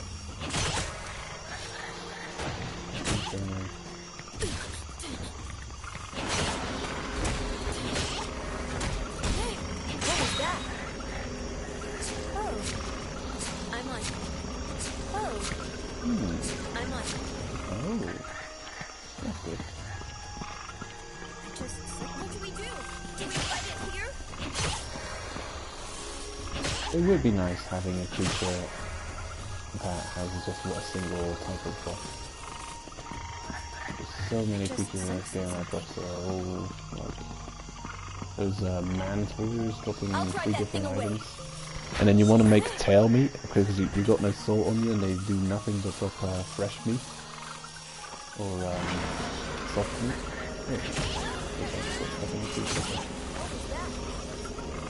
Probably nothing but soft meat, and I've got no salt to make you need tail meat. Or even worse yet is you need bones wrapped in a pickaxe. The pickaxe is breaking. And then there'll be nothing but soft meat. And meanwhile you're killing them to get another bone to be able to get Fight it here? to be able to fight. And they continue to not Hey Rico, are you ready to go? Oh, of course I'm ready. this moment. What do we do? Do we fight it here? What is this guy do?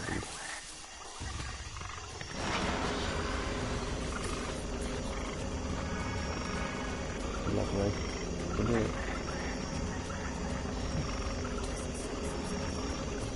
He's sensing things.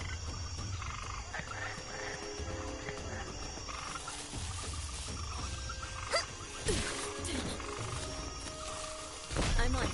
What was that? I'm on. Irredeemable. Irredeemable. You killed me. Oh, damn.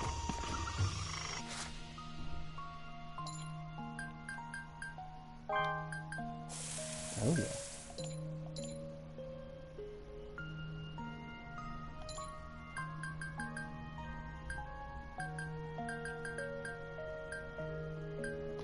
Ah, here it is. There we go.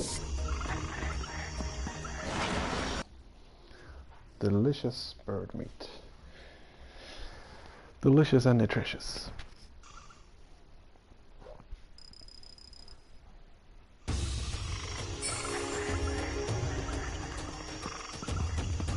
I just sensed something.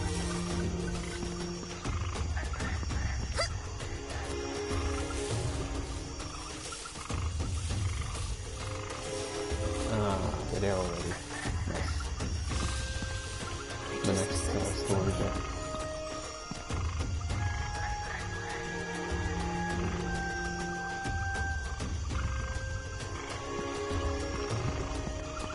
I just sensed something. Really? I'm collecting data on this guy. Touching Inbio. Specifically, only the Just sensed something. Watch out, guys. He's sensing things. Ooh. Hey These Rico, are kind of handy. of course I'm ready. I'm I on. think. Or maybe not. I mean, I may I'll have try that thing way over. too much feeling in them. I've got a feeling our health and hunger are going to be completely recovered after the next story event. Is this the right way to Seeker Camp? Yeah, we should be able to see it soon. I told you I know where we're going.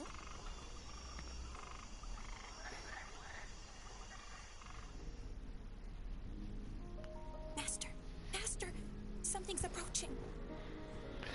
All the same voice actors. Such a nice touch. It's two people.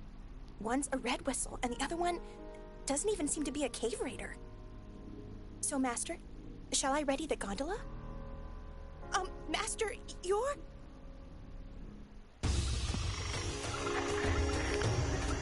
Blue whistle.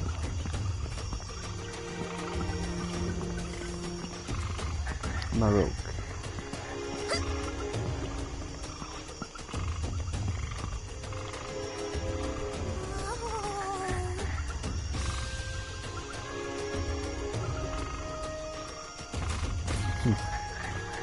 It's disguised as a tree. I wonder if there's a reason why it has to be disguised as a tree.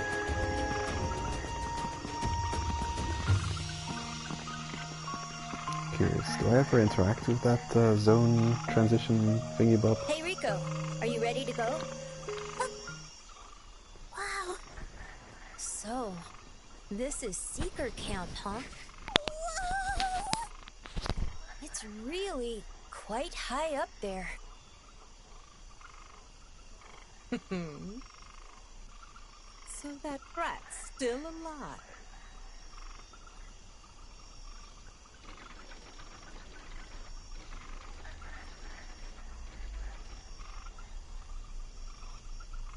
She's towering.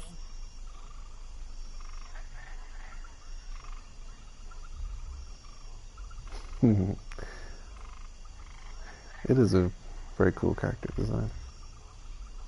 bet she is over 2 meters tall. Her hair. How did she manage to style it like that?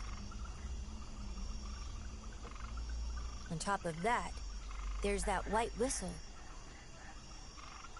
This woman must be the White Whistle. The unmovable sovereign, Ozin the Immovable.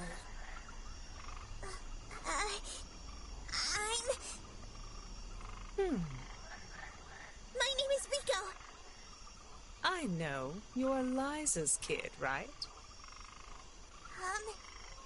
You must be Ozin, right?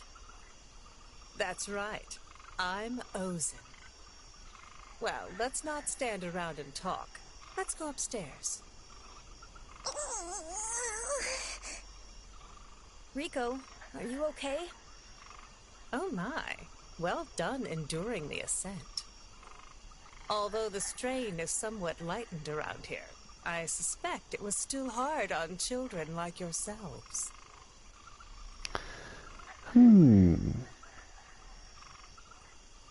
I don't remember if that is a deal in the anime.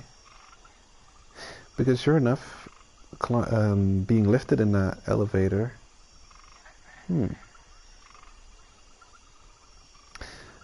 Yeah, in the anime, Reg shoots up both his arms up to the seeker camp to try and pull himself up. And then they show Ozin holding onto his arms. And that's the introduction, really, to that character. Maybe they show her early on when Hablog is telling the story about Rico being brought back to the surface as a baby. Not sure, but anyway, it's kind of her introduction. And then I think it just cuts to the next scene.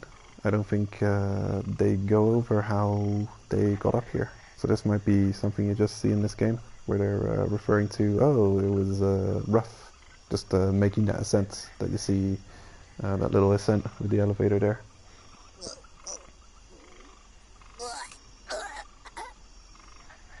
Ah, how filthy. Oh, I see the boy is doing fine. Yeah, I am fine. Follow me. I'll listen to your stories over here.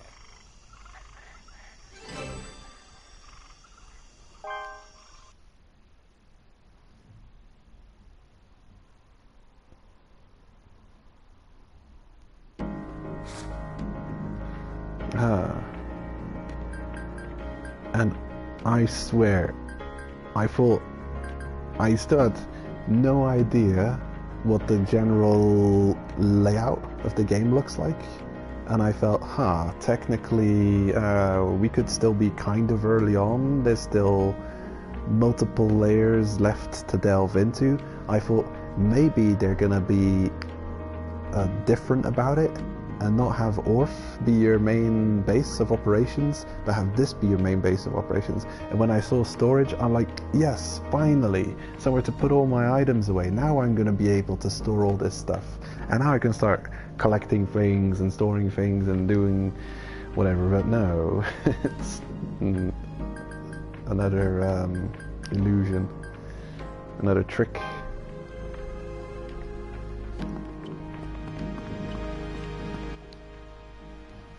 Welcome to Seeker Camp. Thank you.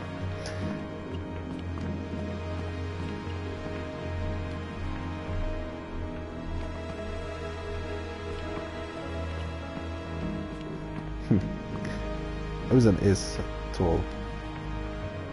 It's a very interesting design of a character. She's got an obvious slouch, stupid tall, and her feet, she's wearing boots that are not obvious, but they definitely make it look like her feet are actually hoofs. So it's a curious thing. Makes you wonder if she was transformed by the Abyss to take on more monstrous and inhuman features over time.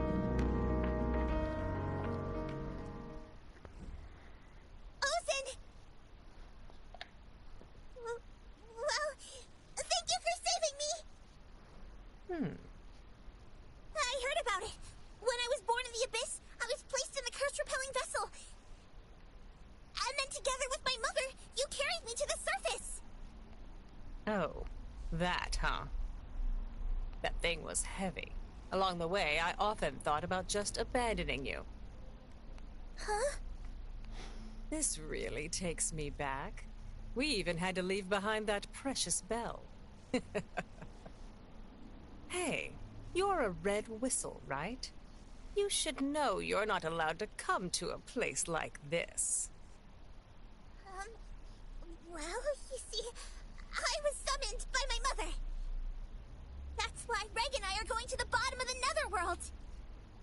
Rico. As soon as I ask some things about my mother, we'll be gone before you know it. So, please. Oh, I see. So that's it. And you think that makes it okay for you to come here? I'm sorry. That said, I'm quite interested in how a red whistle even managed to make it all the way here. Maruk? Yes, Master. Listen to what these kids have to say. You want me to do that? Should be easier for kids to talk to another kid, right?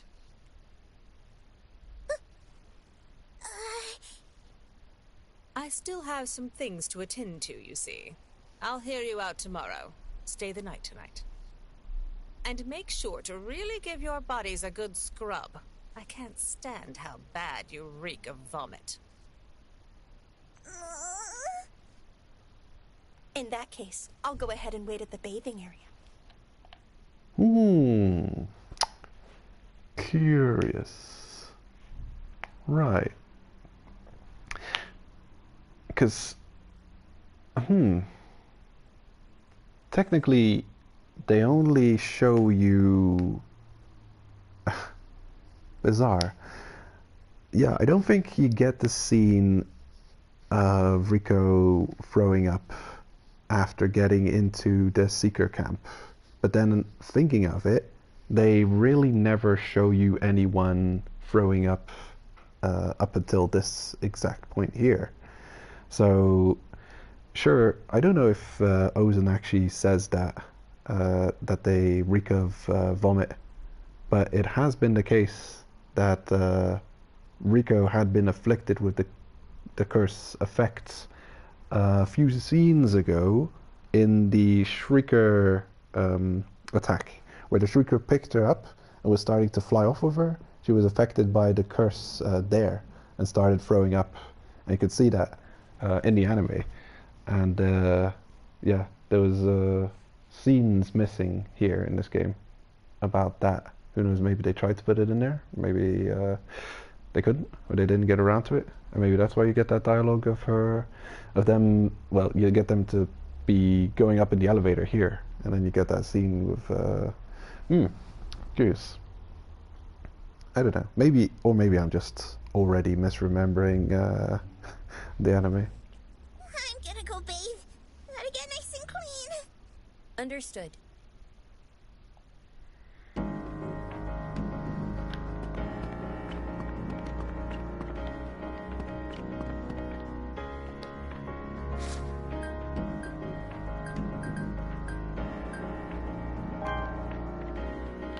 Giant telescope.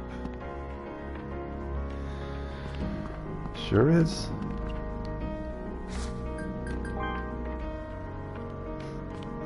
And this is where I thought, yeah, finally, there's going to be some kind of chest in here, an item where I can store all my crap. Yeah. And I looked around everywhere and there was none such to be found. So, the way the area is just called storage, so I figured, yeah, storage to store my stuff, yeah? Because otherwise they'd call it storage room. But no, it's just called storage. I think this is an interior that you also get to see in the show. But yeah, I was disappointed finding out that you still can't store your stuff. Please use this room. The bath is over there. It's actually used for washing relics, but it does have a flowing mineral spring. I'll go first. I'm gonna get nice and clean. Reg, I know you're a robot, but there's something strange about you. Until Rico told me, I thought you were a human. I don't really even think of myself as a robot. What the heck am I in the first place? By the way, Maruk, is it okay if I call you that? Yes. To tell you the truth, there's something I find strange too. It's about what you're wearing. Huh? This is what Master wants me to. I see. So, you too have it tough then, huh? Seems we both have our share of troubles. I think he's in the show a young boy who's... You can only imagine what Ozen, like, using him as a dress-up doll or something, forcing him to wear this getup. God knows. Oh, come on now, Reg. I haven't had anything that bad done to me. White whistles and peculiar I see tastes. you two are getting on well. How is it? I don't smell anymore, right? Yes, you are good. Maruk, you're about my age, but you're already a blue whistle. Huh? Yeah. Usually, you can't become a blue whistle until you turn 15. But it seems being a personal apprentice of a white whistle makes me a special case. Right after I had an accident and collapsed, Master found me and took me in. I've been here ever since. Oh? You have no plans to return to the surface? I'm sensitive to sunlight, so I can't live up there anyway. Ever since Master found me, she's proactively taken on the role of guardian over Seeker Camp. This way, I don't have to return to the surface all the time, is the reason she gives. And of course, there must be some truth to it, but Master truly takes good care of me. She seems kinda scary, but she's a really good mentor, huh? Yes, truly. Oh, I know! Rico! Reg! I'll go ask Master if it'd be okay. But would you like to stay a bit longer and cave raid around here? What? Would that really be alright? It's the first time kids around my age have come here. I'd really love to talk and work with the two of you more. Me too! I'd also like to do that! But... I'm sorry, Maruk. My mother's at the bottom of the netherworld, and I still don't know how she's doing. So, I'm not sure whether to hurry or not. And since I'm not sure, I have to hurry. Is that so? Then let's chat a whole bunch today. That's what my master instructed me to do anyway. Yeah! Understood.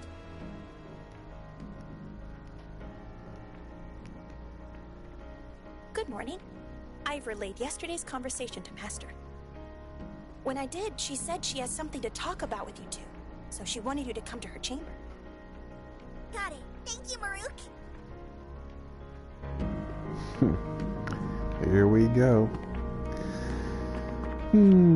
Curious. This is one of those areas where it's possible the game, at least dialogue-wise, is quite different from the show. Yeah. I vaguely remember that Maruk wanted them to stay a while at the Seeker Camp, but that they said that they were in a hurry, indeed for that reason. I'm not sure, being sure if Liza was actually waiting to urgently make haste towards the bottom of the abyss.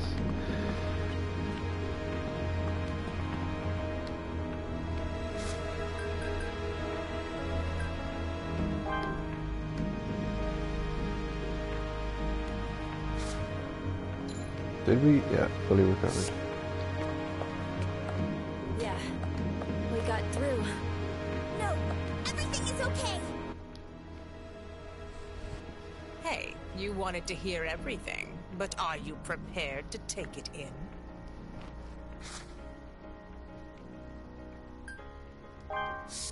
Of course! Can you tell me about my mother? Maruk told me about you too this morning. Just to confirm, you're trying to follow Liza's trail, correct? Yes. My mother has called for me. Liza's white whistle was returned. She is dead.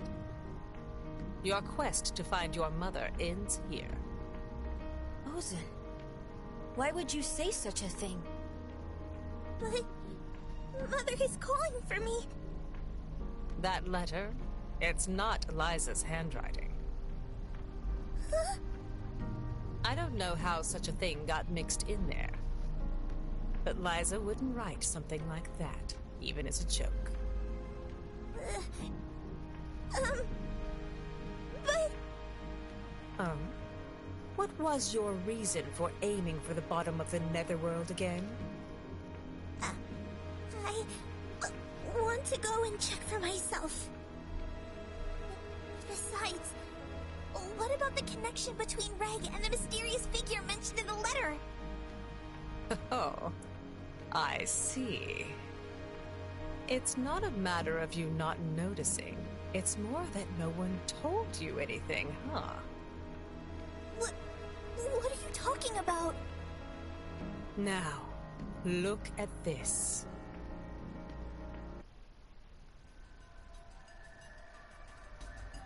A big white box?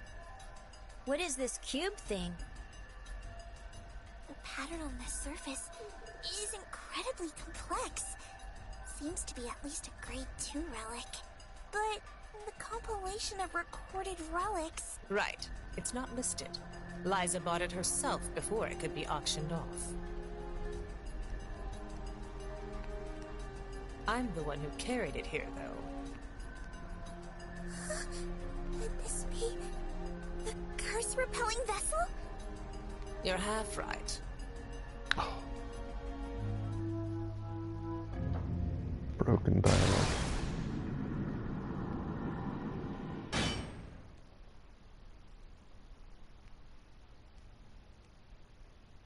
When living creatures that couldn't make the trip from the depths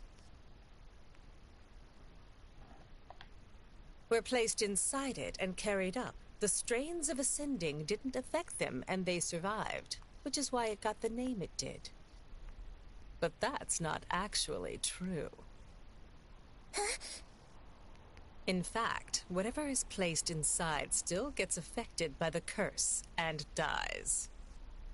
However, a corpse inside starts moving around. It's thanks to you that I came to understand that. You were stillborn, you know. Stillborn? Right. I shoved you inside there because you were a real nuisance. But somehow, you started to move. What? What I mean is that you are a walking corpse. With that said, don't you think it would make sense for you to return to being a corpse at any moment? Hey, how long are you going to last, I wonder? Why? The things you're saying... It's about time you get the picture. I despise you. That's enough! What is it, you Obad child? Your story is quite interesting, but don't hurt Rico any more than you already have. Any way you look at it, you're really immature, Ozan! That's something I used to hear a lot. Hey, you. Do you have a conception of what God is? What are you talking about all of a sudden? You see, the people around here don't really believe in God. Instead, do you know what it is they do believe in? The answer is this place. The Abyss itself. Precisely because the bottom of the netherworld is unknown, and because it is feared, it has the power to become their god. Ozan, If it were easy to head down and return back, the value of relics and abyssal faith would quite possibly be shaken to the core. The reason obards aren't cataloged isn't because they haven't been discovered. It's because they shouldn't exist, you see. Please stop! Ozen! Rico, stay back. Hey, you. Did I hear that you lost your memory? Well, I'm truly glad. I need to dispose of you before you remember anything. Master, what are you planning to do? Oh, Maruk, where did you learn to listen in on conversations? I'm sorry. I'm going to check on the telescope. Maruk, stay right there. At least stay for the last moments of your friends. How cold of you. Why? Master! You can't be serious. As if I'd let things end in a place like this. I'll make you let us go, even if I have to use brute force! Oh, I'll let you go. After you've ceased moving, that is. There's no choice. I have to fight! Okay. Oh my. It will jump right into it.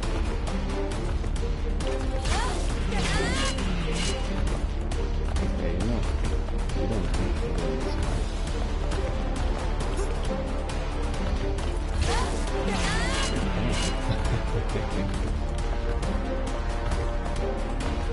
So go to grab attack. That's my slow.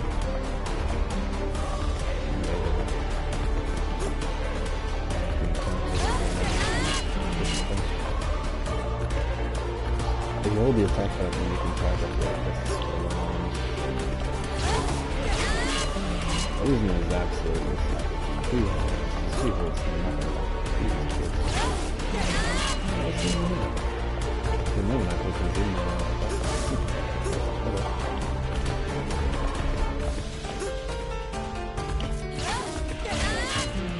I think her only move is grabbing you. Let's just smack you onto the ground now.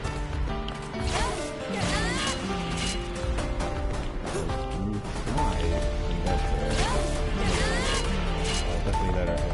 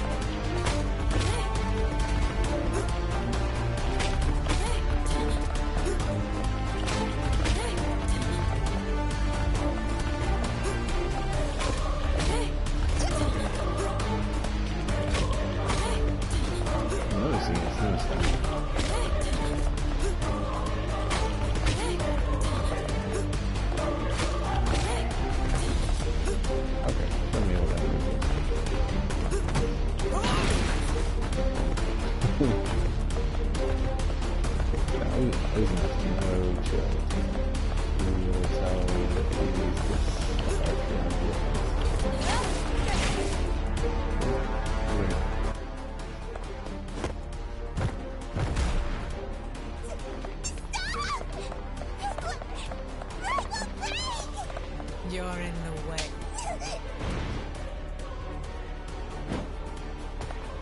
Ozen! How dare you do that to Rico! And just what are you going to show me? If I just let loose, the whole secret camp could burn down. Refine it. Thinner. Sharper. What? How did she get so close all of a sudden? So, I see you breathe and blink, even though you're just a mechanical doll. That means you too are likely to be hunted by beasts. That thing of yours, what happens when it hits something? Let's test it out on this brat.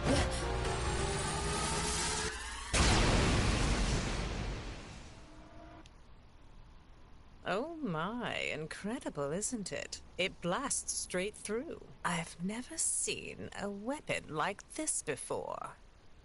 Irredeemable! You're irredeemable, Odin!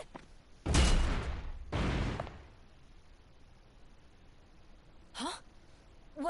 What's with your arm? Is something embedded in it? Oh, these? They're called the 1,000 Men Wedges. I inserted them at 120 points or so all around the body. They're the secret to my vigor.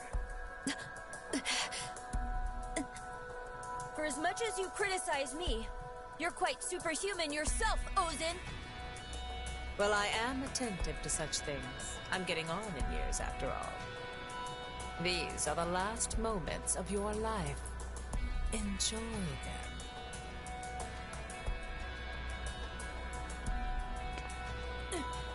The rebound from shooting the incinerator. I have to fight back.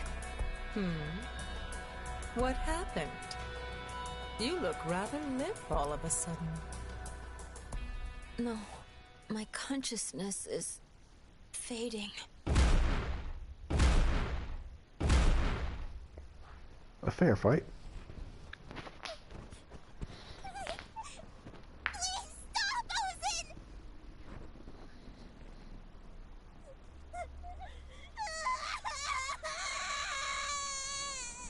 You're so noisy. If you think he's so precious, you should have kept him locked away. For some reason, he went limp all of a sudden. It's fine though, right? Sooner or later, you'll revert back to being a piece of meat anyway. I didn't descend into the abyss because I hope to live a long life. Even just a little longer is okay. I can't bear it if it's not together with Reg.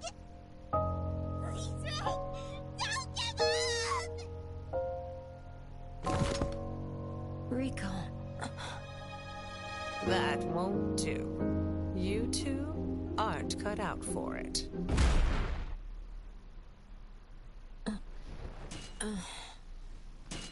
What happened?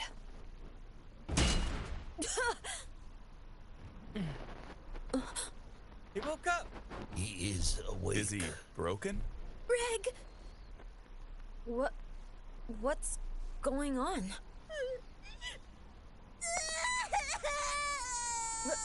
Rico! You actually moved! Ray! I'm sorry, Ray! Sorry! Ray! Don't leave me like that! Did I just faint? And leave Rico all alone here? Even though I was told to take care of Rico.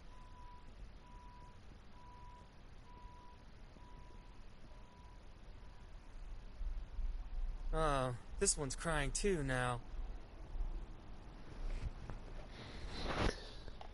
Welcome back. Yeah. The game, well, is great, for sure. Definitely great. This is one of those moments in the show as well, where they drop kind of knowledge on you that is very maybe very important. It seems very important. The fact that Ozen says the reason that Obots like Reg don't show up is because they want to keep the faith in the abyss. And if it were easy to go from the abyss all the way back to the surface, then then the faith itself would be shaken. If that were to happen, then the abyss would lose a lot of its mystery. So that is a curious thing, and that's touching on a subject that I don't even think the season 1 of the show really talks about. So yeah, that'll be an interesting thing to learn about in the future. Oh my. Ozen has made yet another one cry. Poor things. Who the heck are you guys? You mean us? We're the Subterranean Bandits, Ozen's Cave Raider Squad. They're a bunch of good-for-nothings with nowhere to call home on the surface. They were told to stay out of it, but Maruk called them here, you see. A little girl who can't do anything but fuss and cry. And a mechanical doll who fires his weapon without thinking, despite the fact it made him faint before. While those two didn't even make a single correct decision, you took the best course of action to save your friends. That's my apprentice for you. Master. As punishment for disobeying my orders, I'll string you up naked later, though. Be prepared, Maruk. Ah, of course. The standard treatment.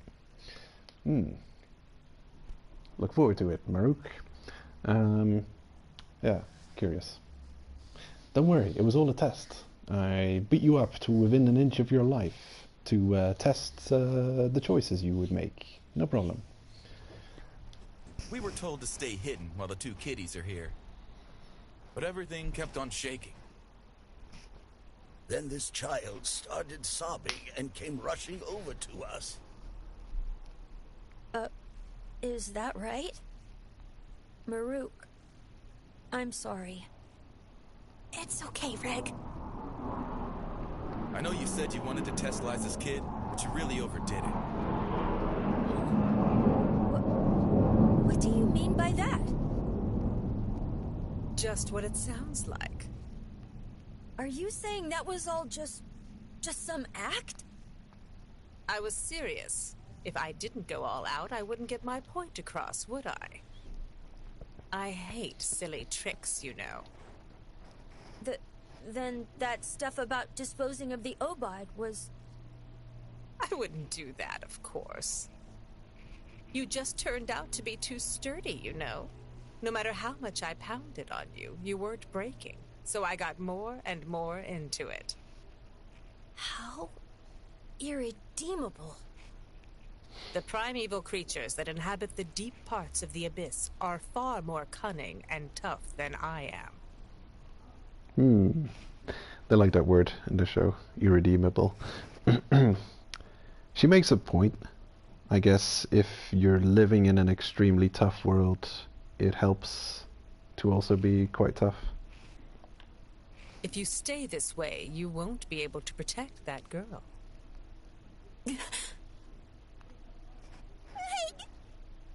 So, I'll train you guys a little bit. What? Ozen? If you continue pushing on at your current skill level, you'll just end up as poor meals or little seed beds. Or you'll just be a stain on the ground or some wall. Though there's no guarantee you won't end up like that, as I'm trying to beat you into shape. That's it for today's lesson. Get some rest. Yes, thank you very much, Ozen. When you are ready, exit this seeker camp and come to the edge of the abyss. I'll be waiting there. Understood.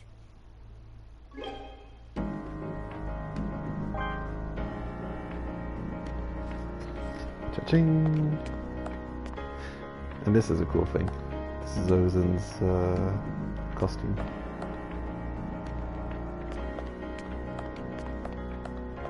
And this is the curse repelling vessel. I'm wondering, yeah, well I was questioning when I saw it again what the reason was for them to bring it down with them if they knew they had another item that they were going to retrieve in the form of the unhearing bell, or the silent bell, or whatever it was. Because yeah, wouldn't that become a problem? Oh, you've got one enormously heavy thing, and then you got another enormously heavy thing. But then I think because Liza knew that she was pregnant, although, no, they didn't intend for it to take that long. They didn't think it would take 10 months or longer to go through that expedition. No, but the way Ozen says here, it's like it was purchased by Liza, and why would she purchase a curse-repelling vessel unless it was to keep her kid safe? So, it's just a curious thing, like, yeah, being forced to possibly leave one or the other behind, yeah. Curious. I have questions. Let's go.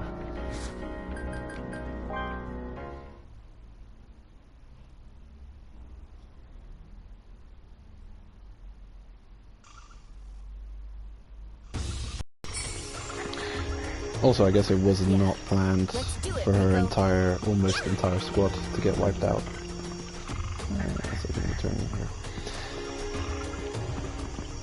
I just sensed something. So who knows? Maybe she did take into account that the expedition might take so long that she purchased and brought with her that curse-repelling vessel to store Rico in for the journey back, but then not taking into account that her almost entire squad would be wiped out and they would not have much people to bring it back. But then Ozen helps carry it, and she's superhumanly strong. I don't know if the other members of the squad are also that strong. Yeah. We're here. Stay alive here for 10 days. It's survival training. Are you ready? This is like what Piccolo did to Gohan. How dare you? Yes, I'm ready. You're ready too, right, Reg? Yes, no problem. This place is somewhere beyond Seeker Camp, far from the Abyss's pit, the outer edge of the Abyss, so to speak. Here, we won't have to worry about running into any other cave raiders, or having anyone come to your rescue. So it's ideal for training, you see. I see. Perhaps because the force field's light doesn't reach here, most of the creatures in the area are quiet and passive. Even so, they can see in the dark, so keep your guard up. Well then, I'm heading back now. Huh? I told you earlier, it's survival training. Show me you can stay alive for 10 days here with nothing but the equipment you've got. One other thing. Be sure you don't go beyond that pillar tree.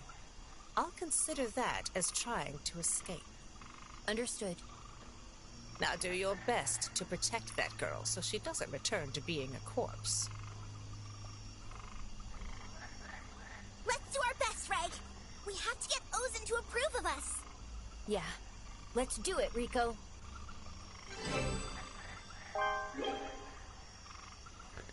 Alright. Huh.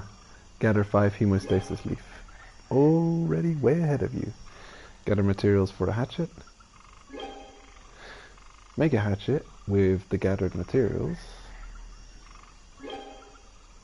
Hunt 5 pupa carriers.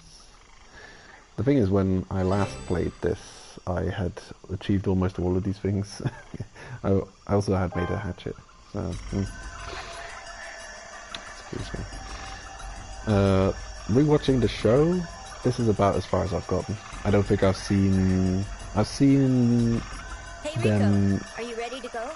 needing to survive for 10 days, or the mentioning of the training. But that's as far as I've gotten. I haven't seen the training itself yet, so that's where I am at the show. Yoink. Hemostasis leak. Okay, quests. What do I need to do? Gathering of the hemostasis leaf done. Making a hatchet. Okay. Animal bones and heartstones. Yeah. Let's do it, Rico.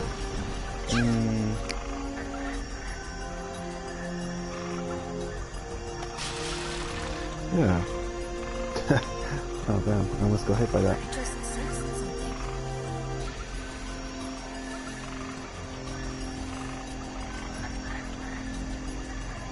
I'll drive that thing away.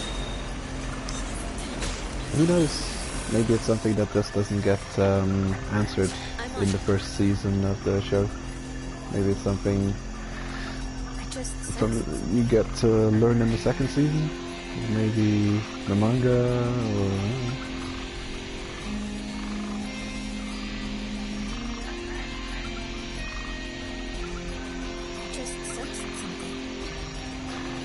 Or maybe it's clear in the manga and in the adaptations it's just unclearly told.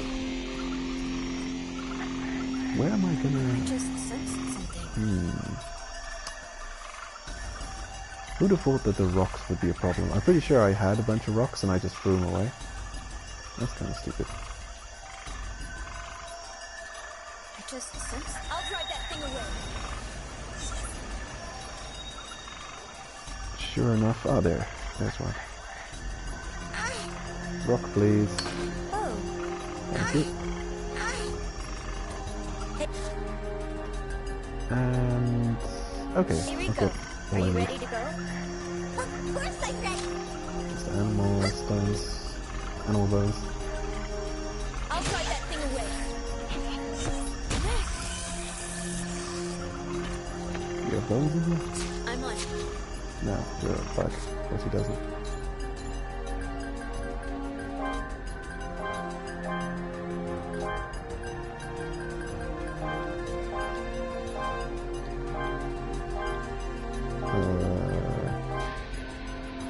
Messing around with menus.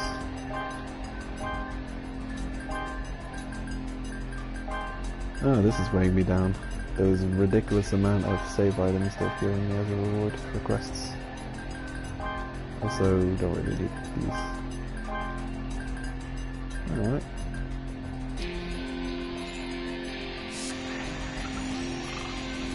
I just sensed something. Animal bones. Aha, there it is.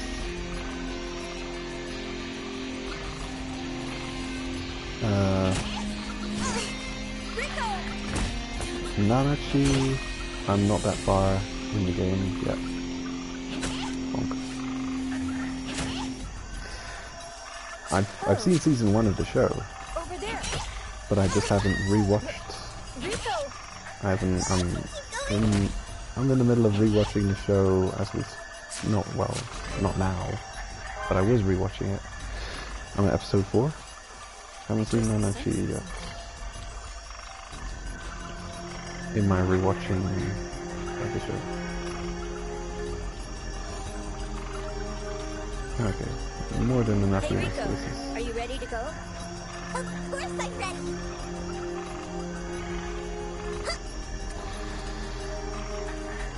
Oh, good.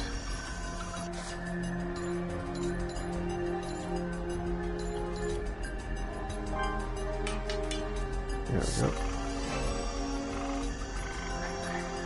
First set of quests complete. What next do I have to do? Hunt 5 paper carriers. I just sensed something. It's not me, is it? Do we fight it here?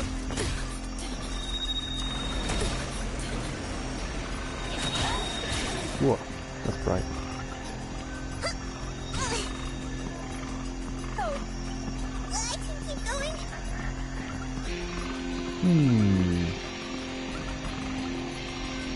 What do we do? Do we fight it here?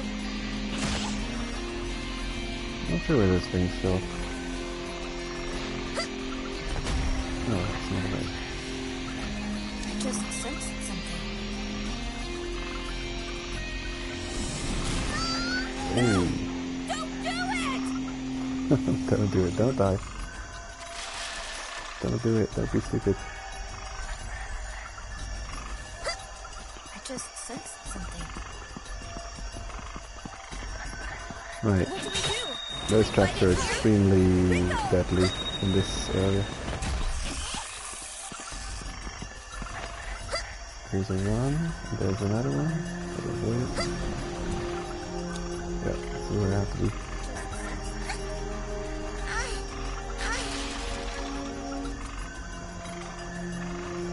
Yeah. And they'll infinitely spawn at the bottom of this cliff side here. Hey Rico, are you ready to go? Of course I'm ready. I'll drive that thing away.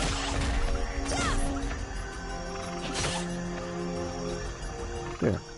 That's 5. We got a long way to go. Yeah. Let's do our best, Rico. How's it looking?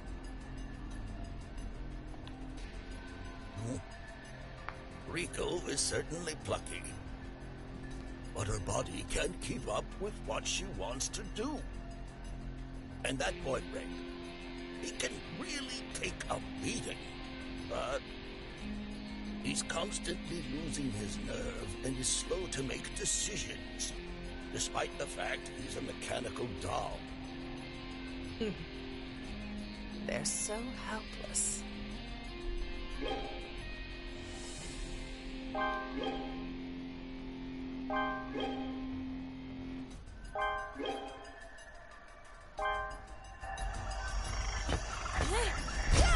Alright. Well, now that I'm here, let us observe this broken machine. Got him. That's one quest. Legs all in. Let's go. Something can happen here that is really annoying. You can get poisoned fighting these croakers and have to do the whole rest of this chain of quests while poisoned. That is a pain. Might as well restart if that happens. In fact, there's a good... Getting to this part in the quest is a good moment, actually. Ew. Greg, watch out. Okay, he's back here. Okay. I just sensed something. Oh, right. I can trigger them to just get by getting close. Activate them. This is actually a moment where there is use of the mail balloon. Starting on this part of the quest. Is there one time I would use it? There we go. Please don't crash again. Oh my god. I haven't done a real save in 3 hours. There.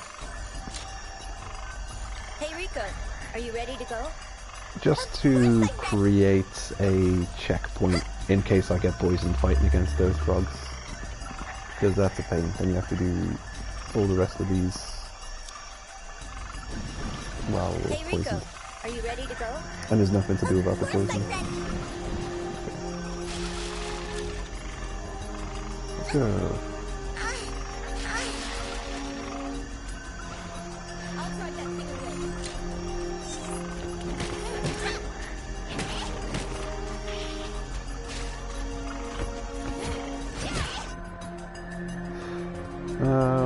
When attacked, a status ailment may occur. Use the hemostasis leaf or bandage to treat arms or legs, and poisons are cured with acidates. I am poisoned. Yeah. Okay. Load game it is.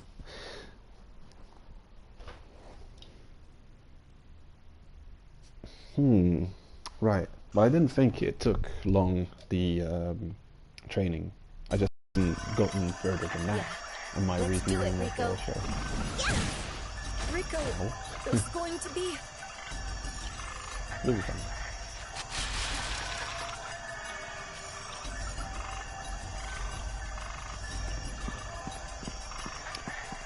Some combat animations are... I just sensed There's something. no other way to put it.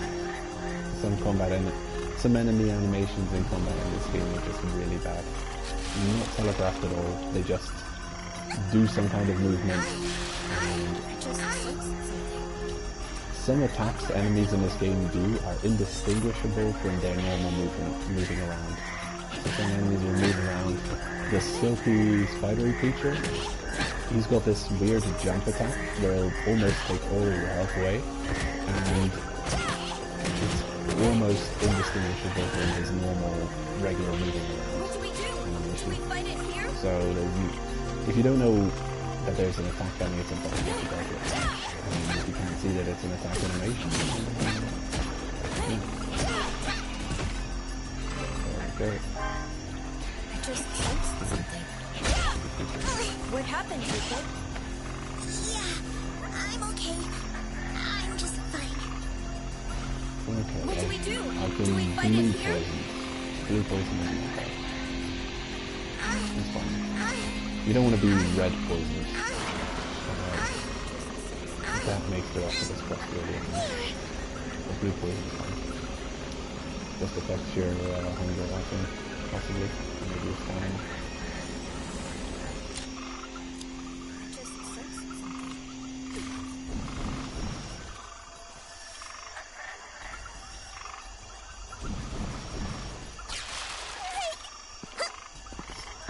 Red died.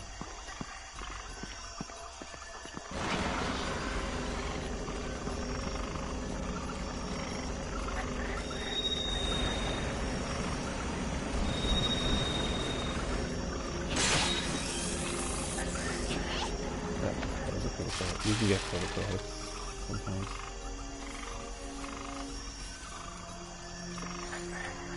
Okay, fishing time.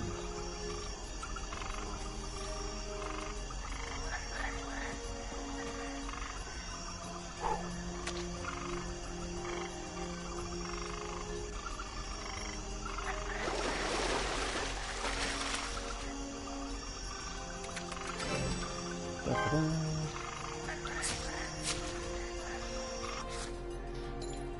And for cooking fish, Eternal Fortunes. And Sinoa agrees. It's at this point I really wanted to make this demon fish miso soup. And here I was wondering, where the heck do you find stick miso? And little did I know, they actually give you stick miso at the very start of the game. It's just in your inventory, you have it. And I think I threw it away because I didn't find a use for it. And it's only at this point that I regretted doing that. I'm on. I So just there's sensed Eternal Fortunes Oh, and Sinoa things. If you did throw it away, I guess you can still make something else. What could you make? Pretty sure there's something you can make. Something that doesn't cost stick miso, but does cost fish. I think I would maybe have also thrown my salt or sugar away. I'm just wondering if you can no longer do this quest if you throw all of those other ingredients away. You can find sugar in this zone, but I don't think you can find salt. So let's say you threw stick miso and salt away. I'm gonna look for a fish. What does it have to be that you make? Make some food with the gathered ingredients.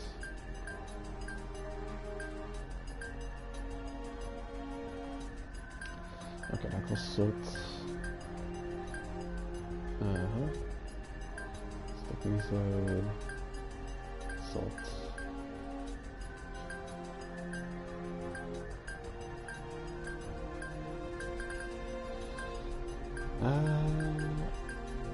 I don't see it.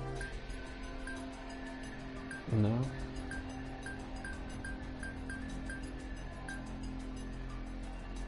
Salt and spices.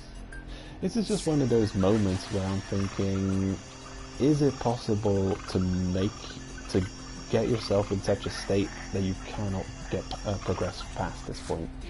And I think it's possible. I think if previously you've thrown away all of your stick miso, you've thrown all of your salt away, or used it all, which is possible. Yeah, pretty much every fish making recipe requires salt. And so far as I know, there's no way of getting salt unless you buy it from the shop, to which we have no access right now. So, I don't know. I think it's possible to be stuck and not be able to progress any further. But it's not the case for me, so I guess I'll just make it. Where's that thing? There.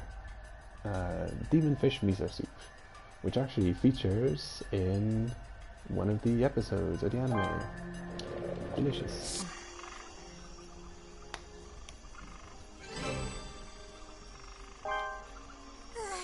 I think we're finally about halfway. Yeah. Let's keep it up, Rico. Have they gotten any better? I can't tell. Be it an immature body or weak psyche, they won't be showing real changes in those areas anytime soon. This old man Zappo is a moon whistle, by the way, purple. You can't see it in this lighting, but he's not a black whistle. Ozen's a white whistle. Still, just as you predicted, they're making enormous progress in the things they're good at. Well, there are two of them after all, so it's best that they learn to depend on one another.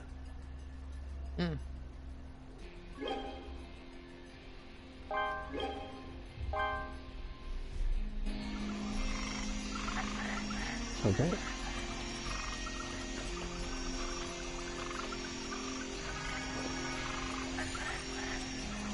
I just sensed something.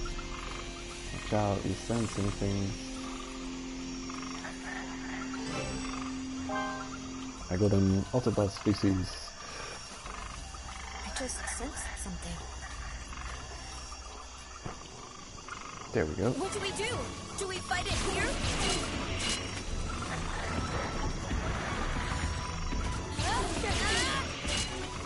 Yeah, Autobot. Are you hungry?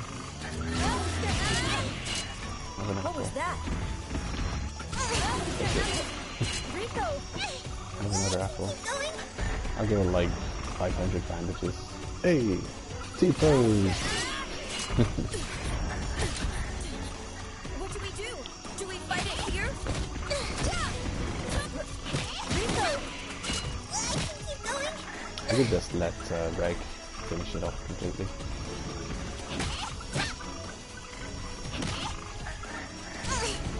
How dare you do that to Rico!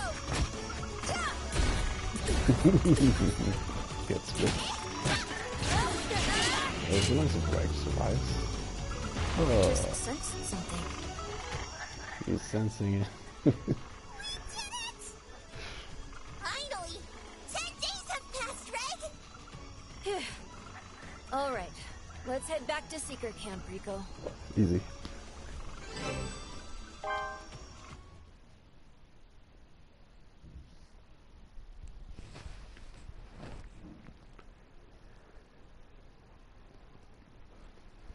Welcome back.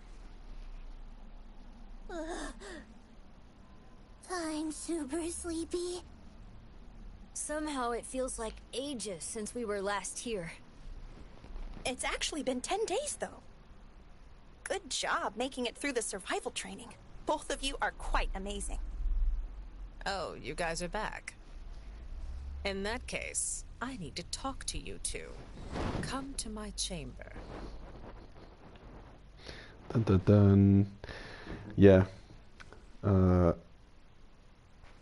The talking back and forth constantly is bad in this game. Really bad. They didn't work that out well. It's just extremely spammy.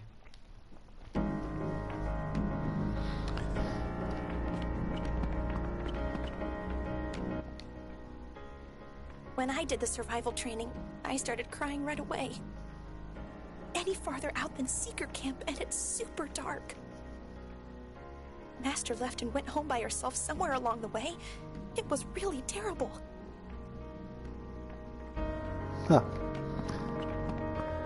Not fun. Interesting. Every now and then you get a little bit tidbits like that.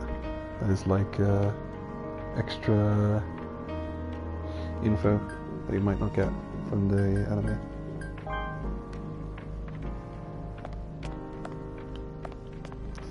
This room's an interesting design. You can't go up here, but it seems like there's a tiny little inner balcony, and no way Ozin is walking up, going up there. So that's got to be for someone else, Maruk or some other person. But Ozin is not fitting up there. Now, you two are going to head down to the 3rd layer. Don't stay in the deep layers unless you want to kill those who are waiting for you. There's an old saying like that, you see. What does it mean? One's sense of time goes mad inside the abyss. It's particularly striking in the depths of the 5th layer. People might intend to stay down there just a few weeks. But when they return to the surface, a few months have passed. Such occurrences are common. So that rumor is true then? It's no rumor. I'm flat out telling you. Well, only those with strange tastes, basically just us white whistles, would try living in the deep layers. That old saying I mentioned about how if you stay there a really long time, the people waiting for you probably die. It's an exaggeration based on this, you know. I get it. You probably think this doesn't have anything to do with you, since you don't plan on returning. But the point is, we can't even estimate the extent to which this madness manifests in the 6th and 7th layers. Huh? You know, Liza might not even have spent as much time down there as everyone thinks. It's been 10 years on the surface, but if we assume that only a few years have passed at the bottom of the netherworld, don't you get the feeling there's a very good chance she's alive and well? It works on Inception rules for time. Yeah, Inception layers.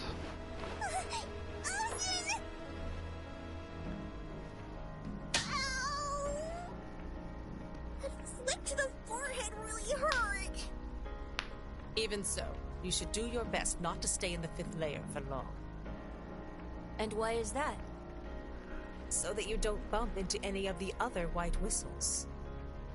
The depth's 5th layer, the Sea of Corpses, is as deep as humans can go and return alive. I suppose some of them are there. Those who are down in the abyss right now are... The Sovereign of Guidance, Wakuna the Chosen. I'm gonna write that down. These are some cool characters. Sovereign of Guidance, Wakuna the Chosen. The Sovereign of Mystery, Srajo the Mysterious.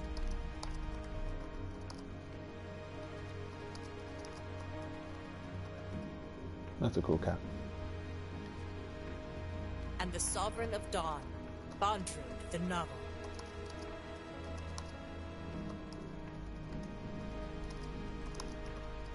He's a novel chap. All 3 of them. Among them, Bondrewd in particular is an out-and-out scoundrel. He's not kind like I am, so you better be careful. There you have it. She's kind, but you know. Is that a joke? Now, what I'm about to tell you must not be shared with anyone else. With those words, Ozin spoke of the secrets transmitted from the last dives of generations of white whistles. which are passed down via word of mouth by none but themselves. Perhaps those are the very deepest voices of the Abyss people are capable of bringing to us. We heard about the cryptic device used to traverse the 5th layer's sea. About how a white whistle's timbre acts as a key to activate a certain class of relics. About the mysterious ring of the 7th layer that only a few white whistles are said to have seen. And about the creatures that live along the path to the bottom of the netherworld called gatekeepers. They are shrouded in mystery. When Ozen said she hates deceiving children with silly tricks, she was telling the truth. From start to finish, the monster sitting before us held nothing back. Here.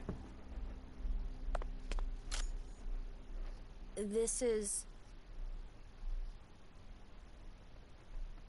Blaze Reap! That's right. It's a weapon with which Liza the Annihilator spilled much blood. Although it's actually meant to be a tool for cave raiding. You know that cluster of eternal fortunes where I found Liza's white whistle? It was stuck in the ground there like a grave marker. One of Mother's relics! The everlasting gunpowder inside it, called peace phobia, works fine. But the outer casing's in bad shape. It can only be used a few more times at best.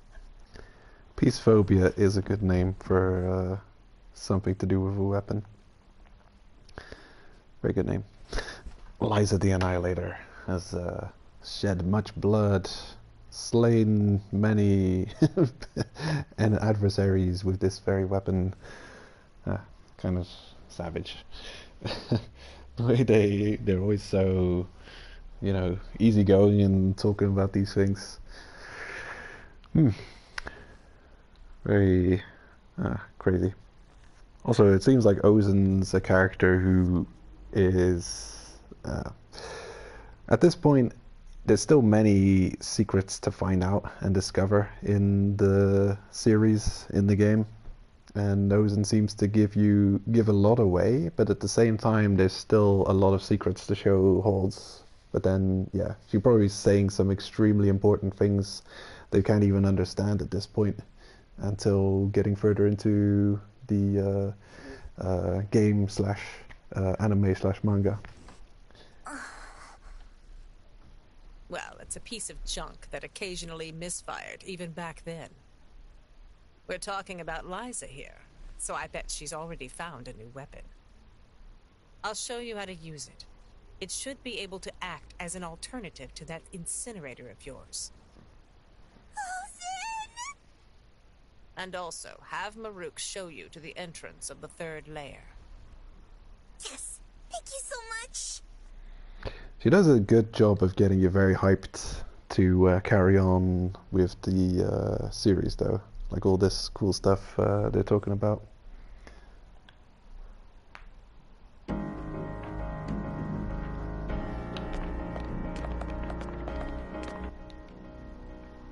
Have Maruk show you to the entrance of the 3rd layer. Alrighty.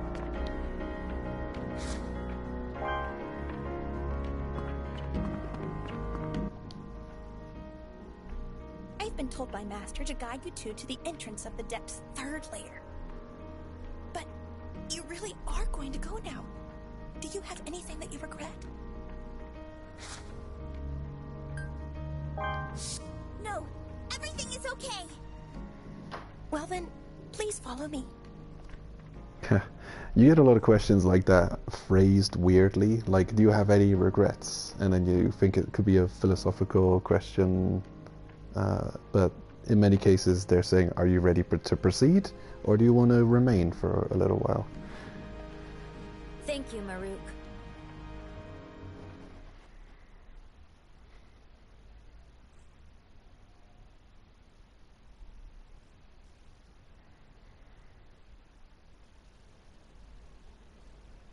Heading out already, huh? It'll feel lonely around here. No. It sure will. Still, she didn't even come to see you off. Don't you think that's cold of Ozen? No, it's alright. She's already given us so much after all. Yeah, she took so much care of us. She's taught us many things. It wouldn't be right to ask any more of her. What's this? Despite all appearances, you're quite humble. Bye, Maruk. Take care.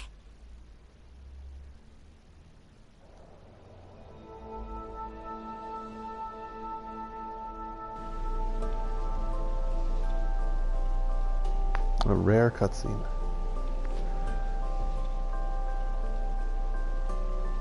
I find it hard to say this, but if you came back and said it's impossible after all, it would be oh so nice. Maruk. I've seen off all kinds of people setting out on journeys they won't ever return from. But today is the saddest I've ever felt.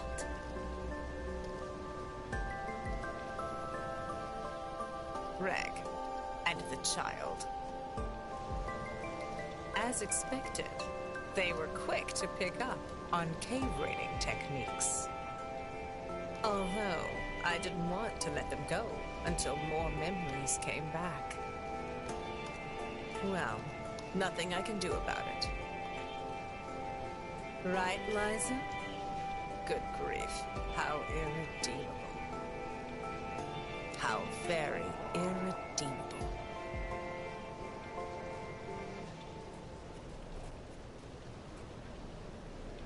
Reg, are you ready? Of course. Let's go, Rico.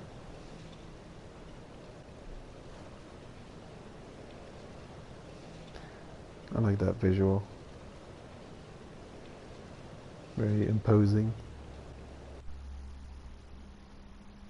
Oh, freaking hell.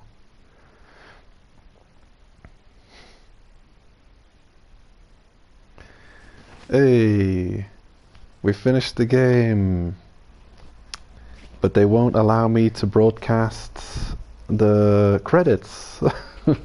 Credits are not allowed. No, there's a credits scene playing now. And it's really just, there's not even visuals, it's a black screen with names, text, credits, zooming past, well, slowly. It does have a anime-ish song playing in the background though. Yeah, this is the second blocked scene so far in the game. At the somewhere around the start of the game also it plays what you get to see if you look up the trailer of the game, and that's also so that was the first block scene, and now this, of course. Maybe just because of the music, I can't see why else it would be blocked.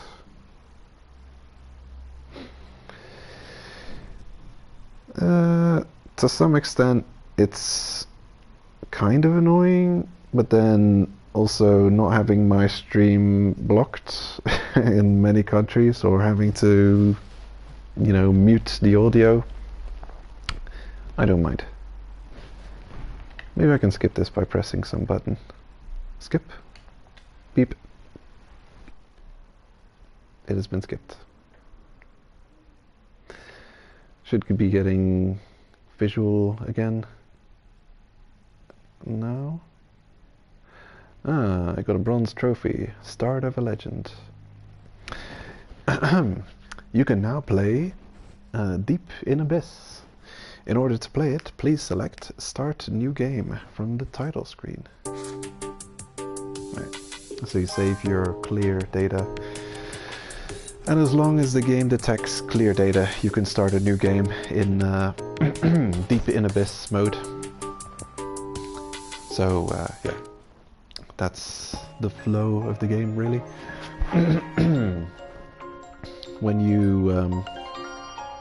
you start a new game, you got two game modes. Hello Abyss. It features the main story of the anime up until the point you just saw. Getting ready to dive into layer 3, and at that point you get credits and you unlock the what I call the actual game. So this is where the game really starts. So basically we've been through a 5-hour tutorial, and I think, I don't know, was I faster than I was on my Switch? No, I think it was just as slow, because I took my time explaining things and stuff. So yeah, I think it took me 4 or 5 hours there as well, probably 5 hours. So 5 hours takes me to get through this. And this next one is the meat of the game. Here, pretty much 90% of all the features that you've been missing up till now will unlock, which is something. But yeah, that'll be for next stream. I was only planning to get through this mode, this stream, and that was my goal. So next time we'll be heading into, the main game and seeing what that all has to offer, which is a lot, and yeah, very fun, and also much more freedom than you have with this first restrictive tutorial where they won't let you go anywhere. Still, there's some restrictive elements to it. Every now and then when you're on a quest, you'll want to go back or want to go to a different area, and they'll say, go to the quest marker, not allowed to go here. And it can be, you know, yeah, it can be annoying, that restriction, because sometimes you won't have the required resources on you to even get where the quest wants you to go, and it doesn't realize, oh, you might need some materials, or you might need to go find some ropes or something to get further. No, they're like, sometimes they put you on rails and say, go this way. Well, actually, you're not in a train, you're actually just on roller skates on rails, and there's a train coming behind you. Yeah, it's annoying. To some extent, they've overlooked some problems you could have with that. Of course, you always have the ability to quit completely back to before the state before you even left, but then, yeah, take into account you might already be quite deep into the quest and then realize, oh, I don't have the resources on me to carry on, and the restrictive nature doesn't allow me to go grab those resources, so, oh well, guess I'll start off completely from scratch and bring the items.